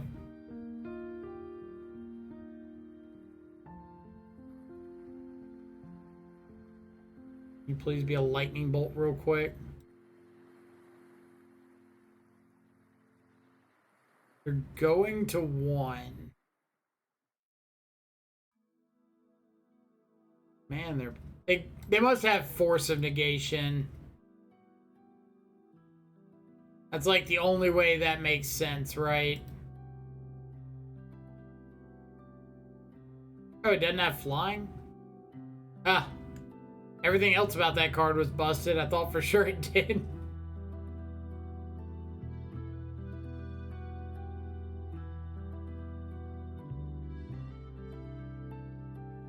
Go figure. Learned something new today.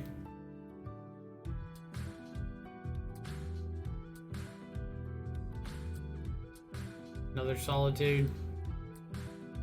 Okay. Okay.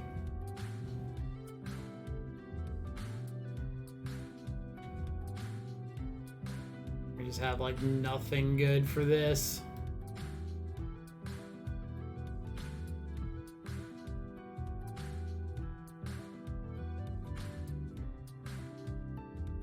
Maybe K-Return is, like, better than some random stuff. You can sweep up Solitudes and Ice Fang Quaddles.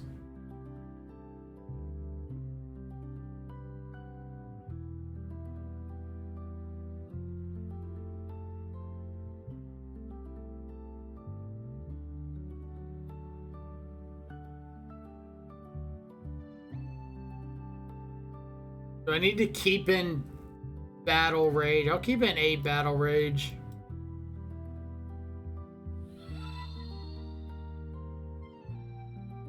Maybe I want to keep the second Battle Rage, but like maybe it can get me a cheese win. Prime Pickings, thank you so much for the follow. Hope you're having an awesome Saturday. We need Winter Orb. We do need Winter Orb. Even though Winter Orb would feel awkward against a deck full of Evoke Solitudes.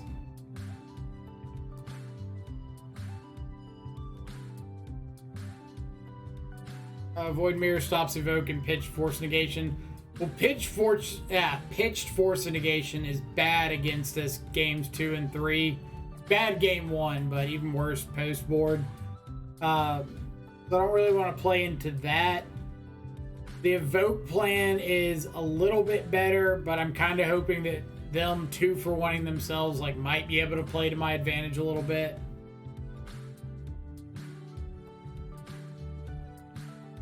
Really, I need like turn 1 Channeler, turn 2 Thoughtseize Shadow. That's like my ideal opener here.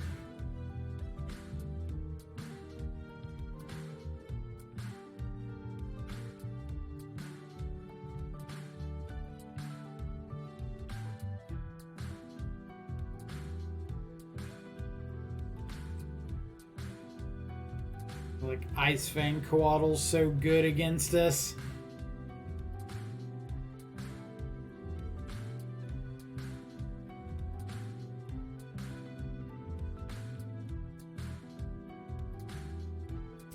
Do we risk it in the hope that we top deck a threat?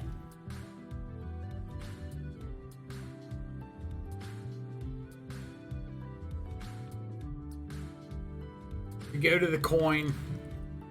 Heads we keep it, tails we don't.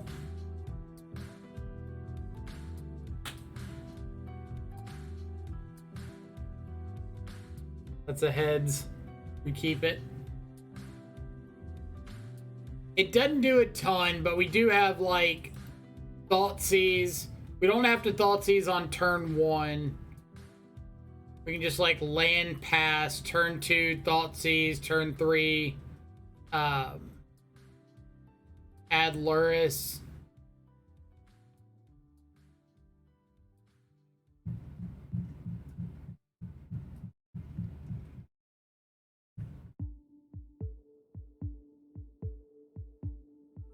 It's a little bit worse for us if we top deck like a shadow here. If I did top deck a shadow, I would rather have had double Thoughtseize into shadow.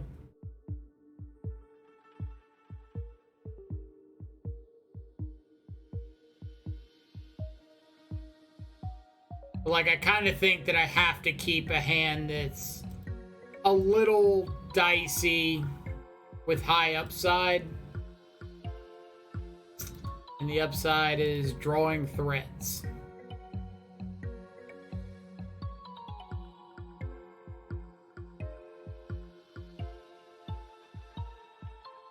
We need Winter Torpor. Are we just like throwing orbs together now? We need Winter Torpor. I don't know any other orbs. Charm, Charm, Ice Fang, Solitude, Factor.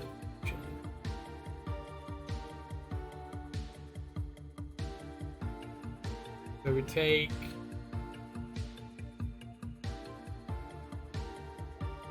I'm gonna take Charm, Charm, and plan on Lightning Bolting and Ice Fang Coatl.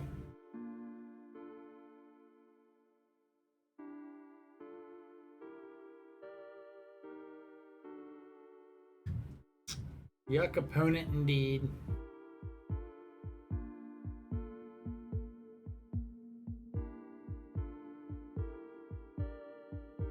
Yuck our draws.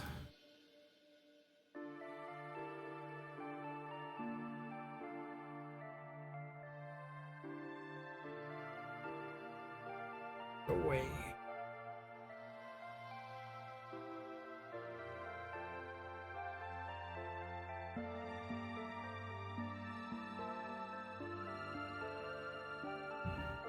Eternal Witness? What is this? What am I eternally witnessing right now?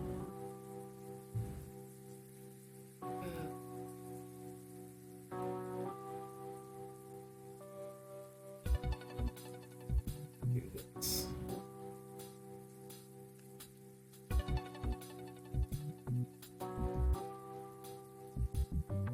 Eternal Witness.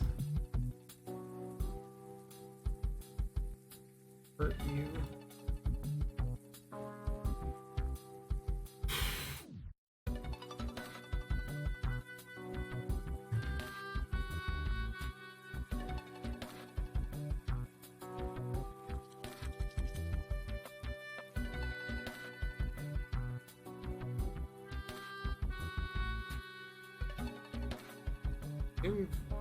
I guess they could get back Ice Fang.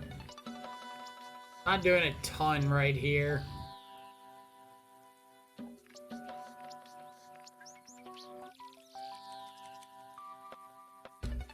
I could upkeep Trophy a land just to get Channeler online, but that seems really bad.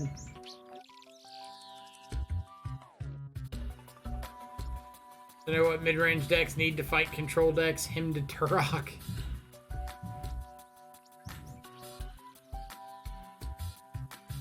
Well, there's just like a difference between control decks and control decks that have a very specific plan. And like our opponent has a very specific plan of not losing to creatures.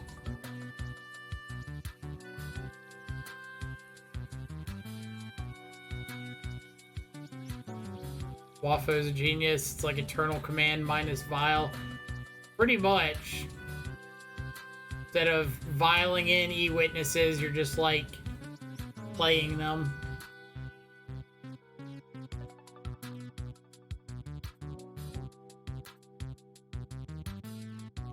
Am I cracking Peatland?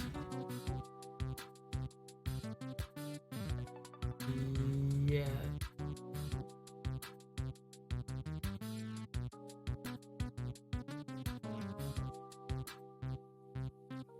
That's why we cracked the Peatland.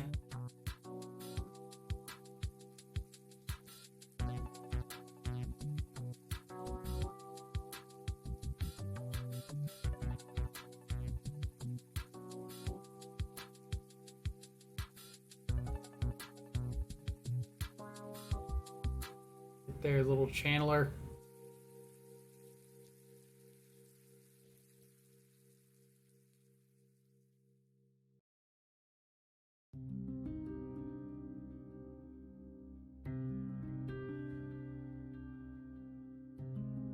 All right. This is Wafo Tapa. Opponent's record's 4-0, same as us.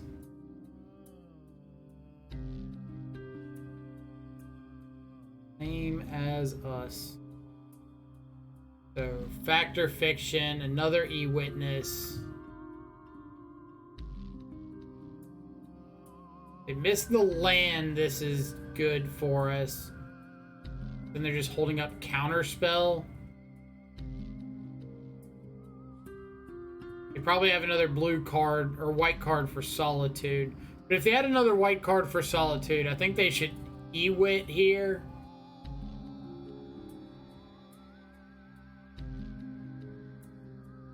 You could like Solitude the Channeler, E-Wit the E-Wit to just block the Tarmogoyf.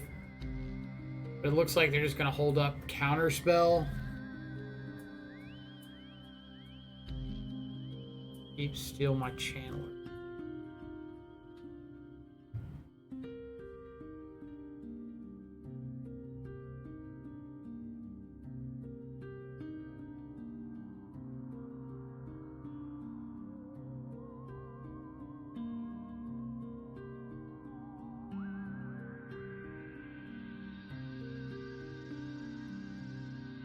Am I supposed to do that one?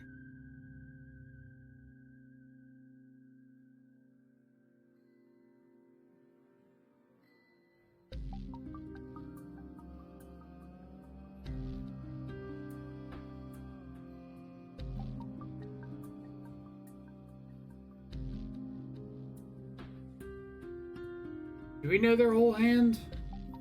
I thought we're missing one. Yeah, there's one unknown. And I'm just trying to figure out if that one unknown is like... if their last unknown is not a white card, then we can win by K returning here, getting rid of these, and then trophying the other witness that comes down.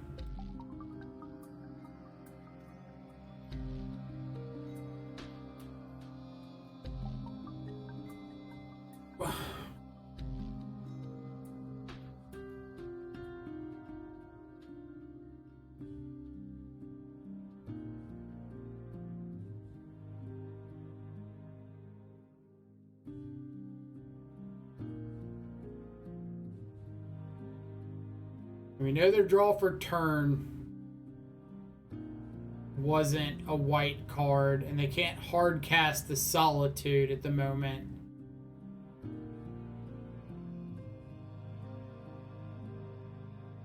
Chad, imagine if the Goyf was a monkey, right?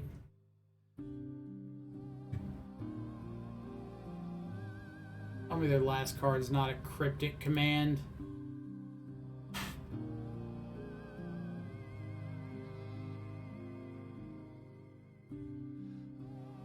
Hoping this is just flash in a snake.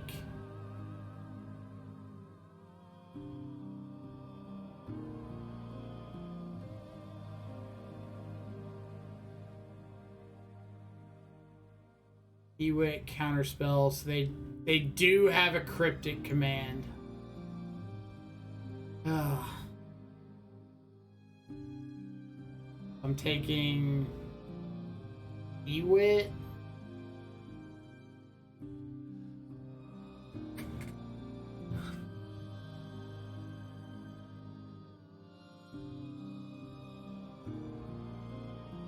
Or am I taking counterspell?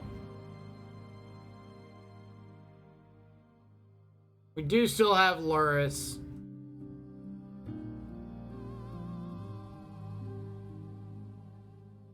I'm just taking Ewit.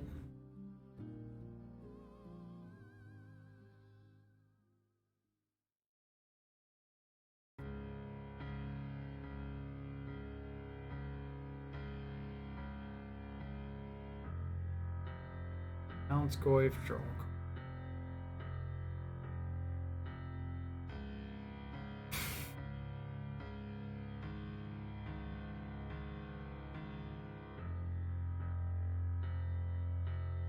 No fifth land. Got two unknowns.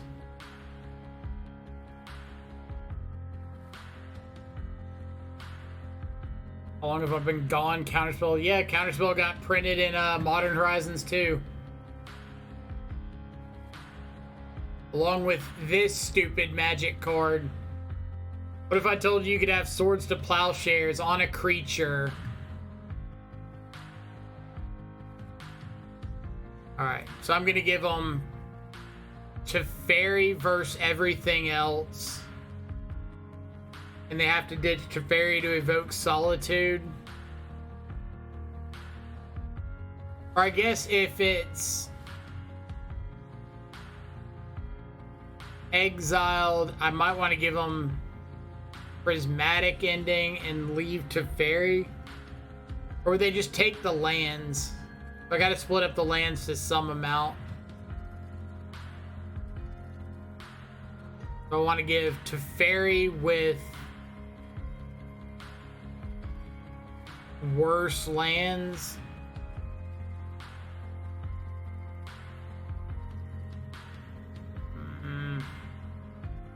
Yeah, this is a pretty rough Fact or Fiction pile. If they had only shown one white card, we'd split white card against everything else. But since they have two,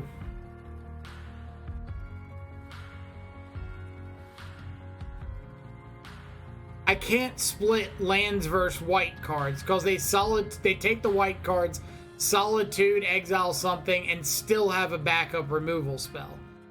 I need to split lands versus whites, or lands and white spells. Like, I have to split white spells because I need them to get rid of their second blue card or second white card. And I might as well split the lands so that the less impactful white card gets put in the graveyard, the more impactful one gets exiled.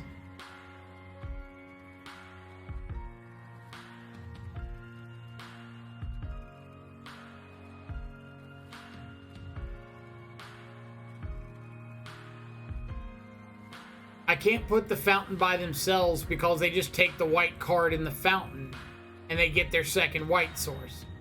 They don't care about the extra lands. They care about having the second white and the white card. And I can't have them, I can't split up the cards in a way to not give them both the second white card and the white source. So the best that I can do is split it so that they get the least impactful of the cards after that.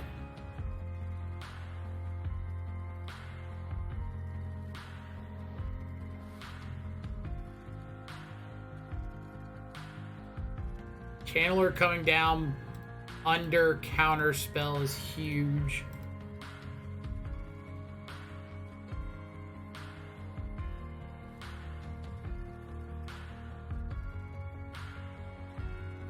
Flash Panther would be pretty good here.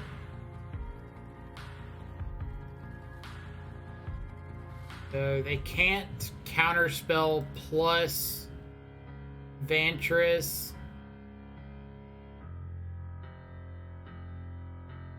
So I need to put Aluris on the stack here.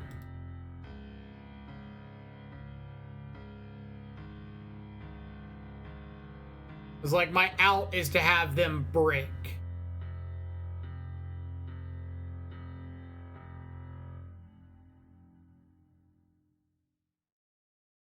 And if they're Vantressing, then we know they're not bricking.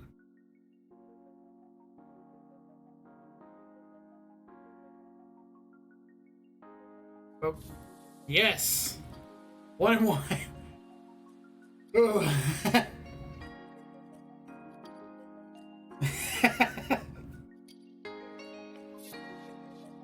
God bless. That channeler off the top was nuts. Okay. So we saw Eternal Witness. So because of that, I can start looking at spell bombs. But how many spell bombs?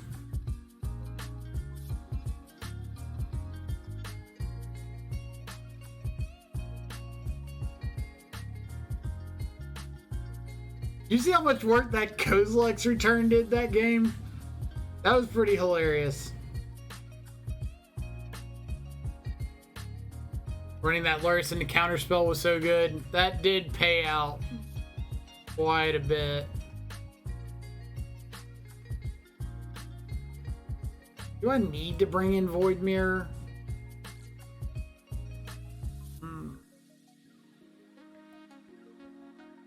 I didn't see, like, Rest in Peace out of them, and I'm assuming they don't have it if they've got Eternal Witness Factor Fiction. But...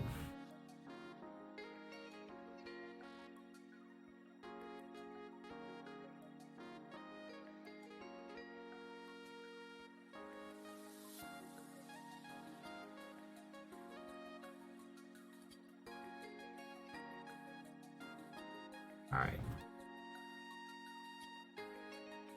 Oh, man. Juicebox coming in with 100 bits. Thank you so much. Greatly appreciate it.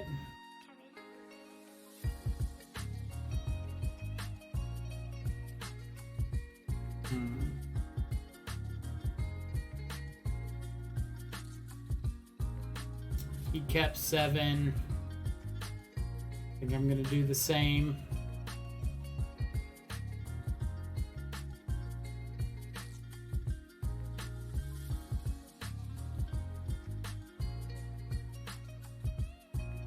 Yeah, we definitely had like some big dodges that game.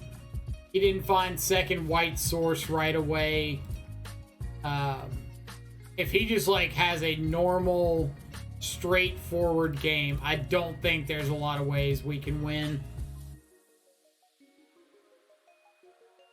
I think he has to stumble.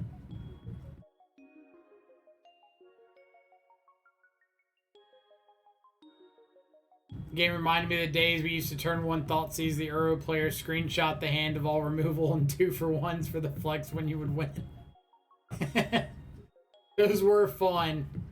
See a hand of like Uro to Fairy, Field to the Dead.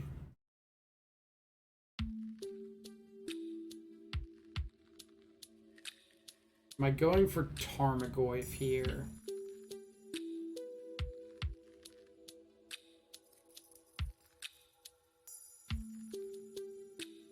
We'll attack first. If they play an Ice Fang, I can bolt it, play a Spell Bomb. If they don't play an Ice Fang, I'm probably just playing Tarmogoyf, so I have 2 threats in play if they Teferi.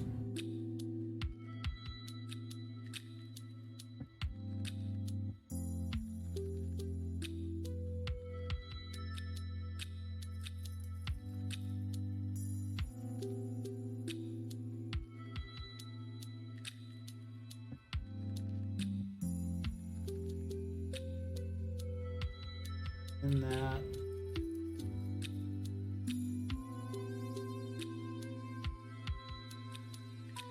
say we get a little bit punished for not spell bombing pre-combat, but if he didn't Ice Fang there, I really wanted to get Tarmogoyf down.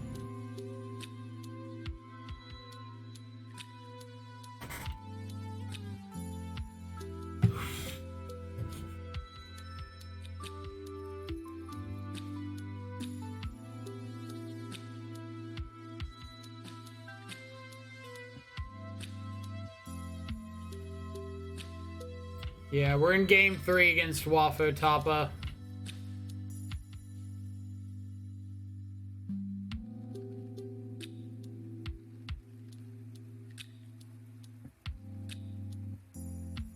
So if he's sitting on Counterspell, what's my plan? Just pass.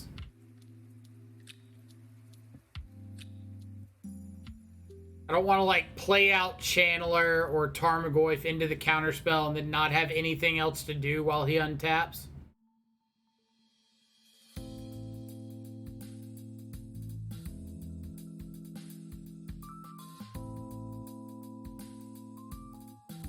Land Jace, bounce our guy would be pretty good for us.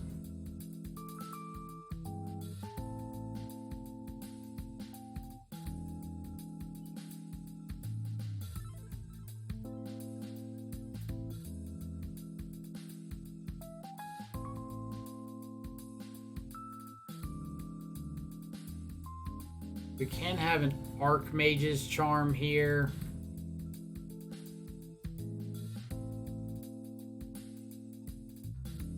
Need to do something.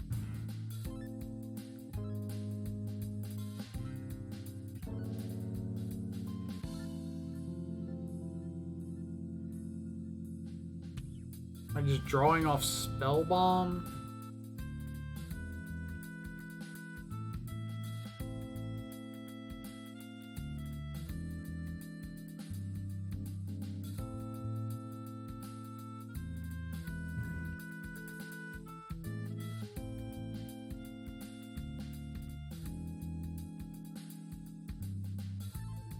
That on top, additional Channeler trigger.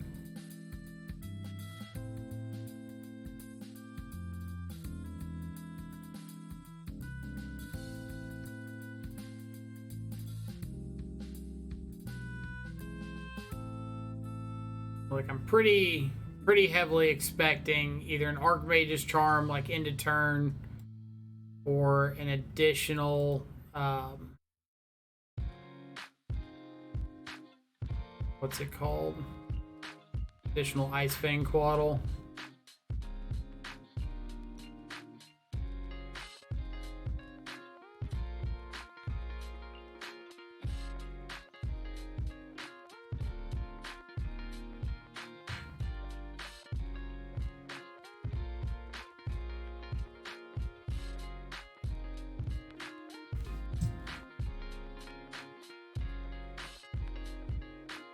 I gotta keep that right.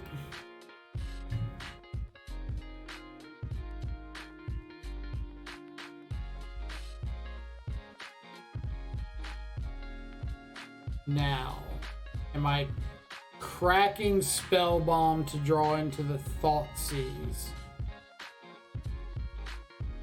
No.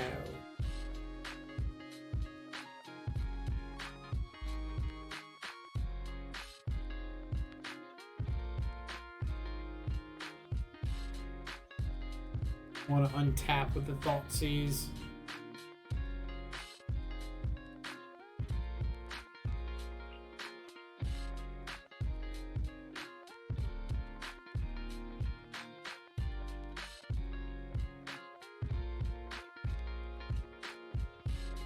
Probably should have just added Lurrus to hand.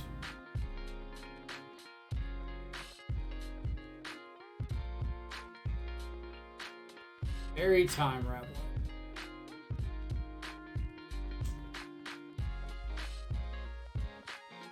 Feel like I would have been the ball. I wanted to get the double Dragon's Rage triggers there.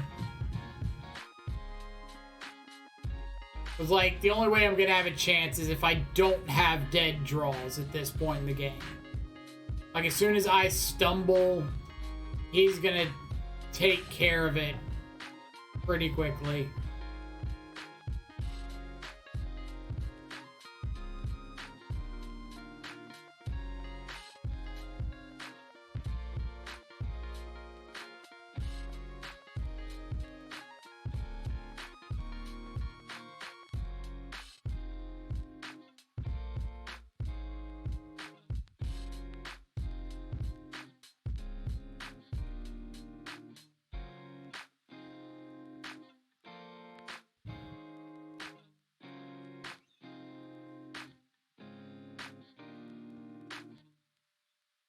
He's got Verdict.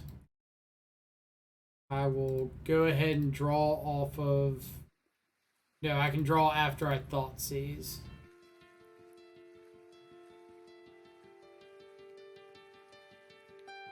But if I Thought Seize and take the Teferi and then Tarmogoyf, my Goyf shrinks, but I play around Eternal Witness a little bit better. If I take Teferi, Goyf's just a 2-turn clock. He's got creature, sorcery, land. I'm putting sorcery in my yard. So yeah, I want to Spellbomb first. I want to try to make this a 2-turn clock.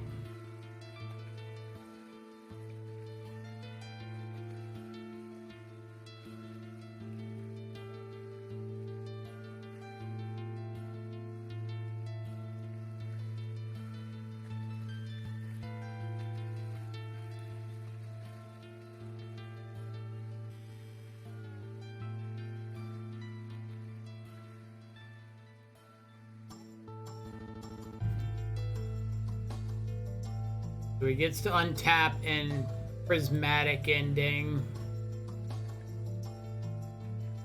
That probably means I'm going to untap, go for Assassin's Trophy on the Vantress, and try to bait the counterspell with that.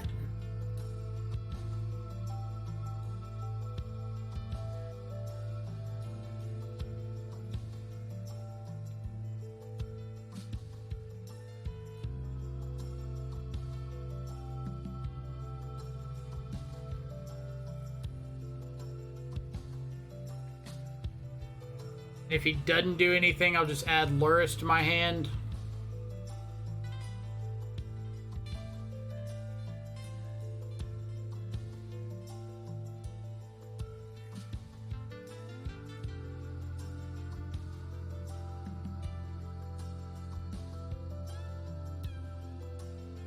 So I know he's got Counterspell, Snow-Covered Island.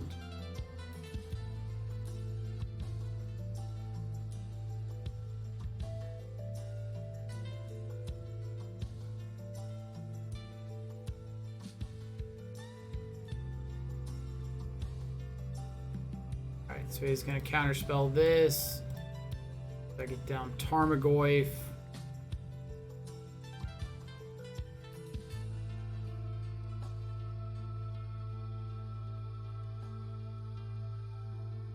And go.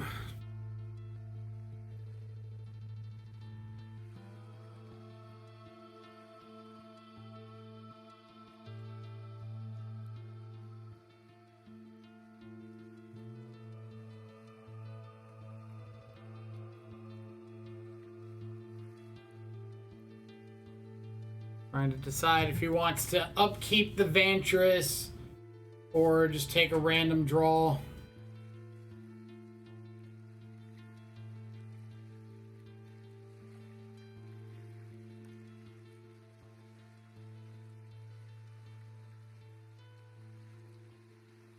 Worst case scenario for me would be Ice Fang Coatl.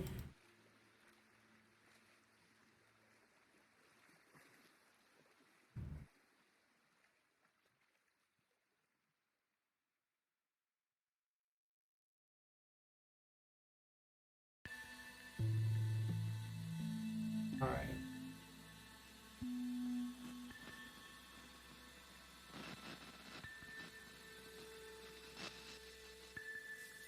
My playing out Luris Bauble here.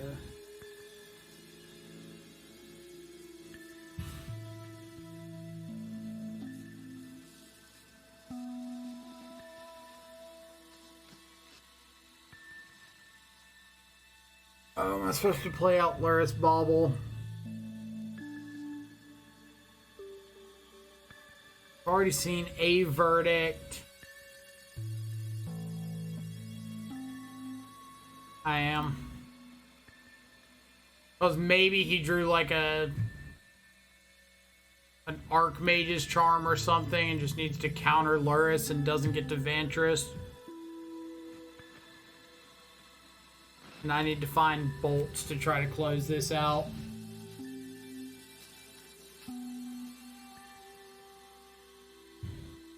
Alright, what do you got? Bottom.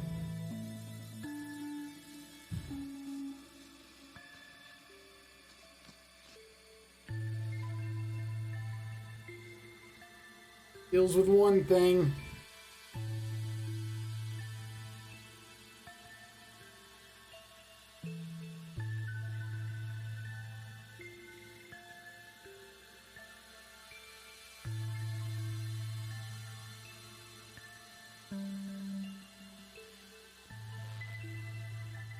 Yep.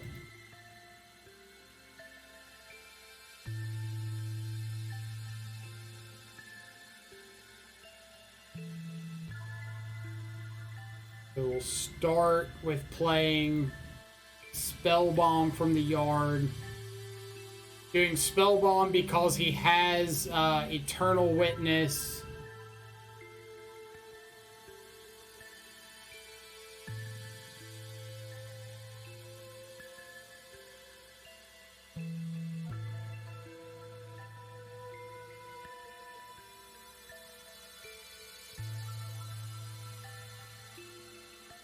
Play out one of my threats. Play out the one that if he has a Solitude doesn't wreck the Scourge or doesn't wreck both my threats.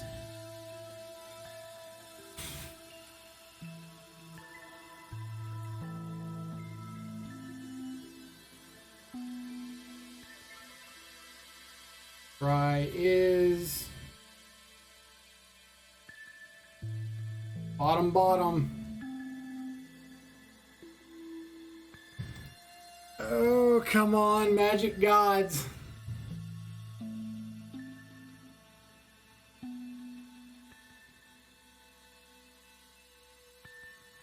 Waddle, line draw.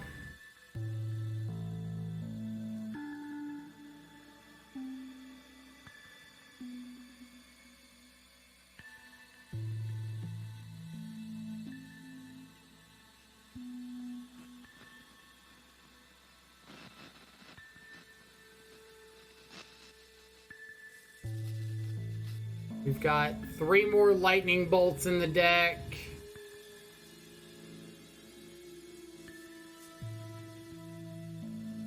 That does it, right?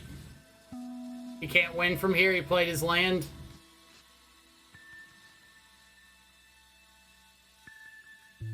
That should do it.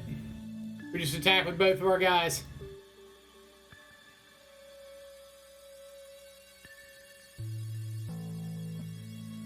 Alright, we'll play through the motions. Don't think I'm missing anything, but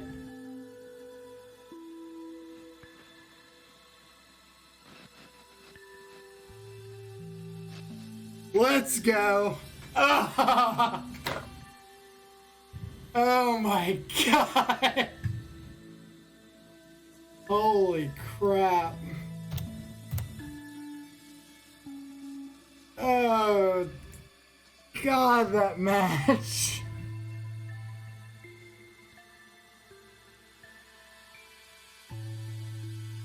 God, my heart's racing.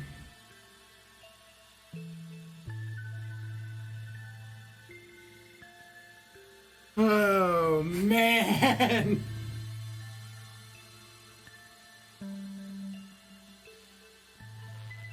God bless. How many rounds? 8 rounds. We're the last to finish. Of course we were. Just ordered shadows and skyclaves. How many rounds before top 8? 3 more rounds.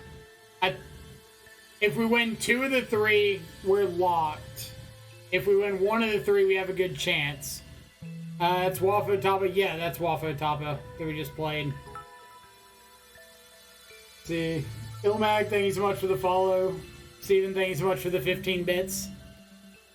Greatly appreciate it.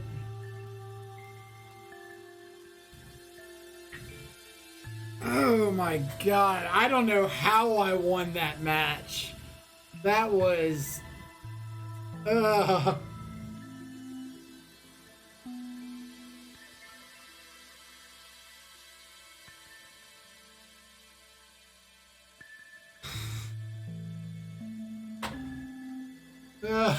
Don't make me play more.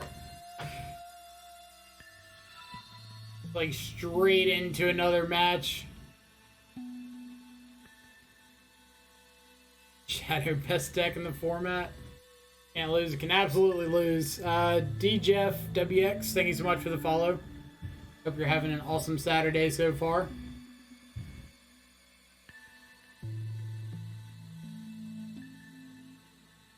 Don't encounter solitude too much, but when we face it, we get really lucky that Vantress was on our side. Honestly, feel like that matchup is like below 30% for Shadow. Honestly, I think it's lower than that. That's probably like a 15% for Shadow.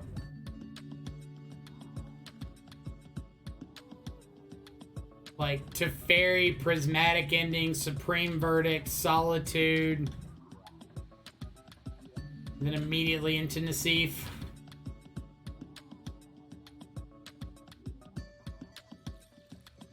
Why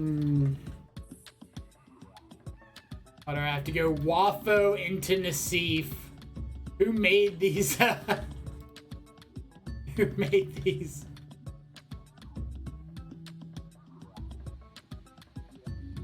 Of course Nassif's on value pile. Why wouldn't he be on value pile? Nassif. Oh, we got the pair down? I thought Nassif was undefeated. That's rough.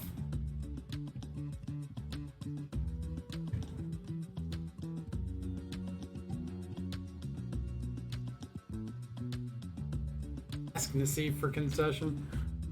Alright.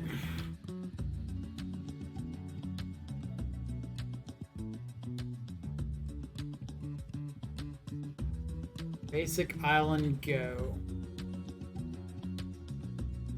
It is Living End. Okay. Well, we've got 4 spell bombs and a couple void mirrors in the board for this matchup.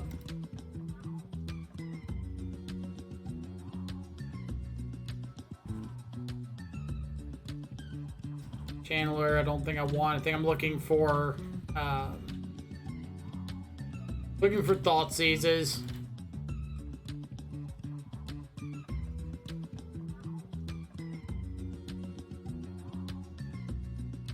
Yeah, game 1's pretty miserable for us, so like odds are fairly low.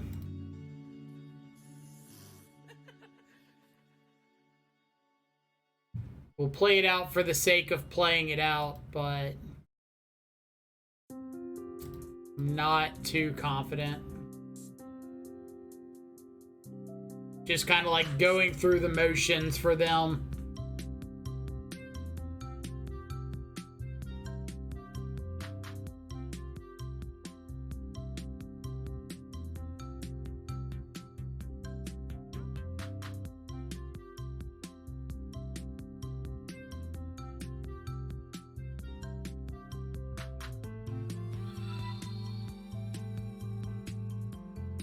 The exile, Living End.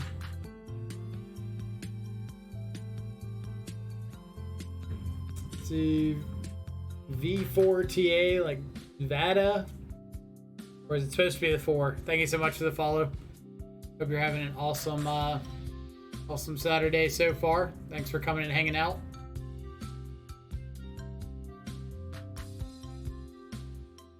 So we can't kill a River Winder. We can kill a Grief if your Living End's into it.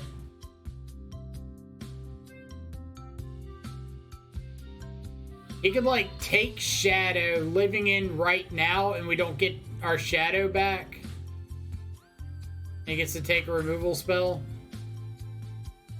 That wouldn't be a bad play. Rico, thank you so much for the follow. Hope you're having an awesome Saturday as well.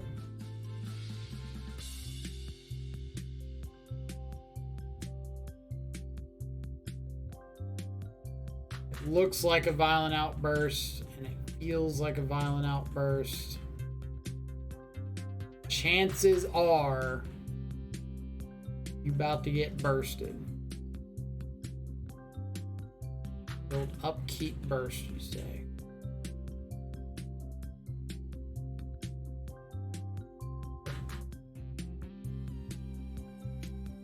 I am gonna push the Goyf in response to the Living End. I just had to make sure he was casting it, because he could just like do this and not cast it. But he probably has Force of Negation if he's doing this on my upkeep. Doesn't. Okay. He gets back Grief. We'll Unholy Heat the Grief.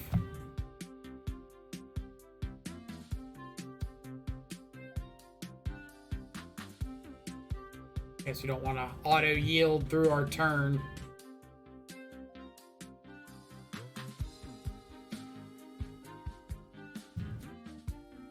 Seeing Death Shadow rise again is pretty awesome. Well, one event, I wouldn't really say rise too quickly.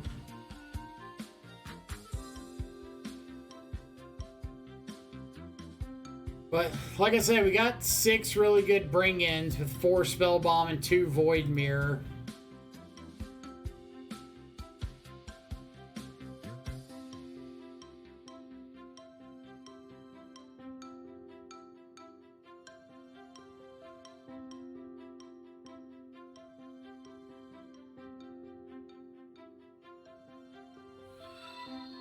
Do I know their deck list? No. I don't have a clue. Just kind of assuming stereotypical Living End deck.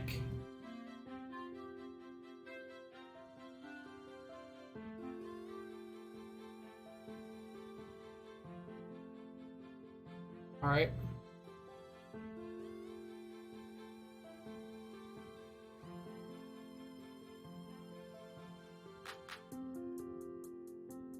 This is another Outburst.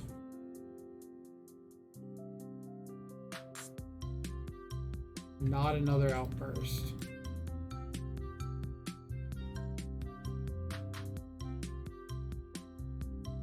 It's got to be an end of turn Outburst, right?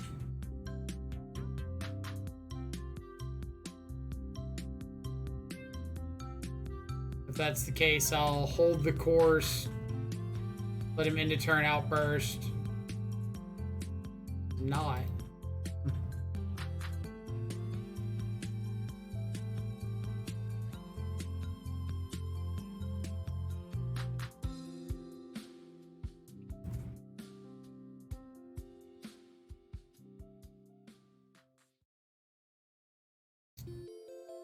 A fatal push for another Goyf.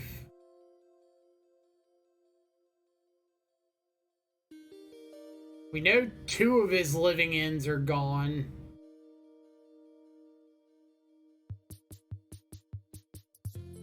It's one of these jaw-dropping moments.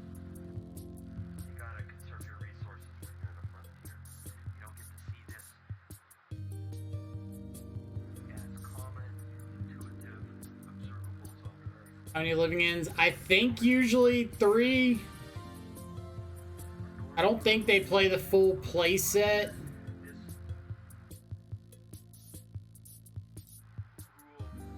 Works when you go to the bottom of the ocean or in the stratosphere or wherever you find your frontier You're gonna solitude this? Kind of mean.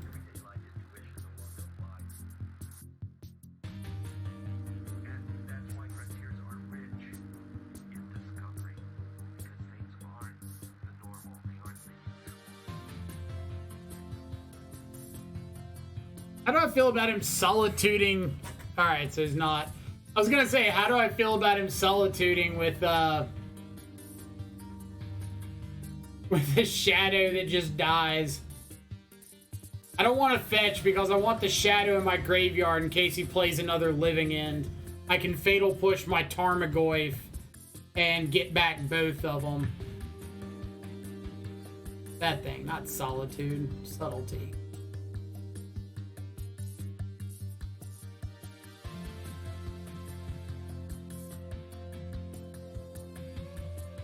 Do I want to, like, trophy this on his turn? No. I've got 4 card types now, so, like, I can play Channeler next turn.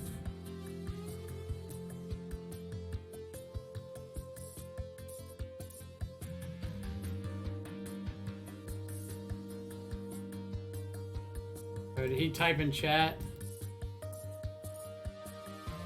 He just hit me with the whoops. He totally hit me with the whoops after the shadow.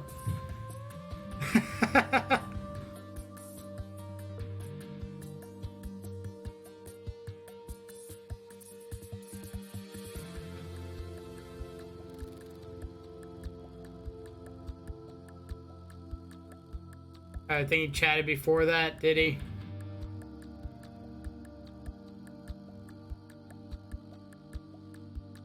My bad. My bad, Gabe.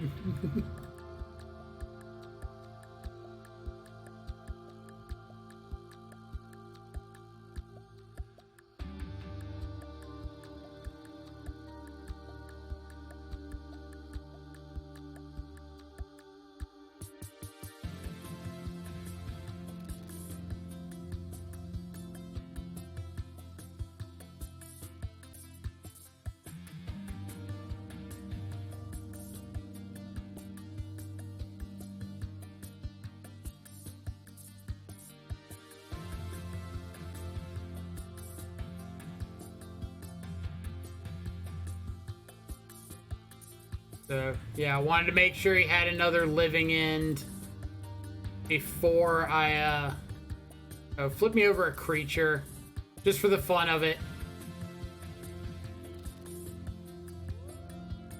Dang.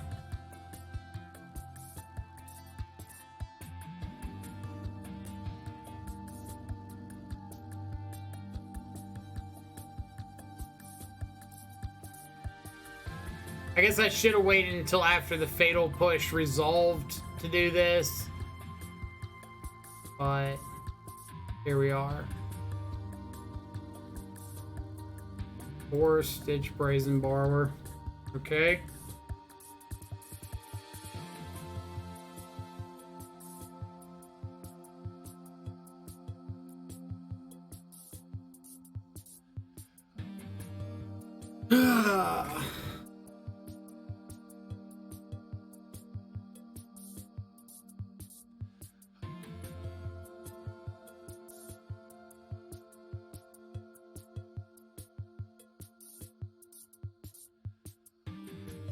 Take my Goyf.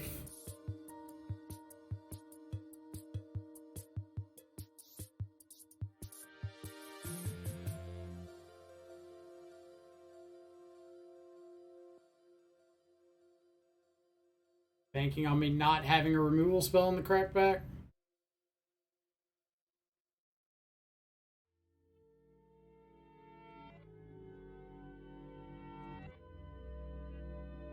They can absolutely not hear his voice from my stream, because I can guarantee I do not have his stream open. You have reached the voicemail box of Kino. How about this? Can I get enough room on the camera? Oh no. No, camera, come back.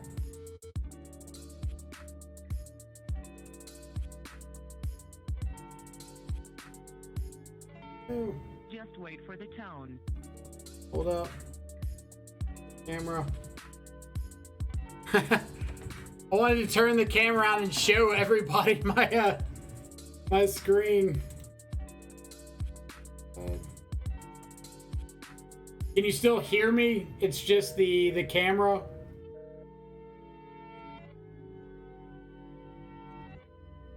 Oh, look at that beautiful shot. All right, I drew a lightning bolt. The person you're trying to reach is not available right now. All right, so still hear me. Working on fixing this. I drew a lightning bolt for turn, so I'm going lightning bolt his face to see if he's got anything. If he doesn't, I attack with a shadow. If he does have like a force of negation here, which he does, then I can't attack. Please leave your name, number, and a message after the tone. All right, so you can still see the game. All right, cool.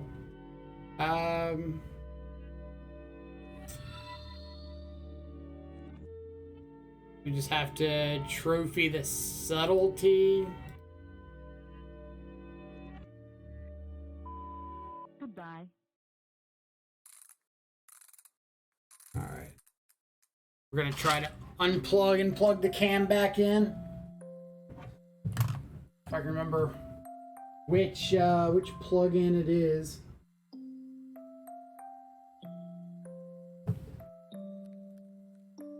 So you look like you go to a webcam.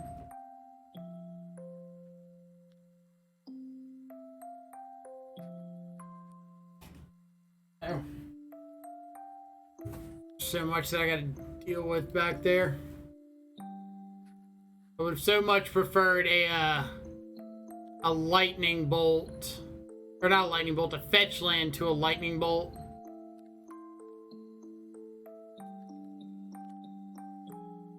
Alright. Just another violent outburst. Yep. Oof.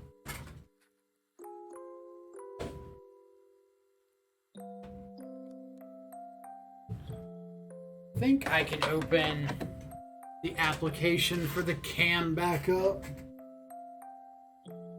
But let's figure out sideboarding first. So spell bombs and void mirrors we're 100% bringing in. Things I don't want. Seal of Fire is pretty bad. Fatal pushes aren't great. Poured out of Battle Rage. They've got Brazen Borrowers. Croaks is not the greatest.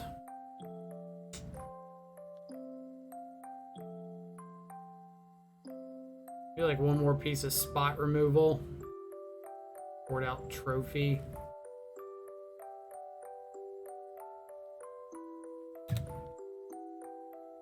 Let's see. I don't want you.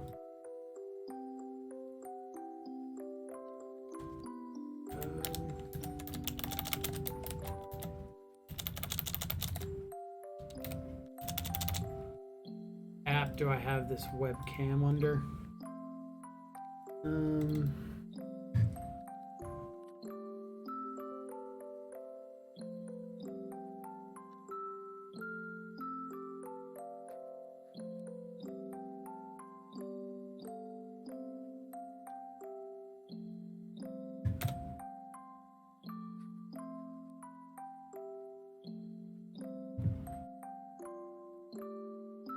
Now, do you want to... Why are we not connecting to the camera? This has got to be like an unplug it, plug it back in kind of thing. See, this is what happens when I got to prove I'm not stream sniping Gabe Nassif. Let's see. Which...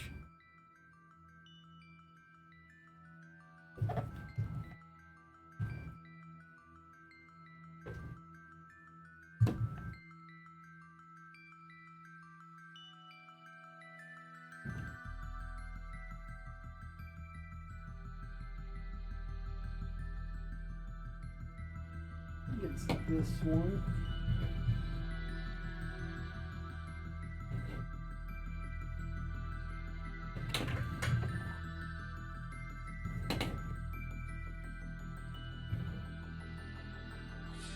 Totally not under a desk replugging in a webcam right now.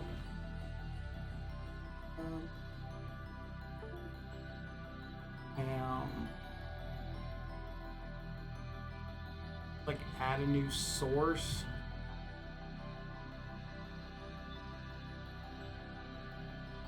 Video capture, add source. Nope.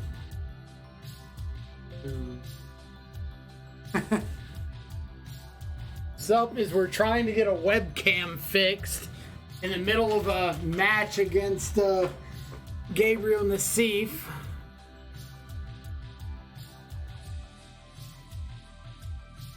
All because some random dude in Nassif's chat is thinking that we're stream sniping him. Because, you know, normal things, especially when everybody's up in arms this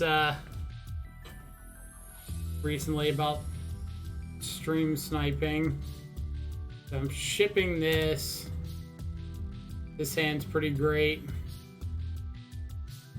Alright, so let's video capture properties. That one should have worked. Why is it not working?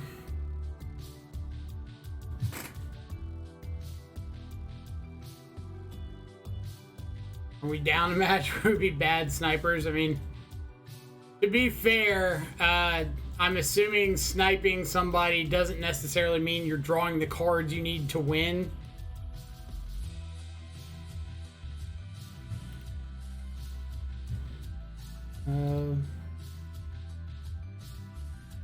Add a new source.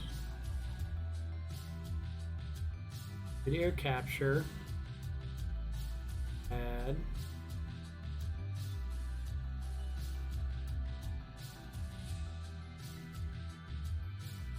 Alright. Now we just have to remove our old source. Move the new one in. Make it a little bit bigger than that.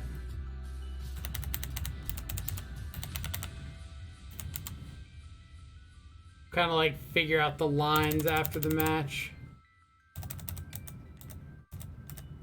Because I'm determined to figure out the lines now. Okay.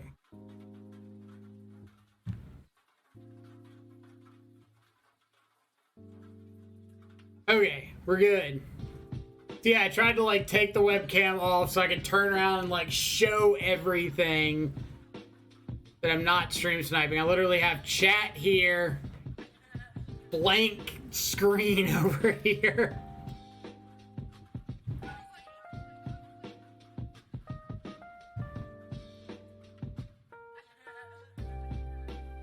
Also, you can make the field bigger. We see a little strip of MTGO logo.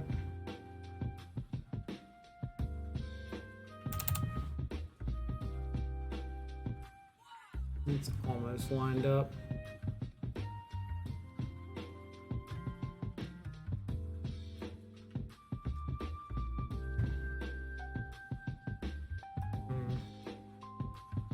Am I just getting down second piece of hate, or am I playing Tarmogoyf?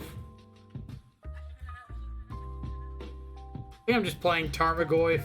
Because if he wants to, like, subtlety this, it's annoying, but fine.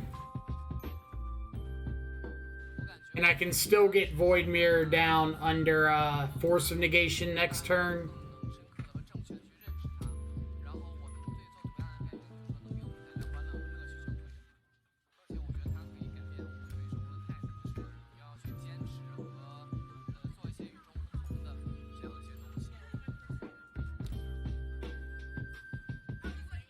Gonna say maybe he's just stuck on one land and makes our life easy.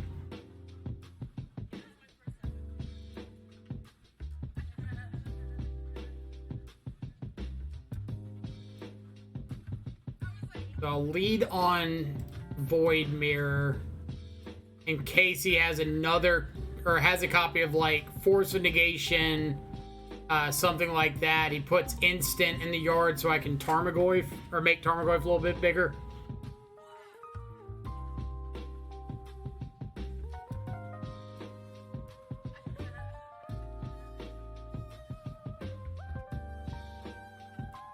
Mm-hmm.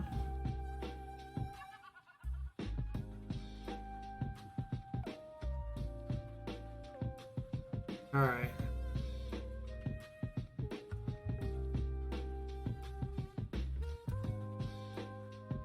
I guess it's just like fresh on everybody's mind, because you just had like Zansiad talking about stream sniping. It's always relevant in these big events. Like,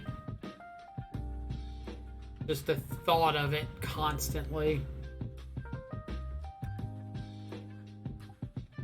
Alright, so we'll just attack with Goyf.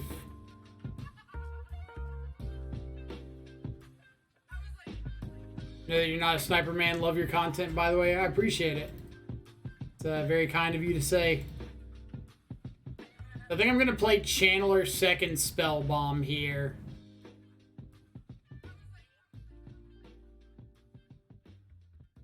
Maybe I flip over something like a Tarmogoyf for a Scourge that I can get back if he does. Yes! The shame scoop to the Void Mirror. Alright, game 3. Oh, man. The shame scoop to the Void Mirror.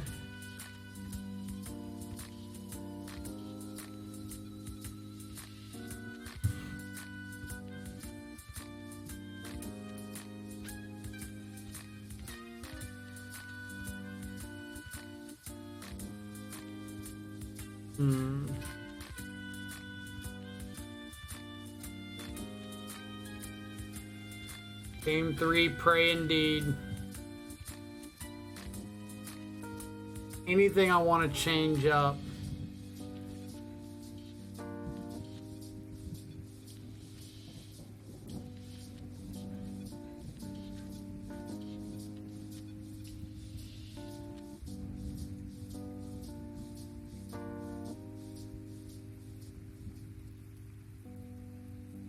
Nope.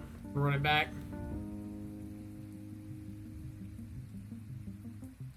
Gonna bring in some artifact hate now for sure. I mean, I would assume he had artifact hate in game 2, but even if he didn't, like, I can't just board out my artifact hate or my hateful artifacts and pray. Got you on the hydrate. Yeah, we do have to pray. It just makes like hand disruption that much more important game 3. Because, like, game 1, we don't have hate in.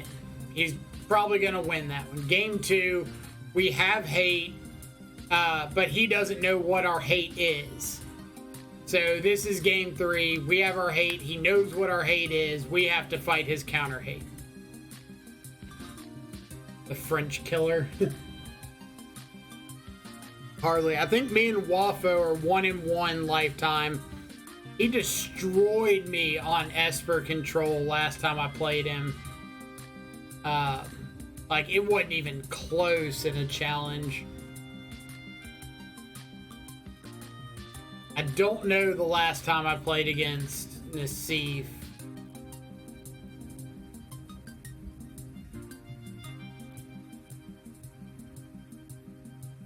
So I could keep it and just like hope channelers can kind of flip me into some live cards, but I don't think that's a good plan.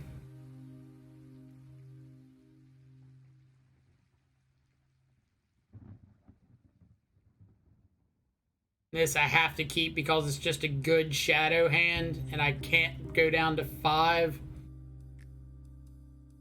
Alright, so what am I ditching?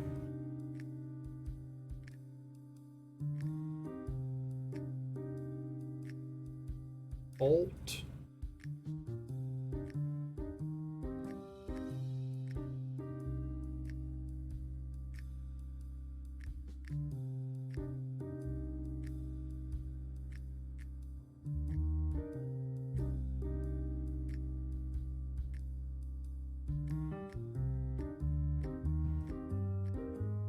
All right.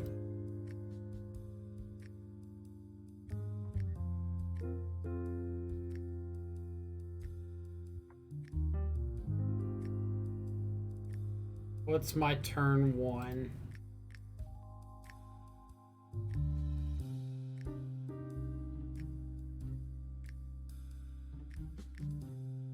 I think I'm just Inquisitioning turn one.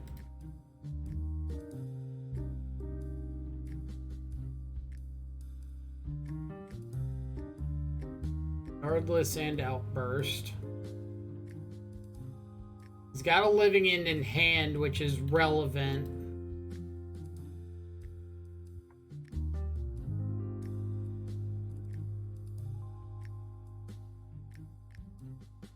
Doesn't have any kind of hate, so if I find a hate piece, it can be very live.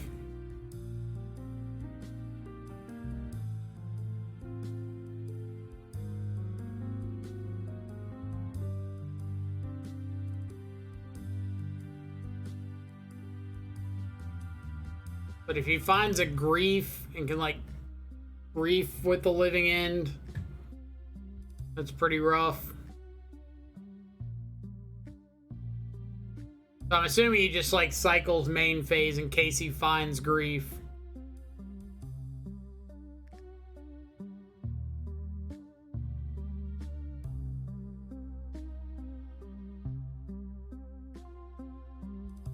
Yep. Take the Thoughtseize.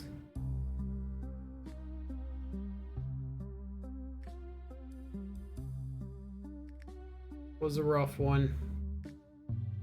I need like a hate piece right here. Not that one.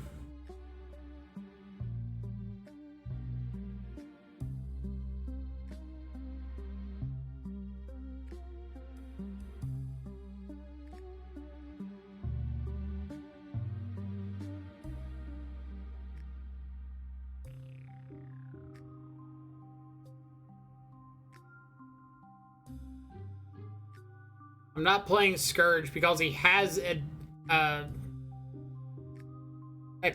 Living End in hand. Like, he's got the Shardless Agent. He's had like 3 draws at a Living End. And if he griefs me, he's going to discard the Scourge anyway. So either he takes the Death Shadow and I get to just play out a Scourge and have it next turn.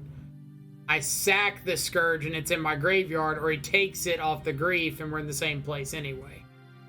Except, more than likely, if he griefs me with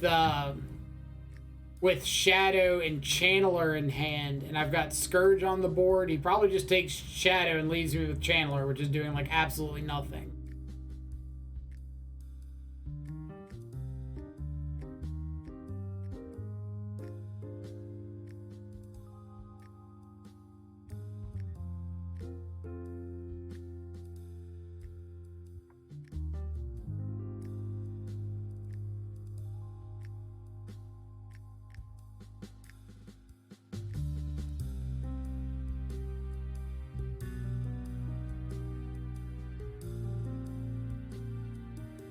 The reason to play Channeler, why not just not play anything? Because if I don't play anything, he doesn't have to play anything, and I don't have anything going on. Like, the Channeler's not doing anything, so I might as well put it on the battlefield. If it dies, I don't care about it. If it lives, then I'm just pinging, but at least I'm doing something. He's not manipulating the top of my deck. I've got a Catacombs.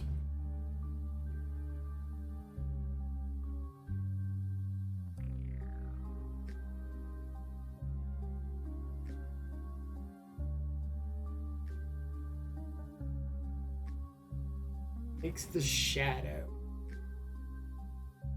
Architects targets himself.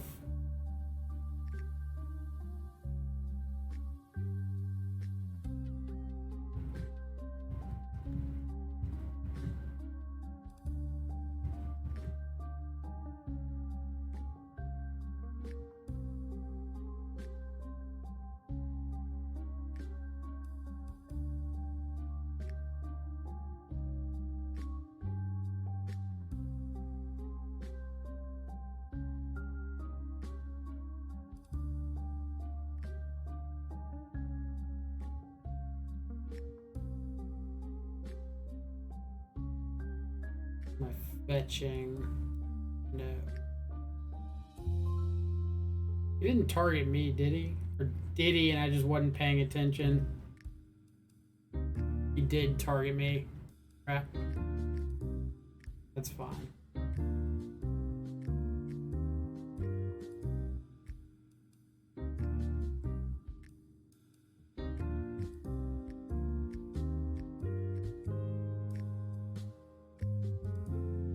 Oof, indeed. But this is where we're at now.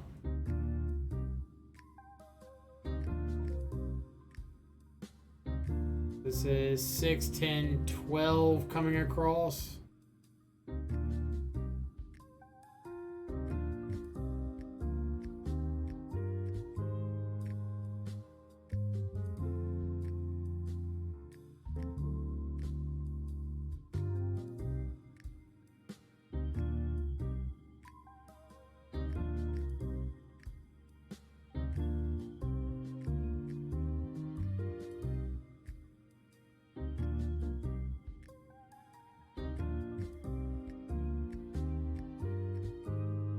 Survey says not gonna get it done.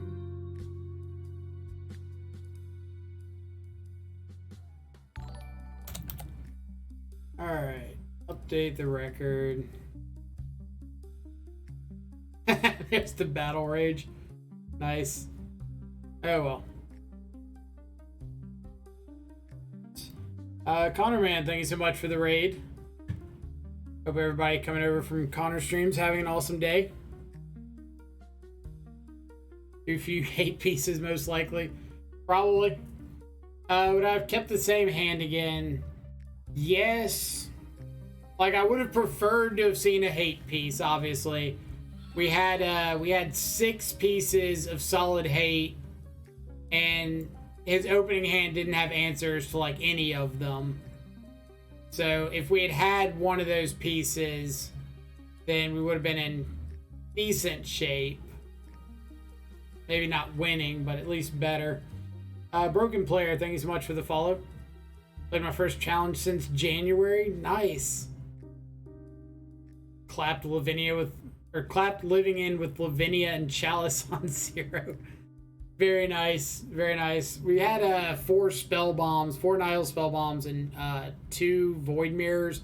We clapped them game 2, but game 3 we just like saw a 7 that was bad, a 6 that was a good shadow hand, but no pieces of hate, and that's usually not going to win you those matchups. But it happens. What do you think of Renin 6 in this deck? It's a pretty popular question. I think Renin 6 is a good Magic card, but it's kind of the same thing as Ragavan. Like, what problem is Renin 6 solving for the deck? And typically it's like Renin 6 is great if you have a shadow down and you need to grow the shadow, but it's not pulling you from behind. It's not closing out the game if you're ahead. It's just kind of like a sort of value piece. O2 drop the challenge on a good deck, mulligan to 4, etc., etc. It happens. Were you playing the Sagavan deck, or were you playing something else? Is Expressive Iteration runnable in Shadow? Maybe cutting a removal slot or 2 into Scourge. I mean, like, we've played some of these Grixis lists with expressive iteration, and it's fine. It's just not my play style.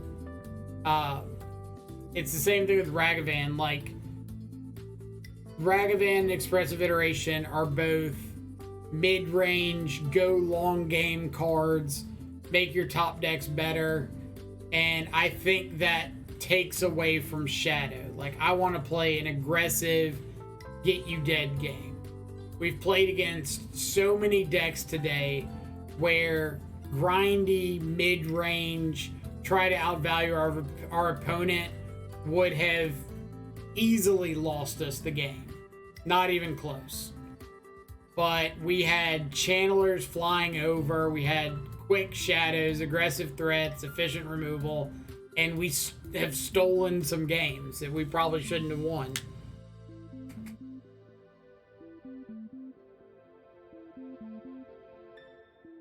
You could run more Inquisition of Kozilek in the deck. You could. This is the fun part of the stream, and don't take this as like targeting at that question or anything like that, because it's not meant to be.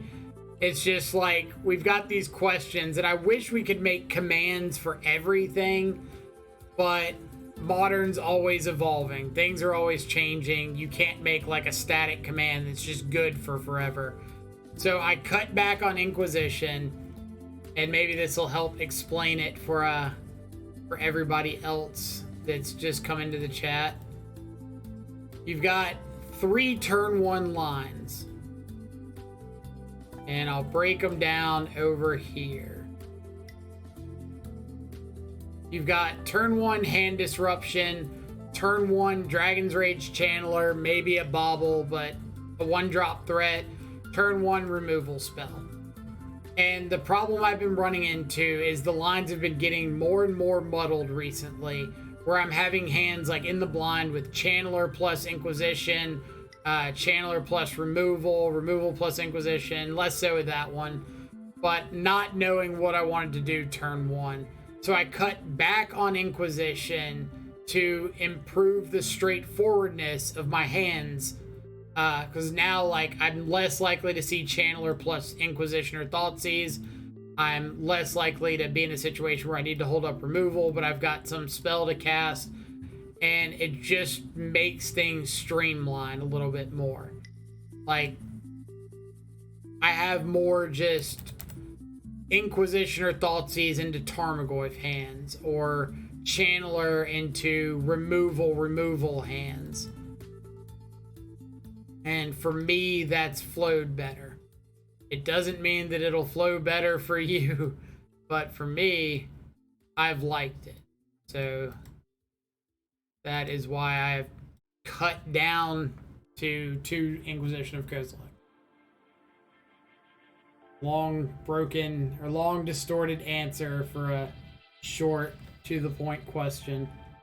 Yes, you can play more Inquisition. No, I don't want to play more Inquisition.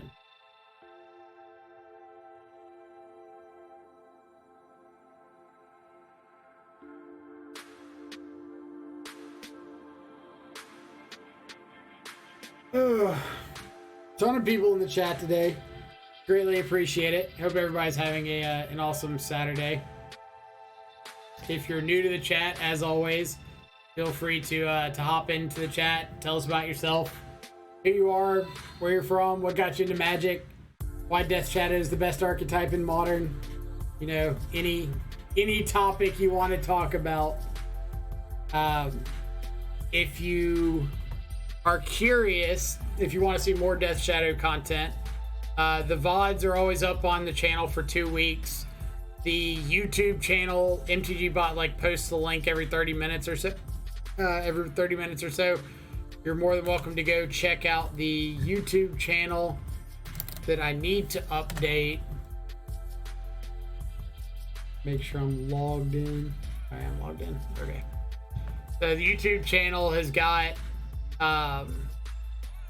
like leagues we've played on stream dated out, so you can go check out those. Everything's time stamped, results are up, blah blah blah blah blah.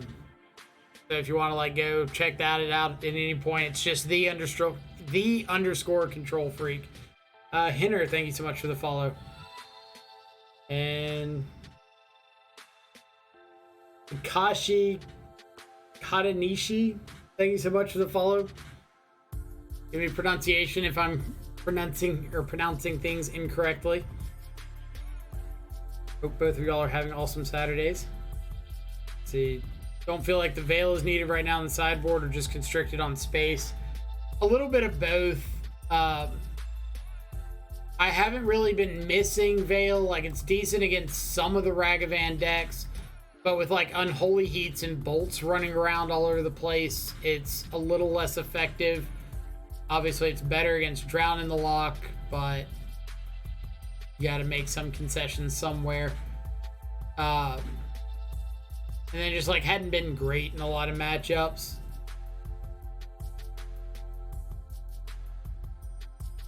The Professor, long time no see. Great explanation as always, and great to see you doing well. I appreciate it. Need all the support I can get. My classmates got me in back in 2006. Yeah, I got in 2008. So about the same time. Hazard, how many rounds left? 2 rounds of Swiss left. That was round 6, and we've got 8 total. I think somebody said we got the pair down that round, which is rough for our tiebreakers. Yeah, we did.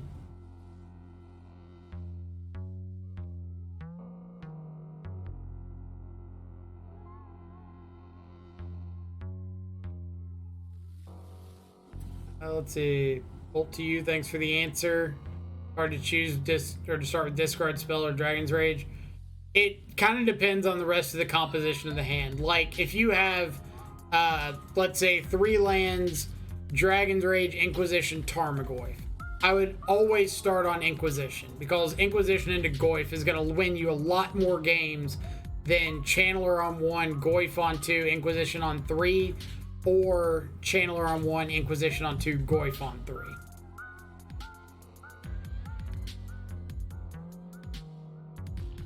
Swampy.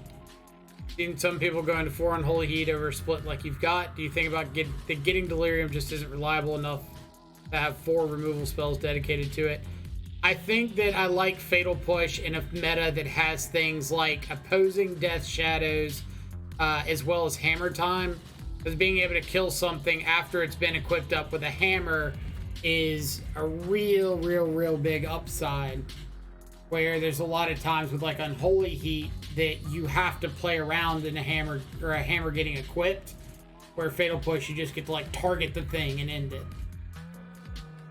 See, Froze0013, thank you so much for the follow. Hope you as well are having an awesome Saturday so far. Bench lost to Elementals now against Canister. Did not draw my Torpor Orb. Yeah. Canister's build especially is a rough one. Like Teferis and stuff. Not supporting Ragavan's a choice. Right. So I'm not a fan of Ragavan and Death Shadow. I don't think that it solves a problem that Shadow has. It's a grindy, long game card, and I don't think that's the game I want to play. It doesn't fit my play style. Other people have had success with Ragavan and Shadow, like Bench Summer right above you, and you're more than welcome to like check out their lists, but it doesn't accomplish a need that I have in the deck, or I feel I have. Rose, is Death Shadow your pet deck? I would say something like that. See if I can give a good example for the people who maybe can't see. So like, I really like signed Magic cards and like Death Shadow cards especially. Blah blah blah blah blah. I got some like Dothies back here, whatever. Not signed Dothies, unfortunately. But yeah, I do like some Death Shadow. Stop flexing on us, bro.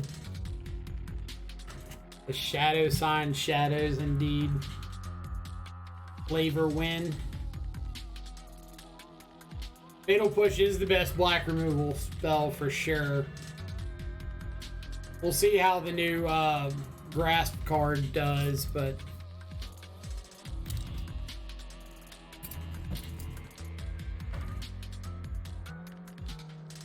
yeah, I do think those are a little fire. I'll agree with you there. I'm a big fan of them.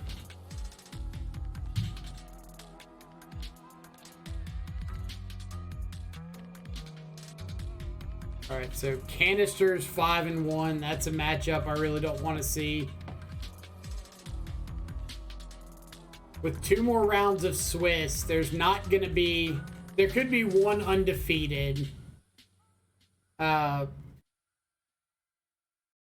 if there's not, then X and 1 is like locked. X and 2 is going to be... Might make it. Yeah, there's going to be some number of X and 2s. Viableesh.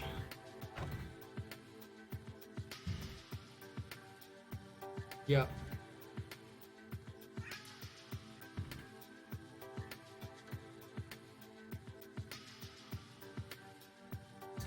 Significantly less yuck. I think I'm just going to ditch... a bobble. Yeah.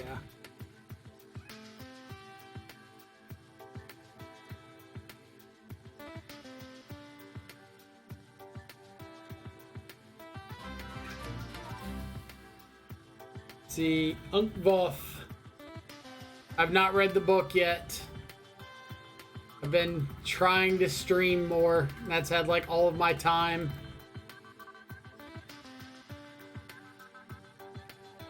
But thank you so much for the 3-month resub. Greatly appreciate it. Regardless, Agent. So...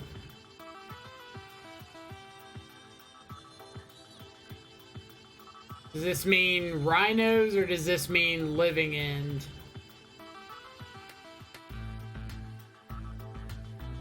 Colony garden. Or is this the glimpse deck?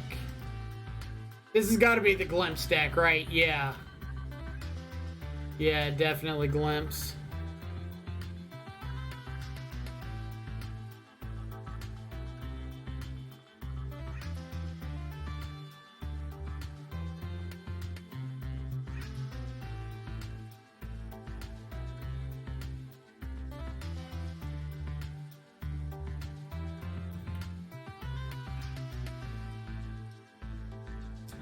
Alright. They can shardless agent.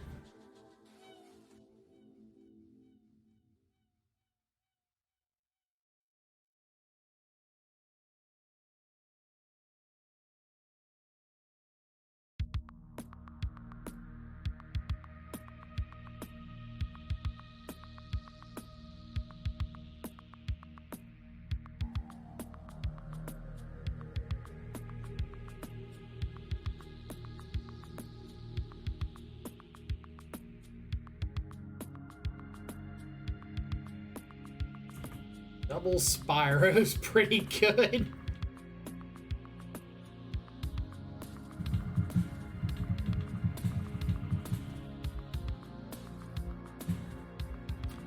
The large number of tokens.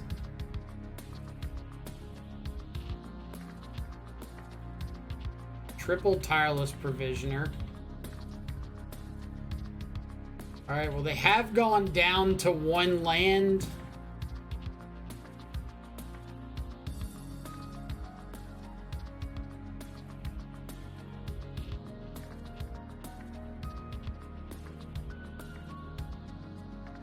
I'm supposed to play for Croxa.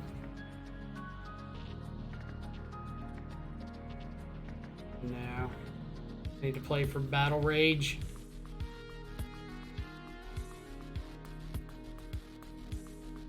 Have another Cascade.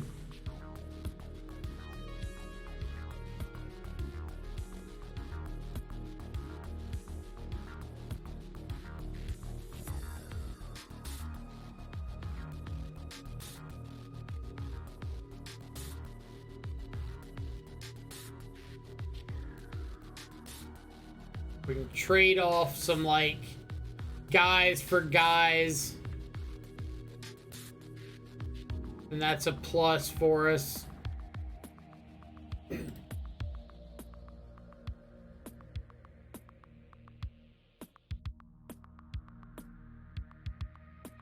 Like, we could top deck a Battle Rage and just kill them.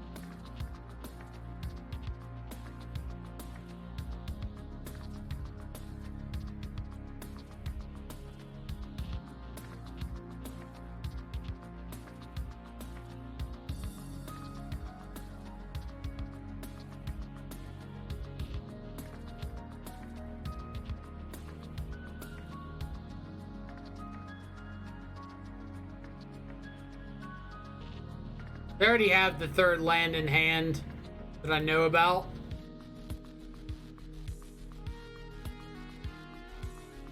So banking on no land probably isn't going to get the job done.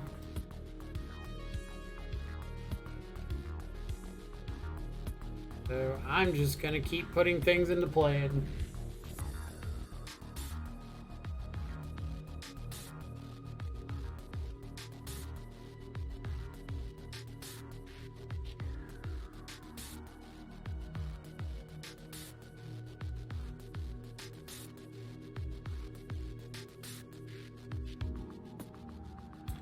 How many glimpses do they run?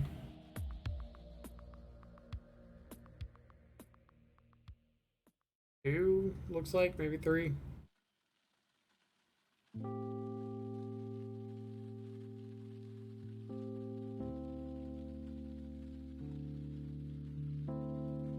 Yeah, Croxa would have allowed Channeler, but I want to attack in with everything and get the Scourge down. This 3 damage doesn't really matter.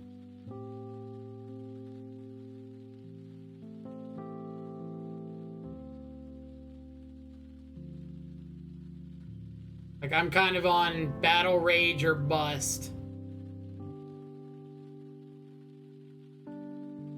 But if they just have Channeler or Chancellor. Oh, that doesn't give everything haste, that just makes haste tokens.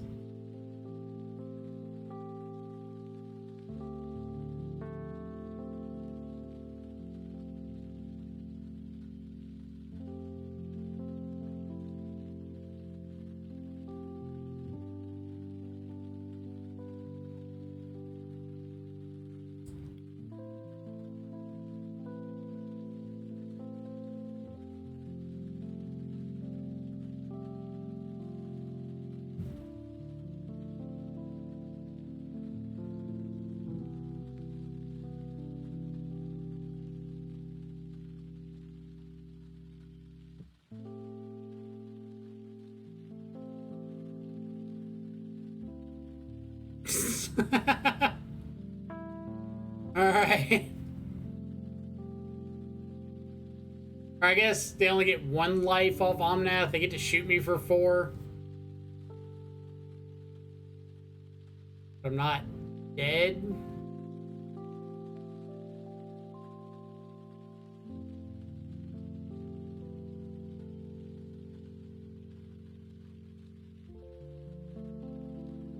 See, tuning in again, hearing sad music, seeing this board state, feeling sorry for you. Went good so far. We still got post-board games.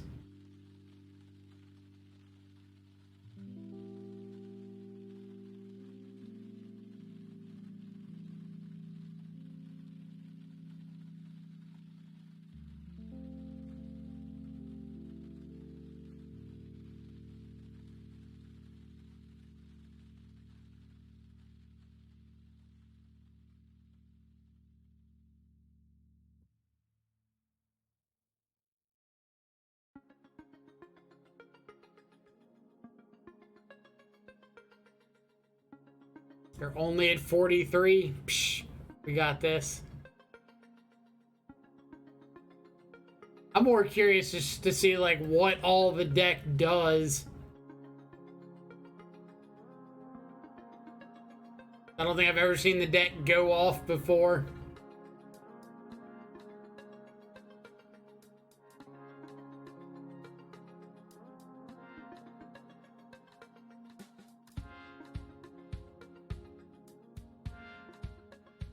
Thank you, Watsy, for Shardless Agent. I mean, if it wasn't Shardless Agent, it would just be like Ardent Plea or any other Cascade spell. I mean, it's definitely Glimpse.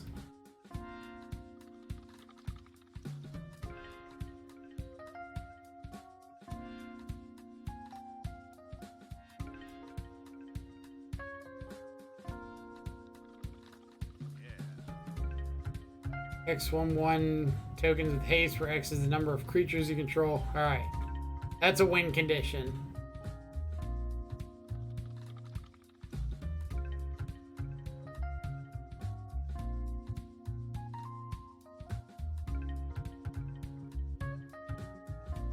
Alright. So Void Mirror is definitely coming in. K return. Maybe Colligan's Command, it could just like shoot a clue, kill a dude.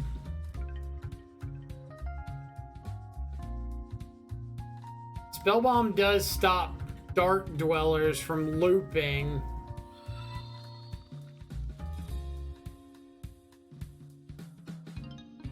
Let's see, if we go like this,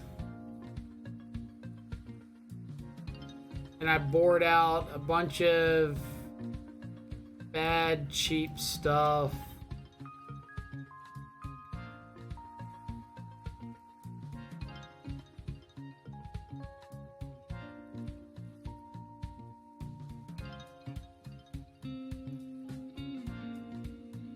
Deck is Omega Jank though. I 05 with it.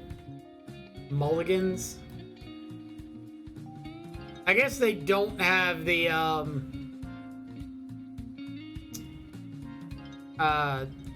cycler side of the deck. They don't really have ways of finding more Cascade spells. Poured out a Scourge against a whole bunch of treasures, or not treasures, food tokens in general. Am I supposed to keep this?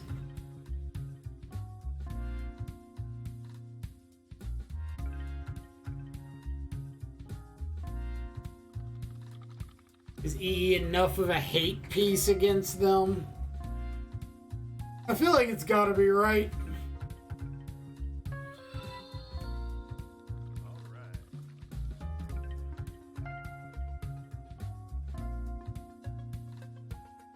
This has EE, and I risk mulling to a hand that doesn't have EE. Like, Channeler on one, EE, Surveil, turn 2 Tarmogoyf. Like, try to find relevant spells. Like, I get to loop EE with Luris. Yeah.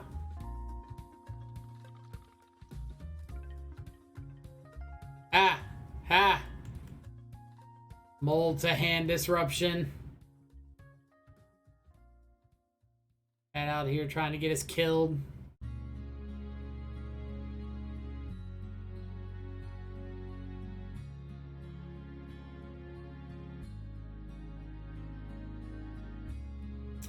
Ha! Hand's great.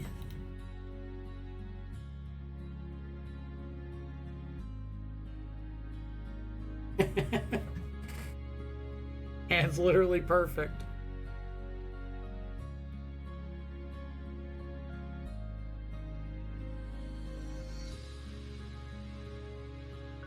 Any Tarfires? No, no Tarfires.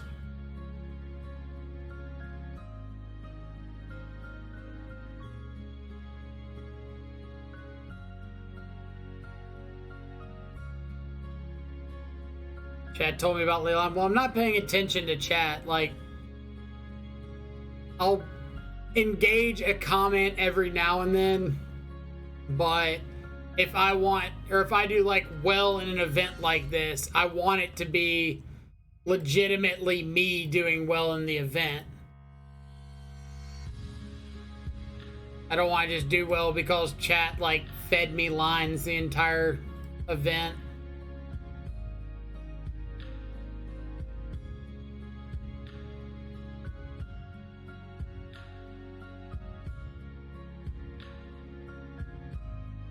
Second Channeler. If I take second Channeler, I'm not playing it out this turn because of EE anyway.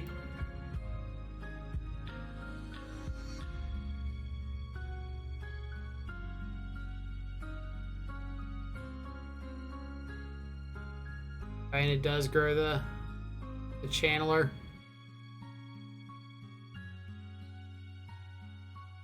Let's go mountain attack.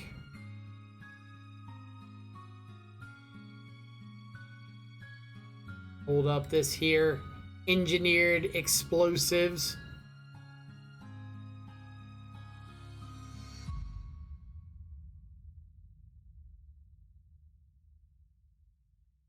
Spyro.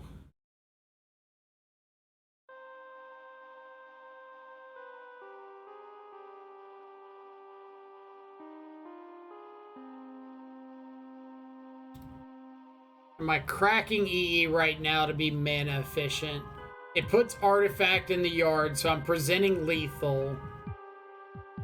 So they have to block.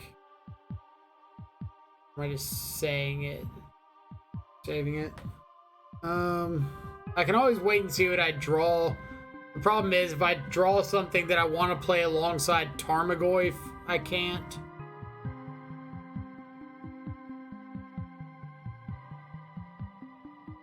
I think I'm just cracking it and keeping up the pressure.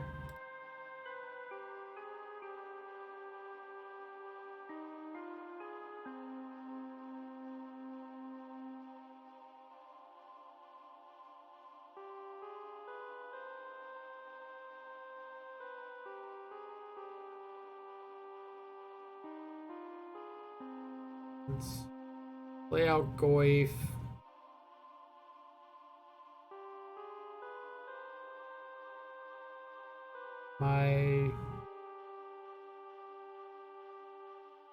I'll Inquisition myself for the Channeler trigger. Alright.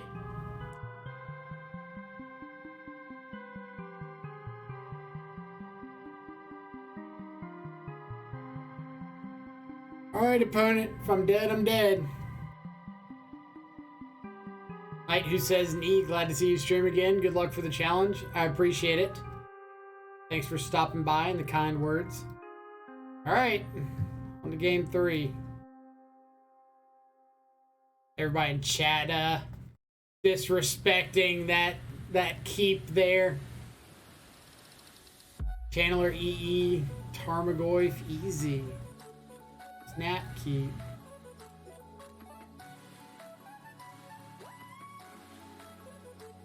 So, Salt Leyline, Alpine Moon on Colony Garden. The real tech.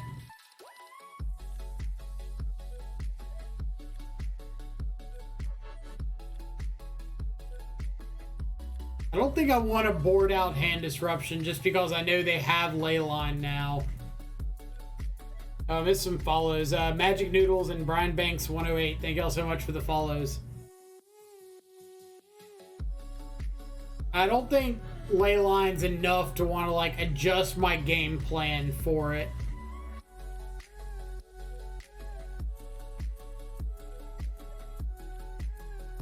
And getting to win without showing them Void Mirror is pretty nice.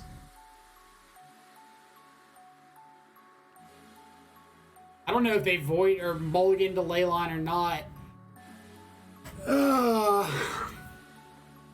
This is like the age-old problem of, do I just keep a really good shadow hand?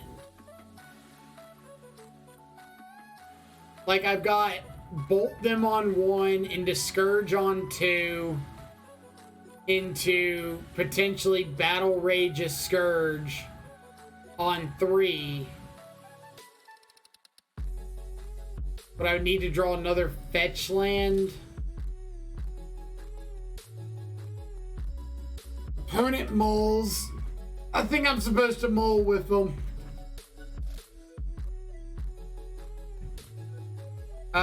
Random users. So this is like a hand that it's not good because it's interactive or disruptive. It's good because it can just kill them on turn 3. Yeah, I'm pretty sure Mulligan's correct. Like, look for pieces of interaction.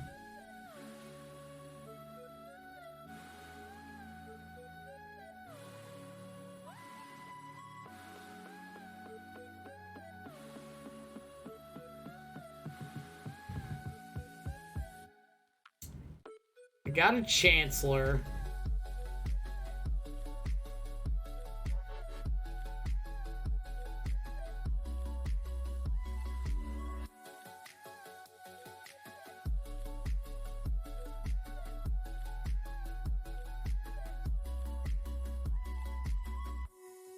So I'll get the Bobble Trigger. I'm not going to play down the EE yet, just in case they've got... yeah,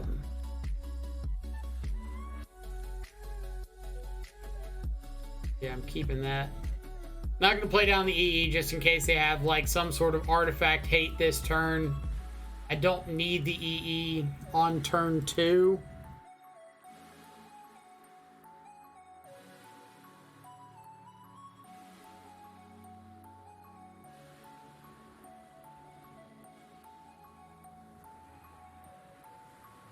Alright, now I know that they have a Shardless Agent on top of their deck.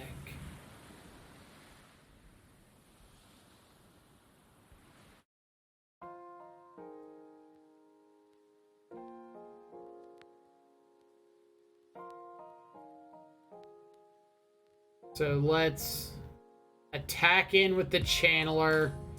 If they block, I'll probably just go like Channeler Inquisition.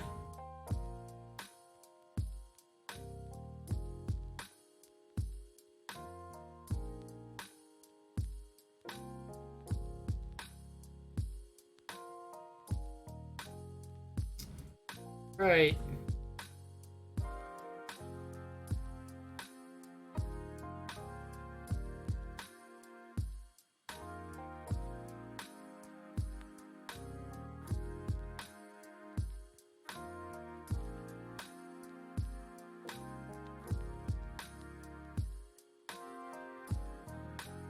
Alright, so now I get to Inquisition.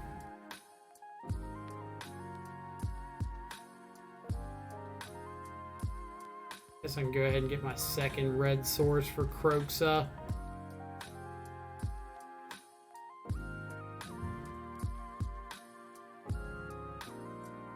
Alright.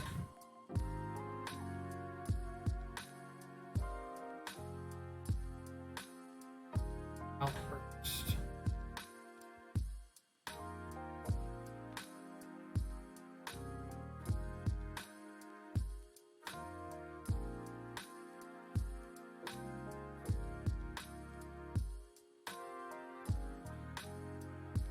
Yes.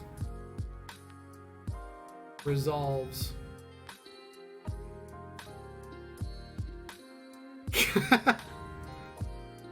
Oh man, this is such a weird game.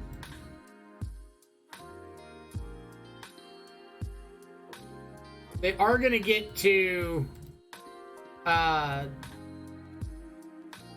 go again in a couple turns. Unless I can get Kroxa going. Oh, then get Treasure, that's right. So they can just go now.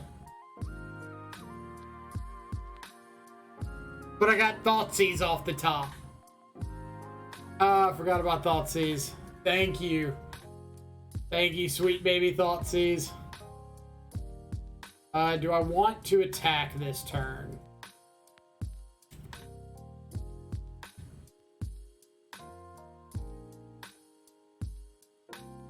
That Scalding Tarn was off the top, so we know their hand perfectly.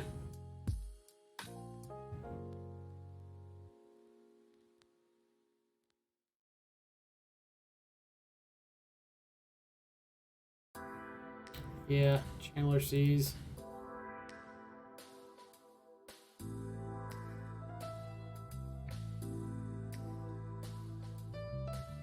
I do need to get this this Croxa in the yard at some point. Am I binning Shadow? Just so I can start attacking? No, because I'm just like Shadow plus Croxa next turn.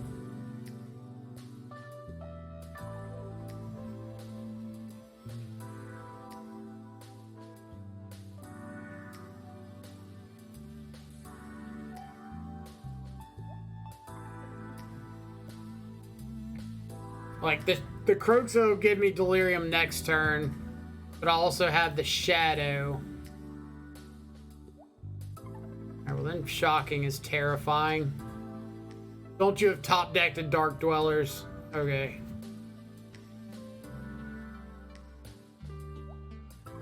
So now I'm just... I can upkeep K-Return and turn on Delirium?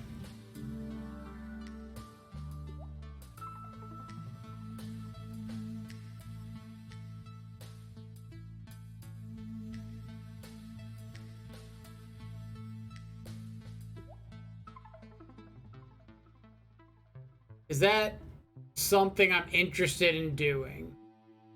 K-Command, discard Shadow, turn on Delirium.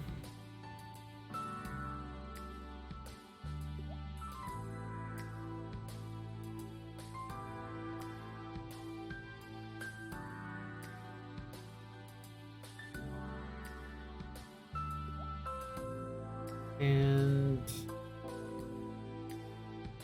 eat the land so I can Croxa and escape Croxa.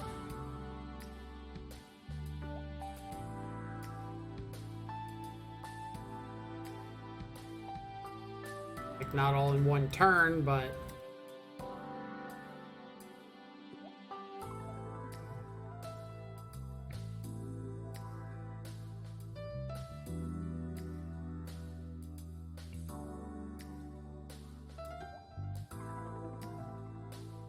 Omnath.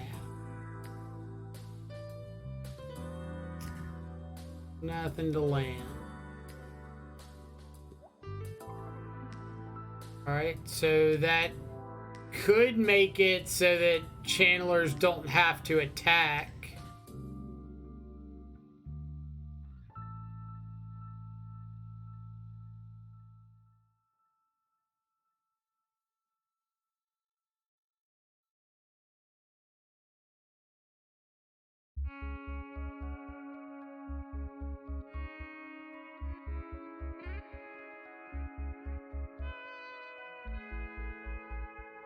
Discard Brazen Borrower. Whatever they have is better than Brazen Borrower.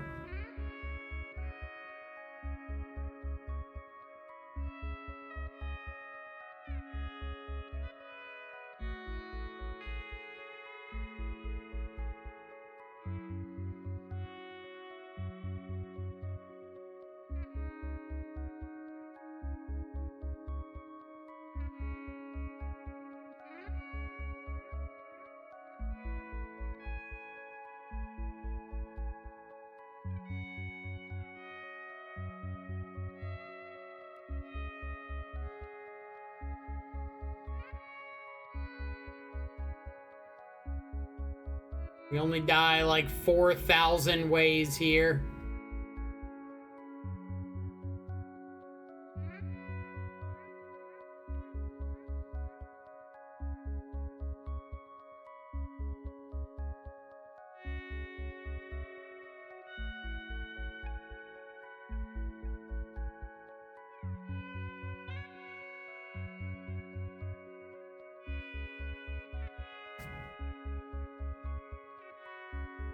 I bend, crap, I bend the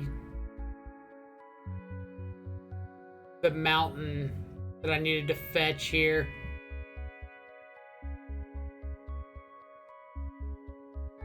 Not the mountain.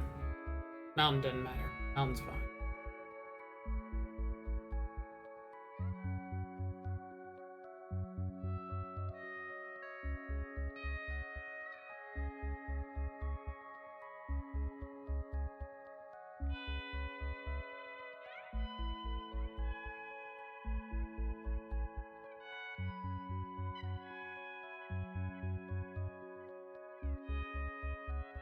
You have the Cascade spell.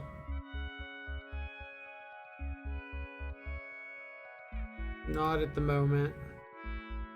Alright, do I need to crack this spell bomb? No, because I might just die.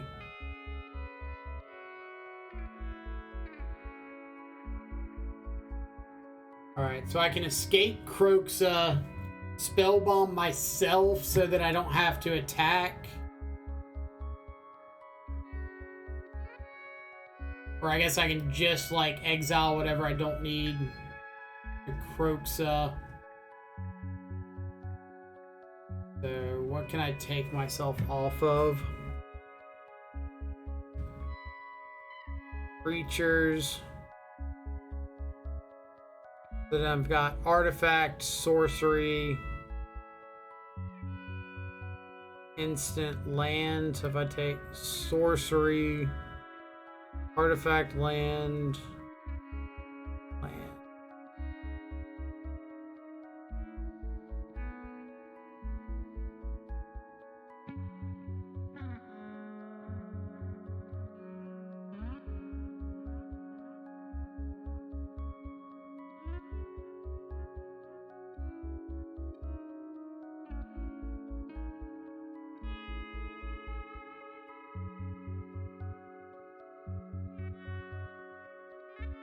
Discard a Dark Dweller.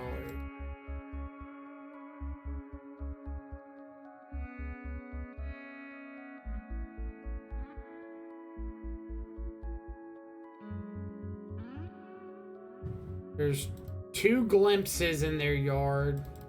I don't know how many they normally play. This is useless.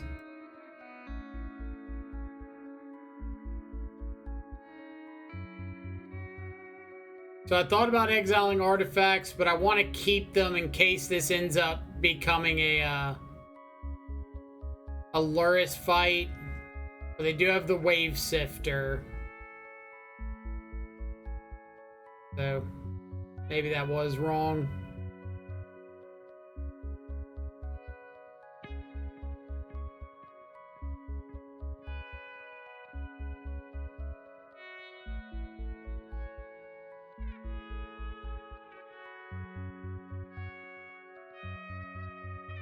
You eat you. This also gives me delirium by putting a creature in the yard.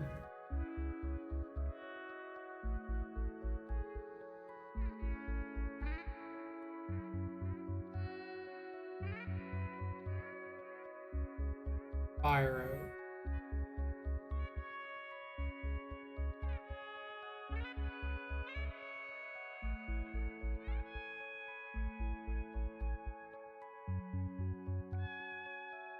Is there any way to live here?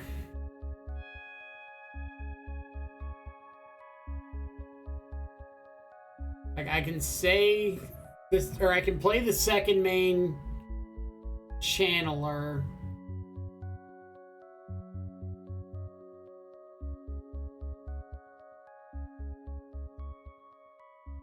I can block the Wave Sifter. I'm still dead to known information, right? So I block Wave Sifter, block like Spyro with a Channeler, bolt a Shardless Agent, and I'm still taking 2.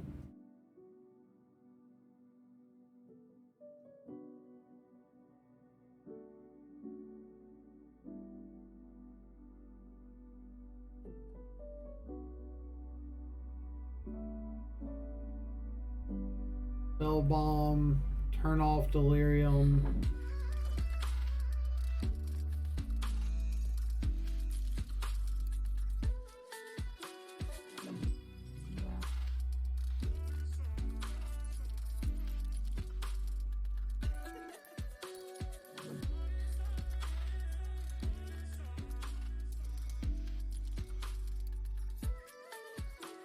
Now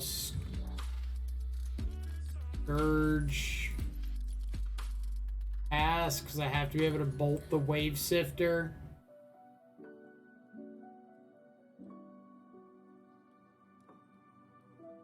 I need him not to have a violent outburst.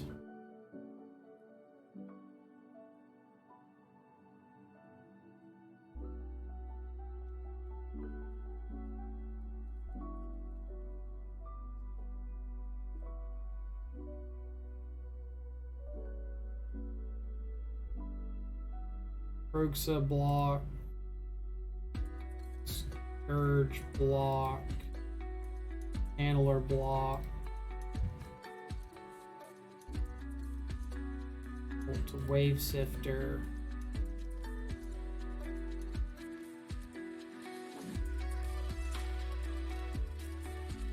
Second bolt's as good as anything else here.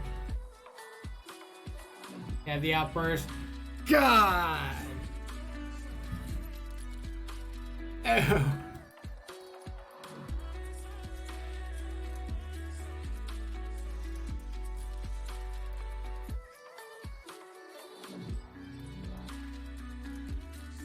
Dang.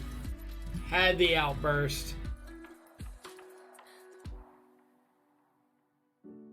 That one stung.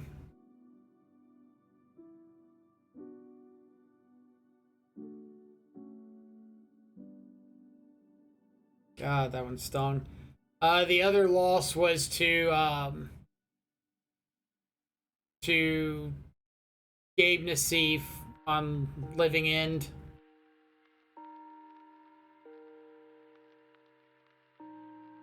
It is Cascade.format, isn't it?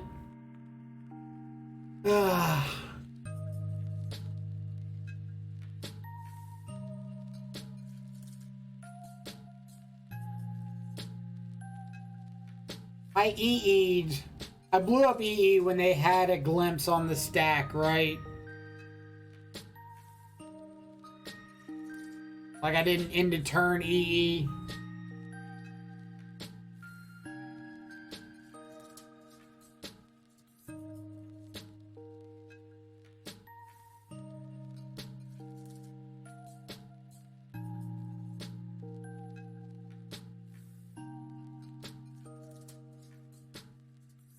Yeah, I'm pretty sure I EE'd at the right time.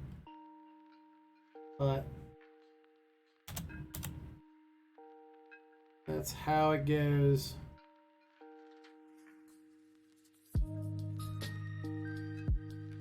See, Dalton Hibbard, thank you so much for the Twitch Prime sub. Sorry, I'm just now getting the notification, so I apologize for that. Welcome to the subscribers. Enjoy access to all of our sweet custom Death Shadow emotes. Brian Banks, thank you so much for the follow. I think I said Brian Banks and Magic Noodles. Thanks to y'all. Living in, you have 4 spell bomb discarded spells, Void Mirror. What did you keep? I kept double discard spell, Channeler, Tarmogoyf, 2 lands on a Molda 6, and we got something griefed, and they had turn 3 Living End. Like, I know that we have a bunch of hate for Living End, but we can't mold to 3 looking for our hate. And if you just don't see it in the first couple molds, like, not really anything you can do about that.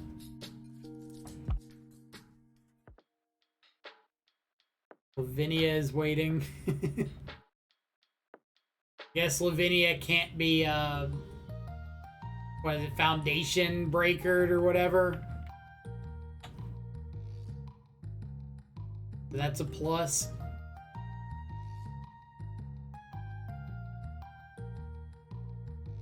You missed it? You were in here like 5 minutes after we started.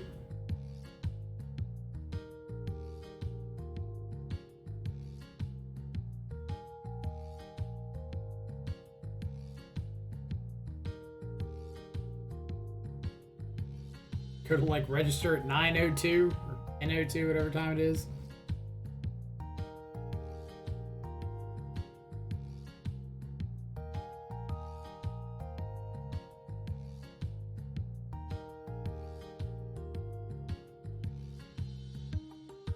When I joined the stream, it's starting in 3 minutes. Didn't have time to rent the cards. Okay, that makes more sense. I'll give you a pass on that one.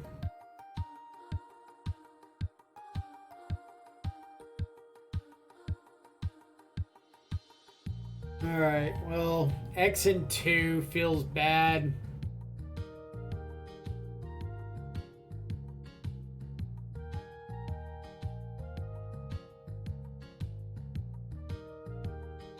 I guess I should feel like I'm onto something if our only losses are to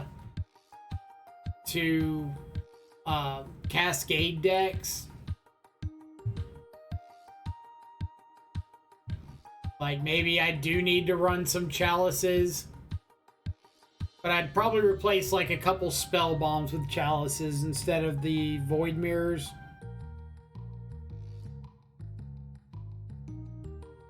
Forgot about yesterday's limited showcase. All my qualifier points go to waste. I used my qualifier points, like, 2 weeks ago for something and didn't do well. And I didn't have, like, any sitting around.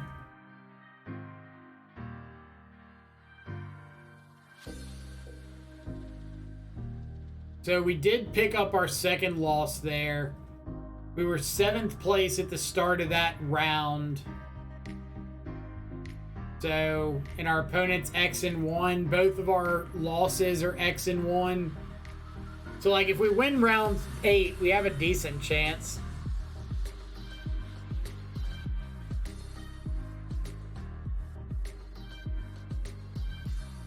Isn't there a vintage showcase?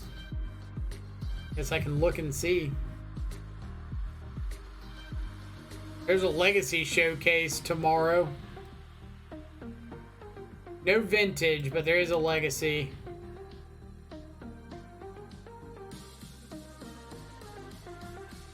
Oh.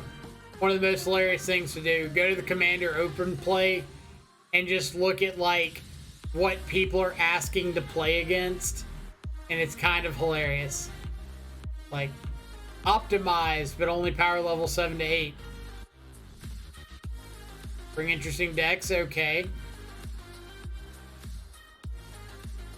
But you'll see people that'll say, like, oh, no instants. Casual 0, no 0 mana rocks, sure. No extra turns. Any deck is fine except infinites. But I've seen people that are like, no planeswalkers, no instants, no green. And you're just like, ugh. Four people streaming the challenge, all 5 and 2. Seems to be 5 and 2 challenge.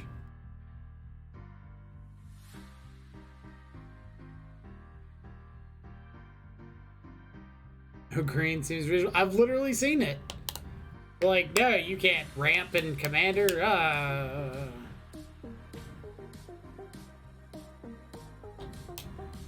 How important is Verdant Catacombs? It's the only black fetch I don't have. So in this deck, in this particular build, you could replace Catacombs with, like, Marsh Flats, and you're not in the worst spot. Like, you're not running basic Forest in this build, so that's an understandable cut, or understandable replacement. You can get 2 Overgrown Tomb, 2 Blood Crypt. Just can't get Stomping Ground, but you're not getting that too much anyway. Like, any black fetch would be priority number 1. After that, red is less exciting unless it's like extra foothills.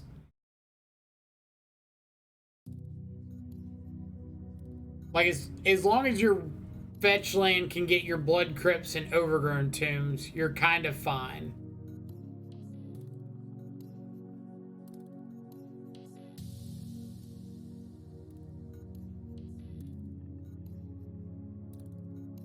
Yeah, no problem. Is this 8 rounds? Yes, it is 8 rounds.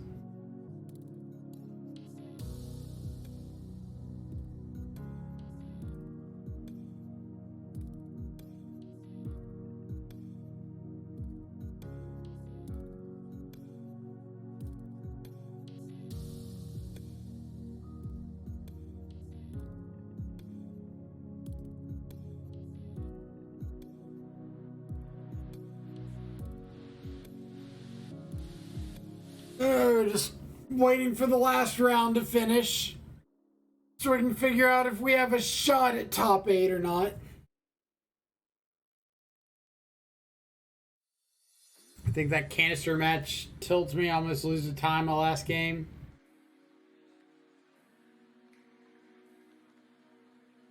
You mean like not finding Torpor Orb tilted you, or... Because I'm pretty sure I play sideboard cards for the express purpose of not seeing them ever.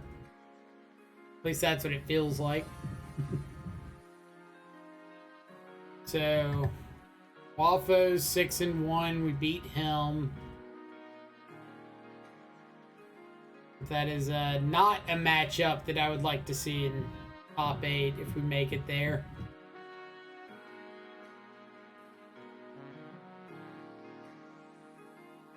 I'm mega tilted when my Bring to Light opponent had 1-of Verdict in hand. I've been there. Like when your opponent just has that random 1-of in their deck that they should never like naturally draw, but they have to have it to win. It happened a ton in like the Bant Uro days for me. Like opponents always drew Verdicts. Last opponent was, yeah, the Glimpse deck. We had a reasonable position game 3. I thought we had a decent chance, but opponent just kind of like kept getting things. Finding Seasoned Pyromancers, clogging up the board. Classic X2 indeed.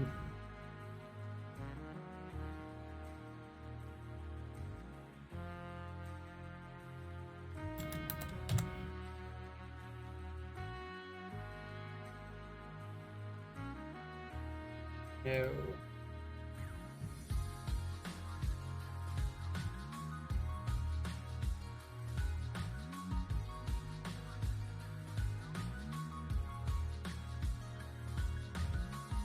All right. Fingers crossed we get something good. Losing to 2 Cascade decks feels sad. Yeah, but at least we have like an idea of what we need to be targeting more.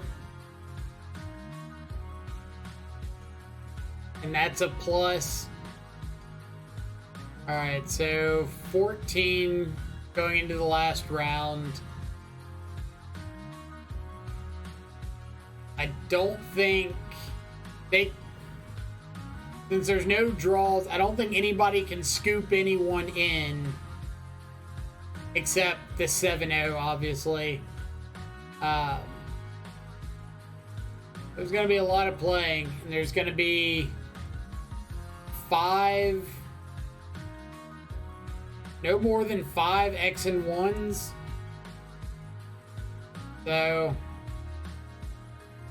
if we win, there's a decent chance. We need to win, and we need our opponents to win. Like our opponents from the last few rounds.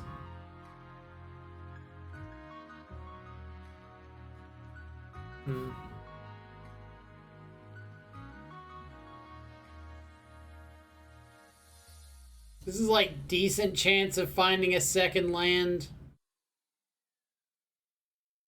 Or no, never mind. I thought that was a Dragon's Rage channeler. Ship this easy. Ooh, my bad. Gotta pay attention. Or get burned.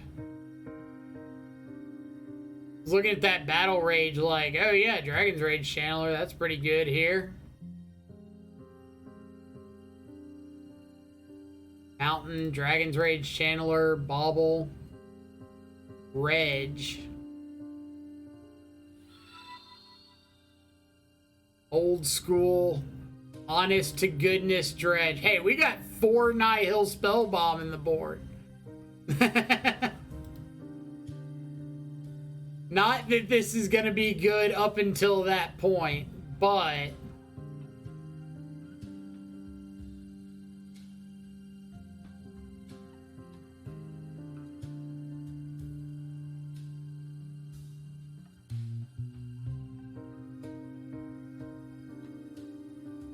another Dredge player, respect. Y'all need to go back into your hole. Stay away from the good magic.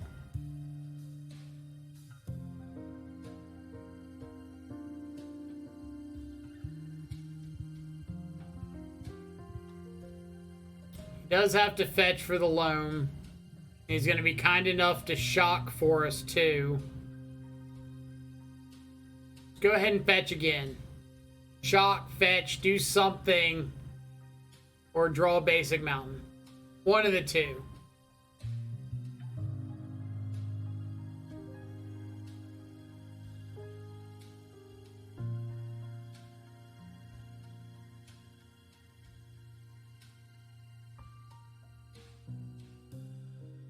No. No creeping chill. No creeping chill. No creeping chill. No creeping chill. God! Every time. Every time. We do the no creeping chill dance and everything, and the opponent just like says, haha, don't care. Alright, we need Shadow off the top. Shadow is like our only good out here. One time. One time for the fellas in the back.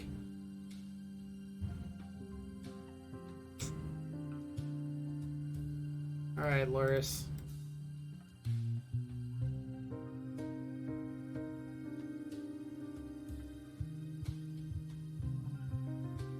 Need you to break creeping chill one time, opponent.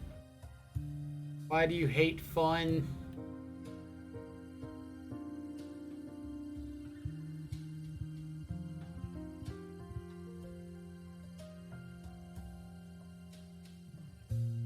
They are on Burning Inquiry.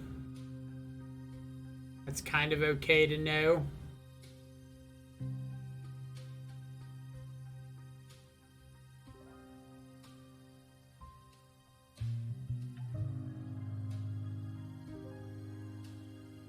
So, Death Shadow is still best draw by a mile here.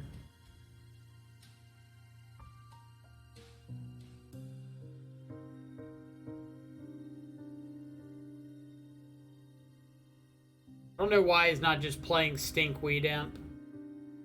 Like, I can't really beat that card.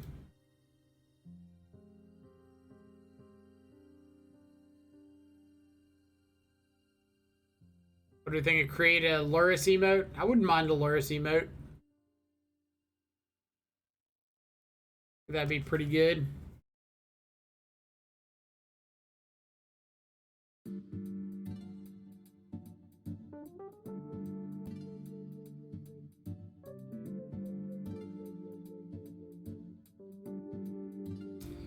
Yeah, Stinkweed is absolutely MVP.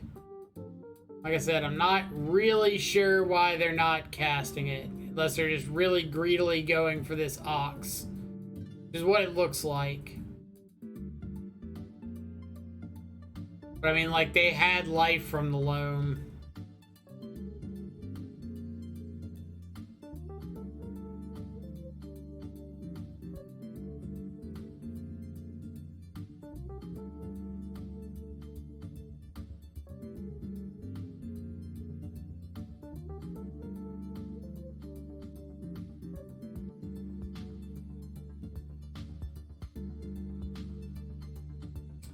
Creeping Chill, and an Archimeeba. Alright.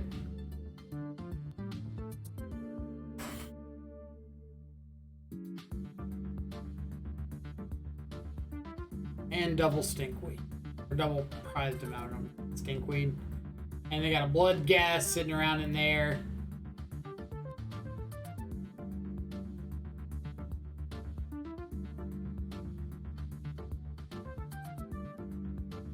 We can Battle Rage a Lurrus to gain a chunk of life.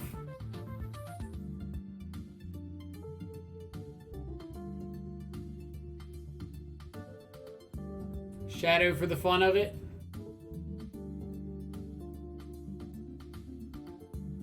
Like, Shadow here.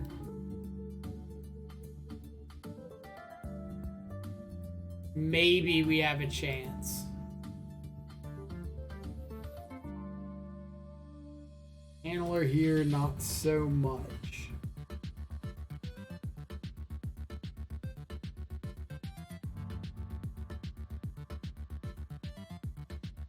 So I played Chandler. I can't play Scourge from the yard. I just gotta sit on what I've got.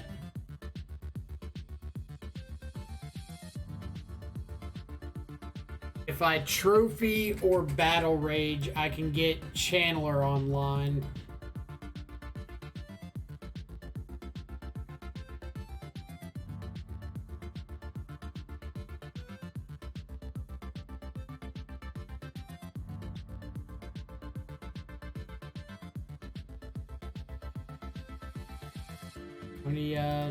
Only been 2 chills, right?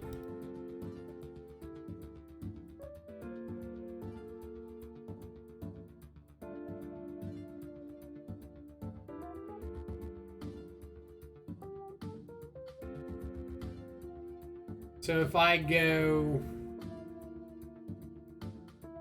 Battle Rage Lurrus, block a prized amalgam, Chandler grows, blocks a Narcomoeba. I gain 3, go to 7, take 8, so that doesn't work to take 9. So if that's not the case, then Lurrus, block Ox, Battle Rage Lurrus, block Ox.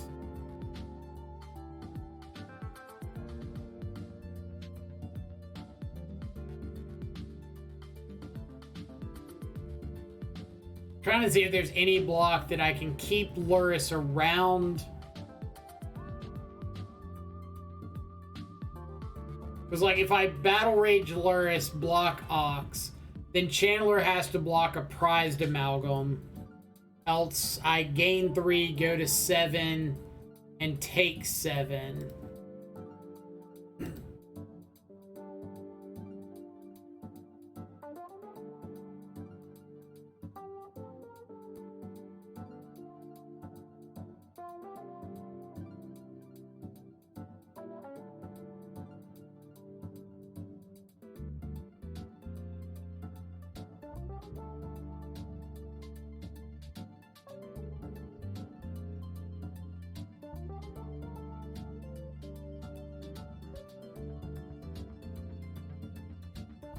Now they can Ox again. Have a decent chance of just hitting a Creeping Chill.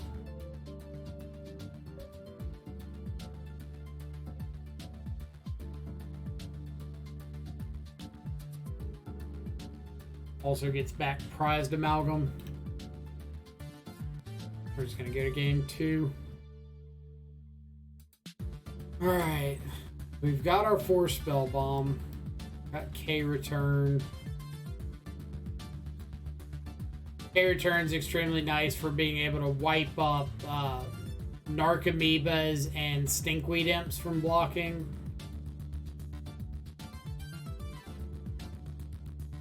Board outs, usually like some spot removal.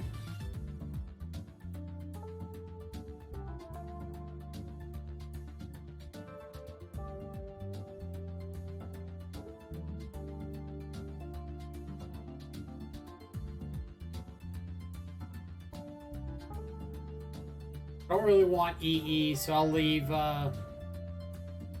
Seal of Fire in. Maybe I find a Luris and it just lets me loop there.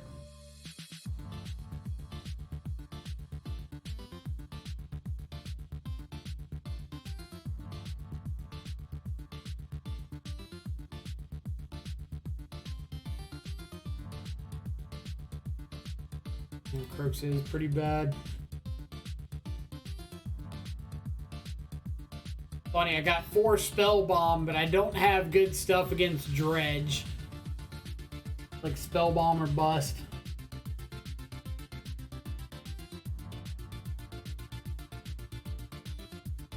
Alright, keys to game 2 and game 3 against Dredge. You can't win with a normal good shadow hand. You need to have a piece of hate. So just because we have a hand with like a good clock, not it. Need hate. Luris Spell Bomb would be key. But that can only start by having the first Spell Bomb.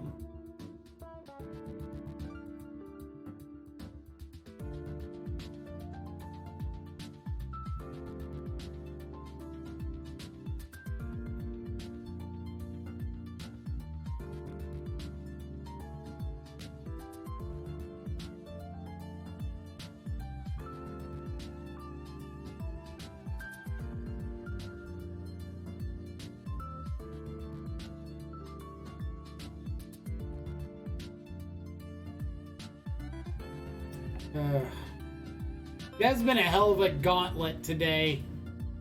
Like, we see Living End, bad matchup. Glimpse is a bad matchup. We saw Dredge now is bad. That Bant control deck was bad. Easy shit. This is like what I'm talking about. Like, I don't think this deck or this hand wins. But I don't know if I can afford to throw it back.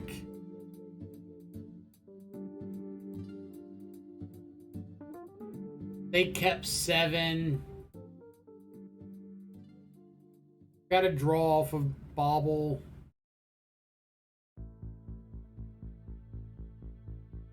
Yeah, I think I'm mulling.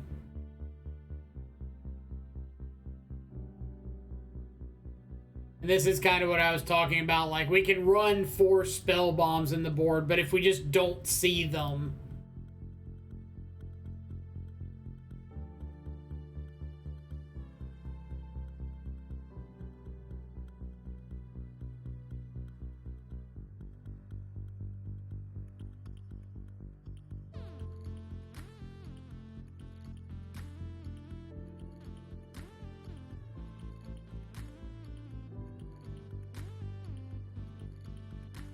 It's fine. See, that's the issue. It's not a fine hand. Like, it's a hand that you take one piece of interaction, they're too redundant, too repetitive. Like, that one Thoughtseize or whatever is not going to get you across the finish line.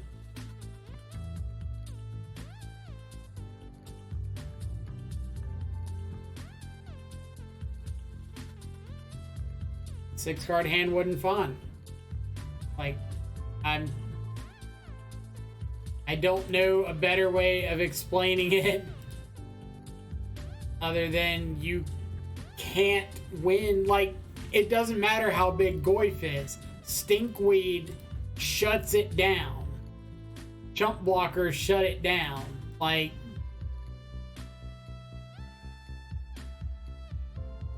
as much as you want those hands to be good, they're not. They're trap hands. Like, really, really bad trap hands.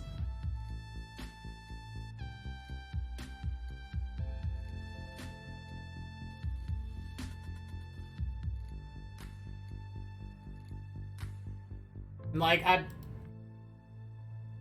I don't want to to like try to make it sound like I'm not appreciative of opinions, because I absolutely am. But like I'm telling you, I've played hundreds of matches of Shadow against decks like Dredge, and that hand was not going to get there.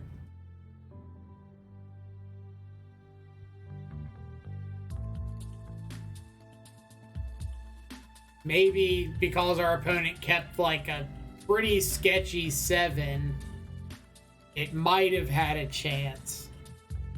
But I don't think you want to risk it on might have a chance.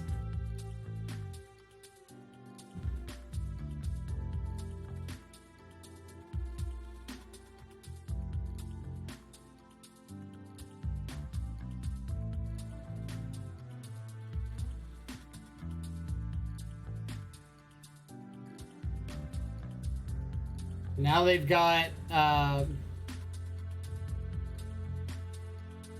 Life from the Loam.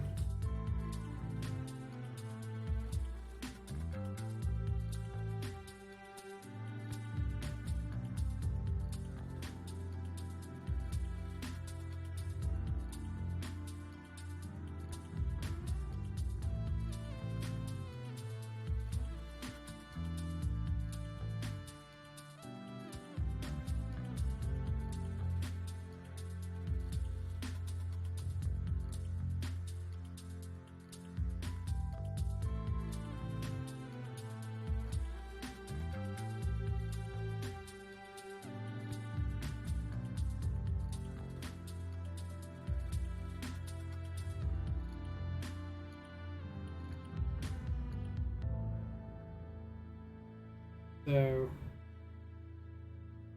casting Luris isn't doing anything for me.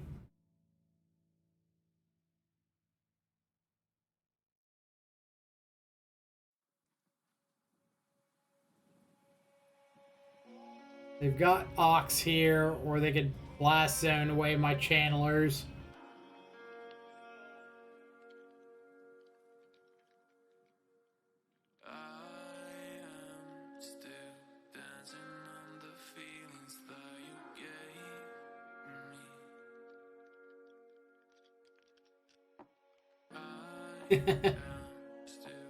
Double Creeping Chill action. And they can just hard cast the last one from hand.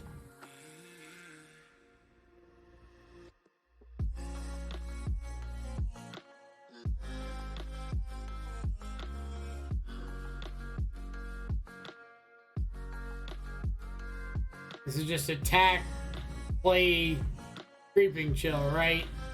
Because you know I have Luris in hand as my last card.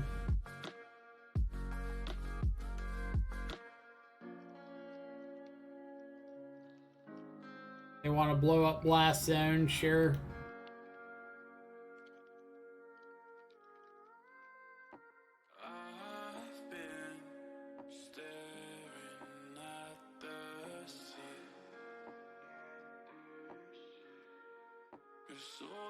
Crack Blast Zone. There you go. Alright. So, how did Jun feel? Outside of like the last 3 matches, which were absolutely our pivot point on the sideboarding plan. Like, we wanted to fight creature decks game 1 and pivot into the unfair matchups. When it comes to like the Glimpse deck, we had okay interaction, but I don't think we had enough of it. We had good interaction against Dredge for sure, and arguably Living In, but if you don't see it, not a whole lot you can do about that. Moon was great, K-Return was great. It's almost like it's a meta where we need to just like cut these things and just go up to like 3 EE, 4 Spellbomb, 3 Void Mirror, 2 Chalice of the Void and call it a day.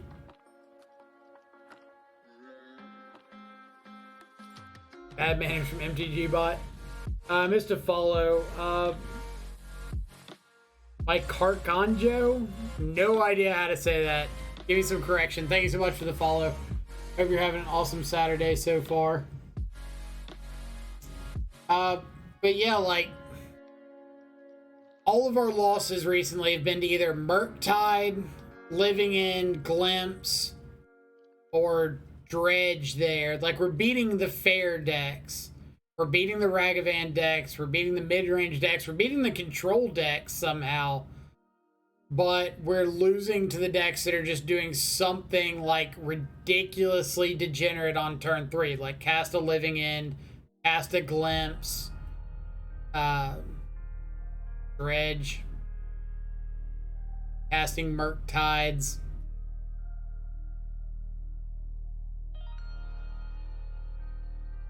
It is the Jund lifestyle. I will agree with you there. Alright, let's see. Who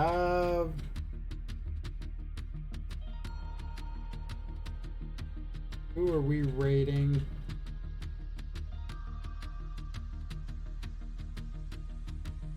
Nassif still streaming?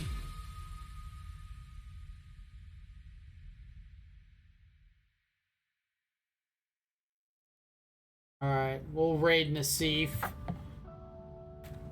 But I hope everybody has an awesome rest of their Saturday. Thanks so much for coming and hanging out. Appreciate all of the support. Thanks to the new followers. Thanks to the new subscribers.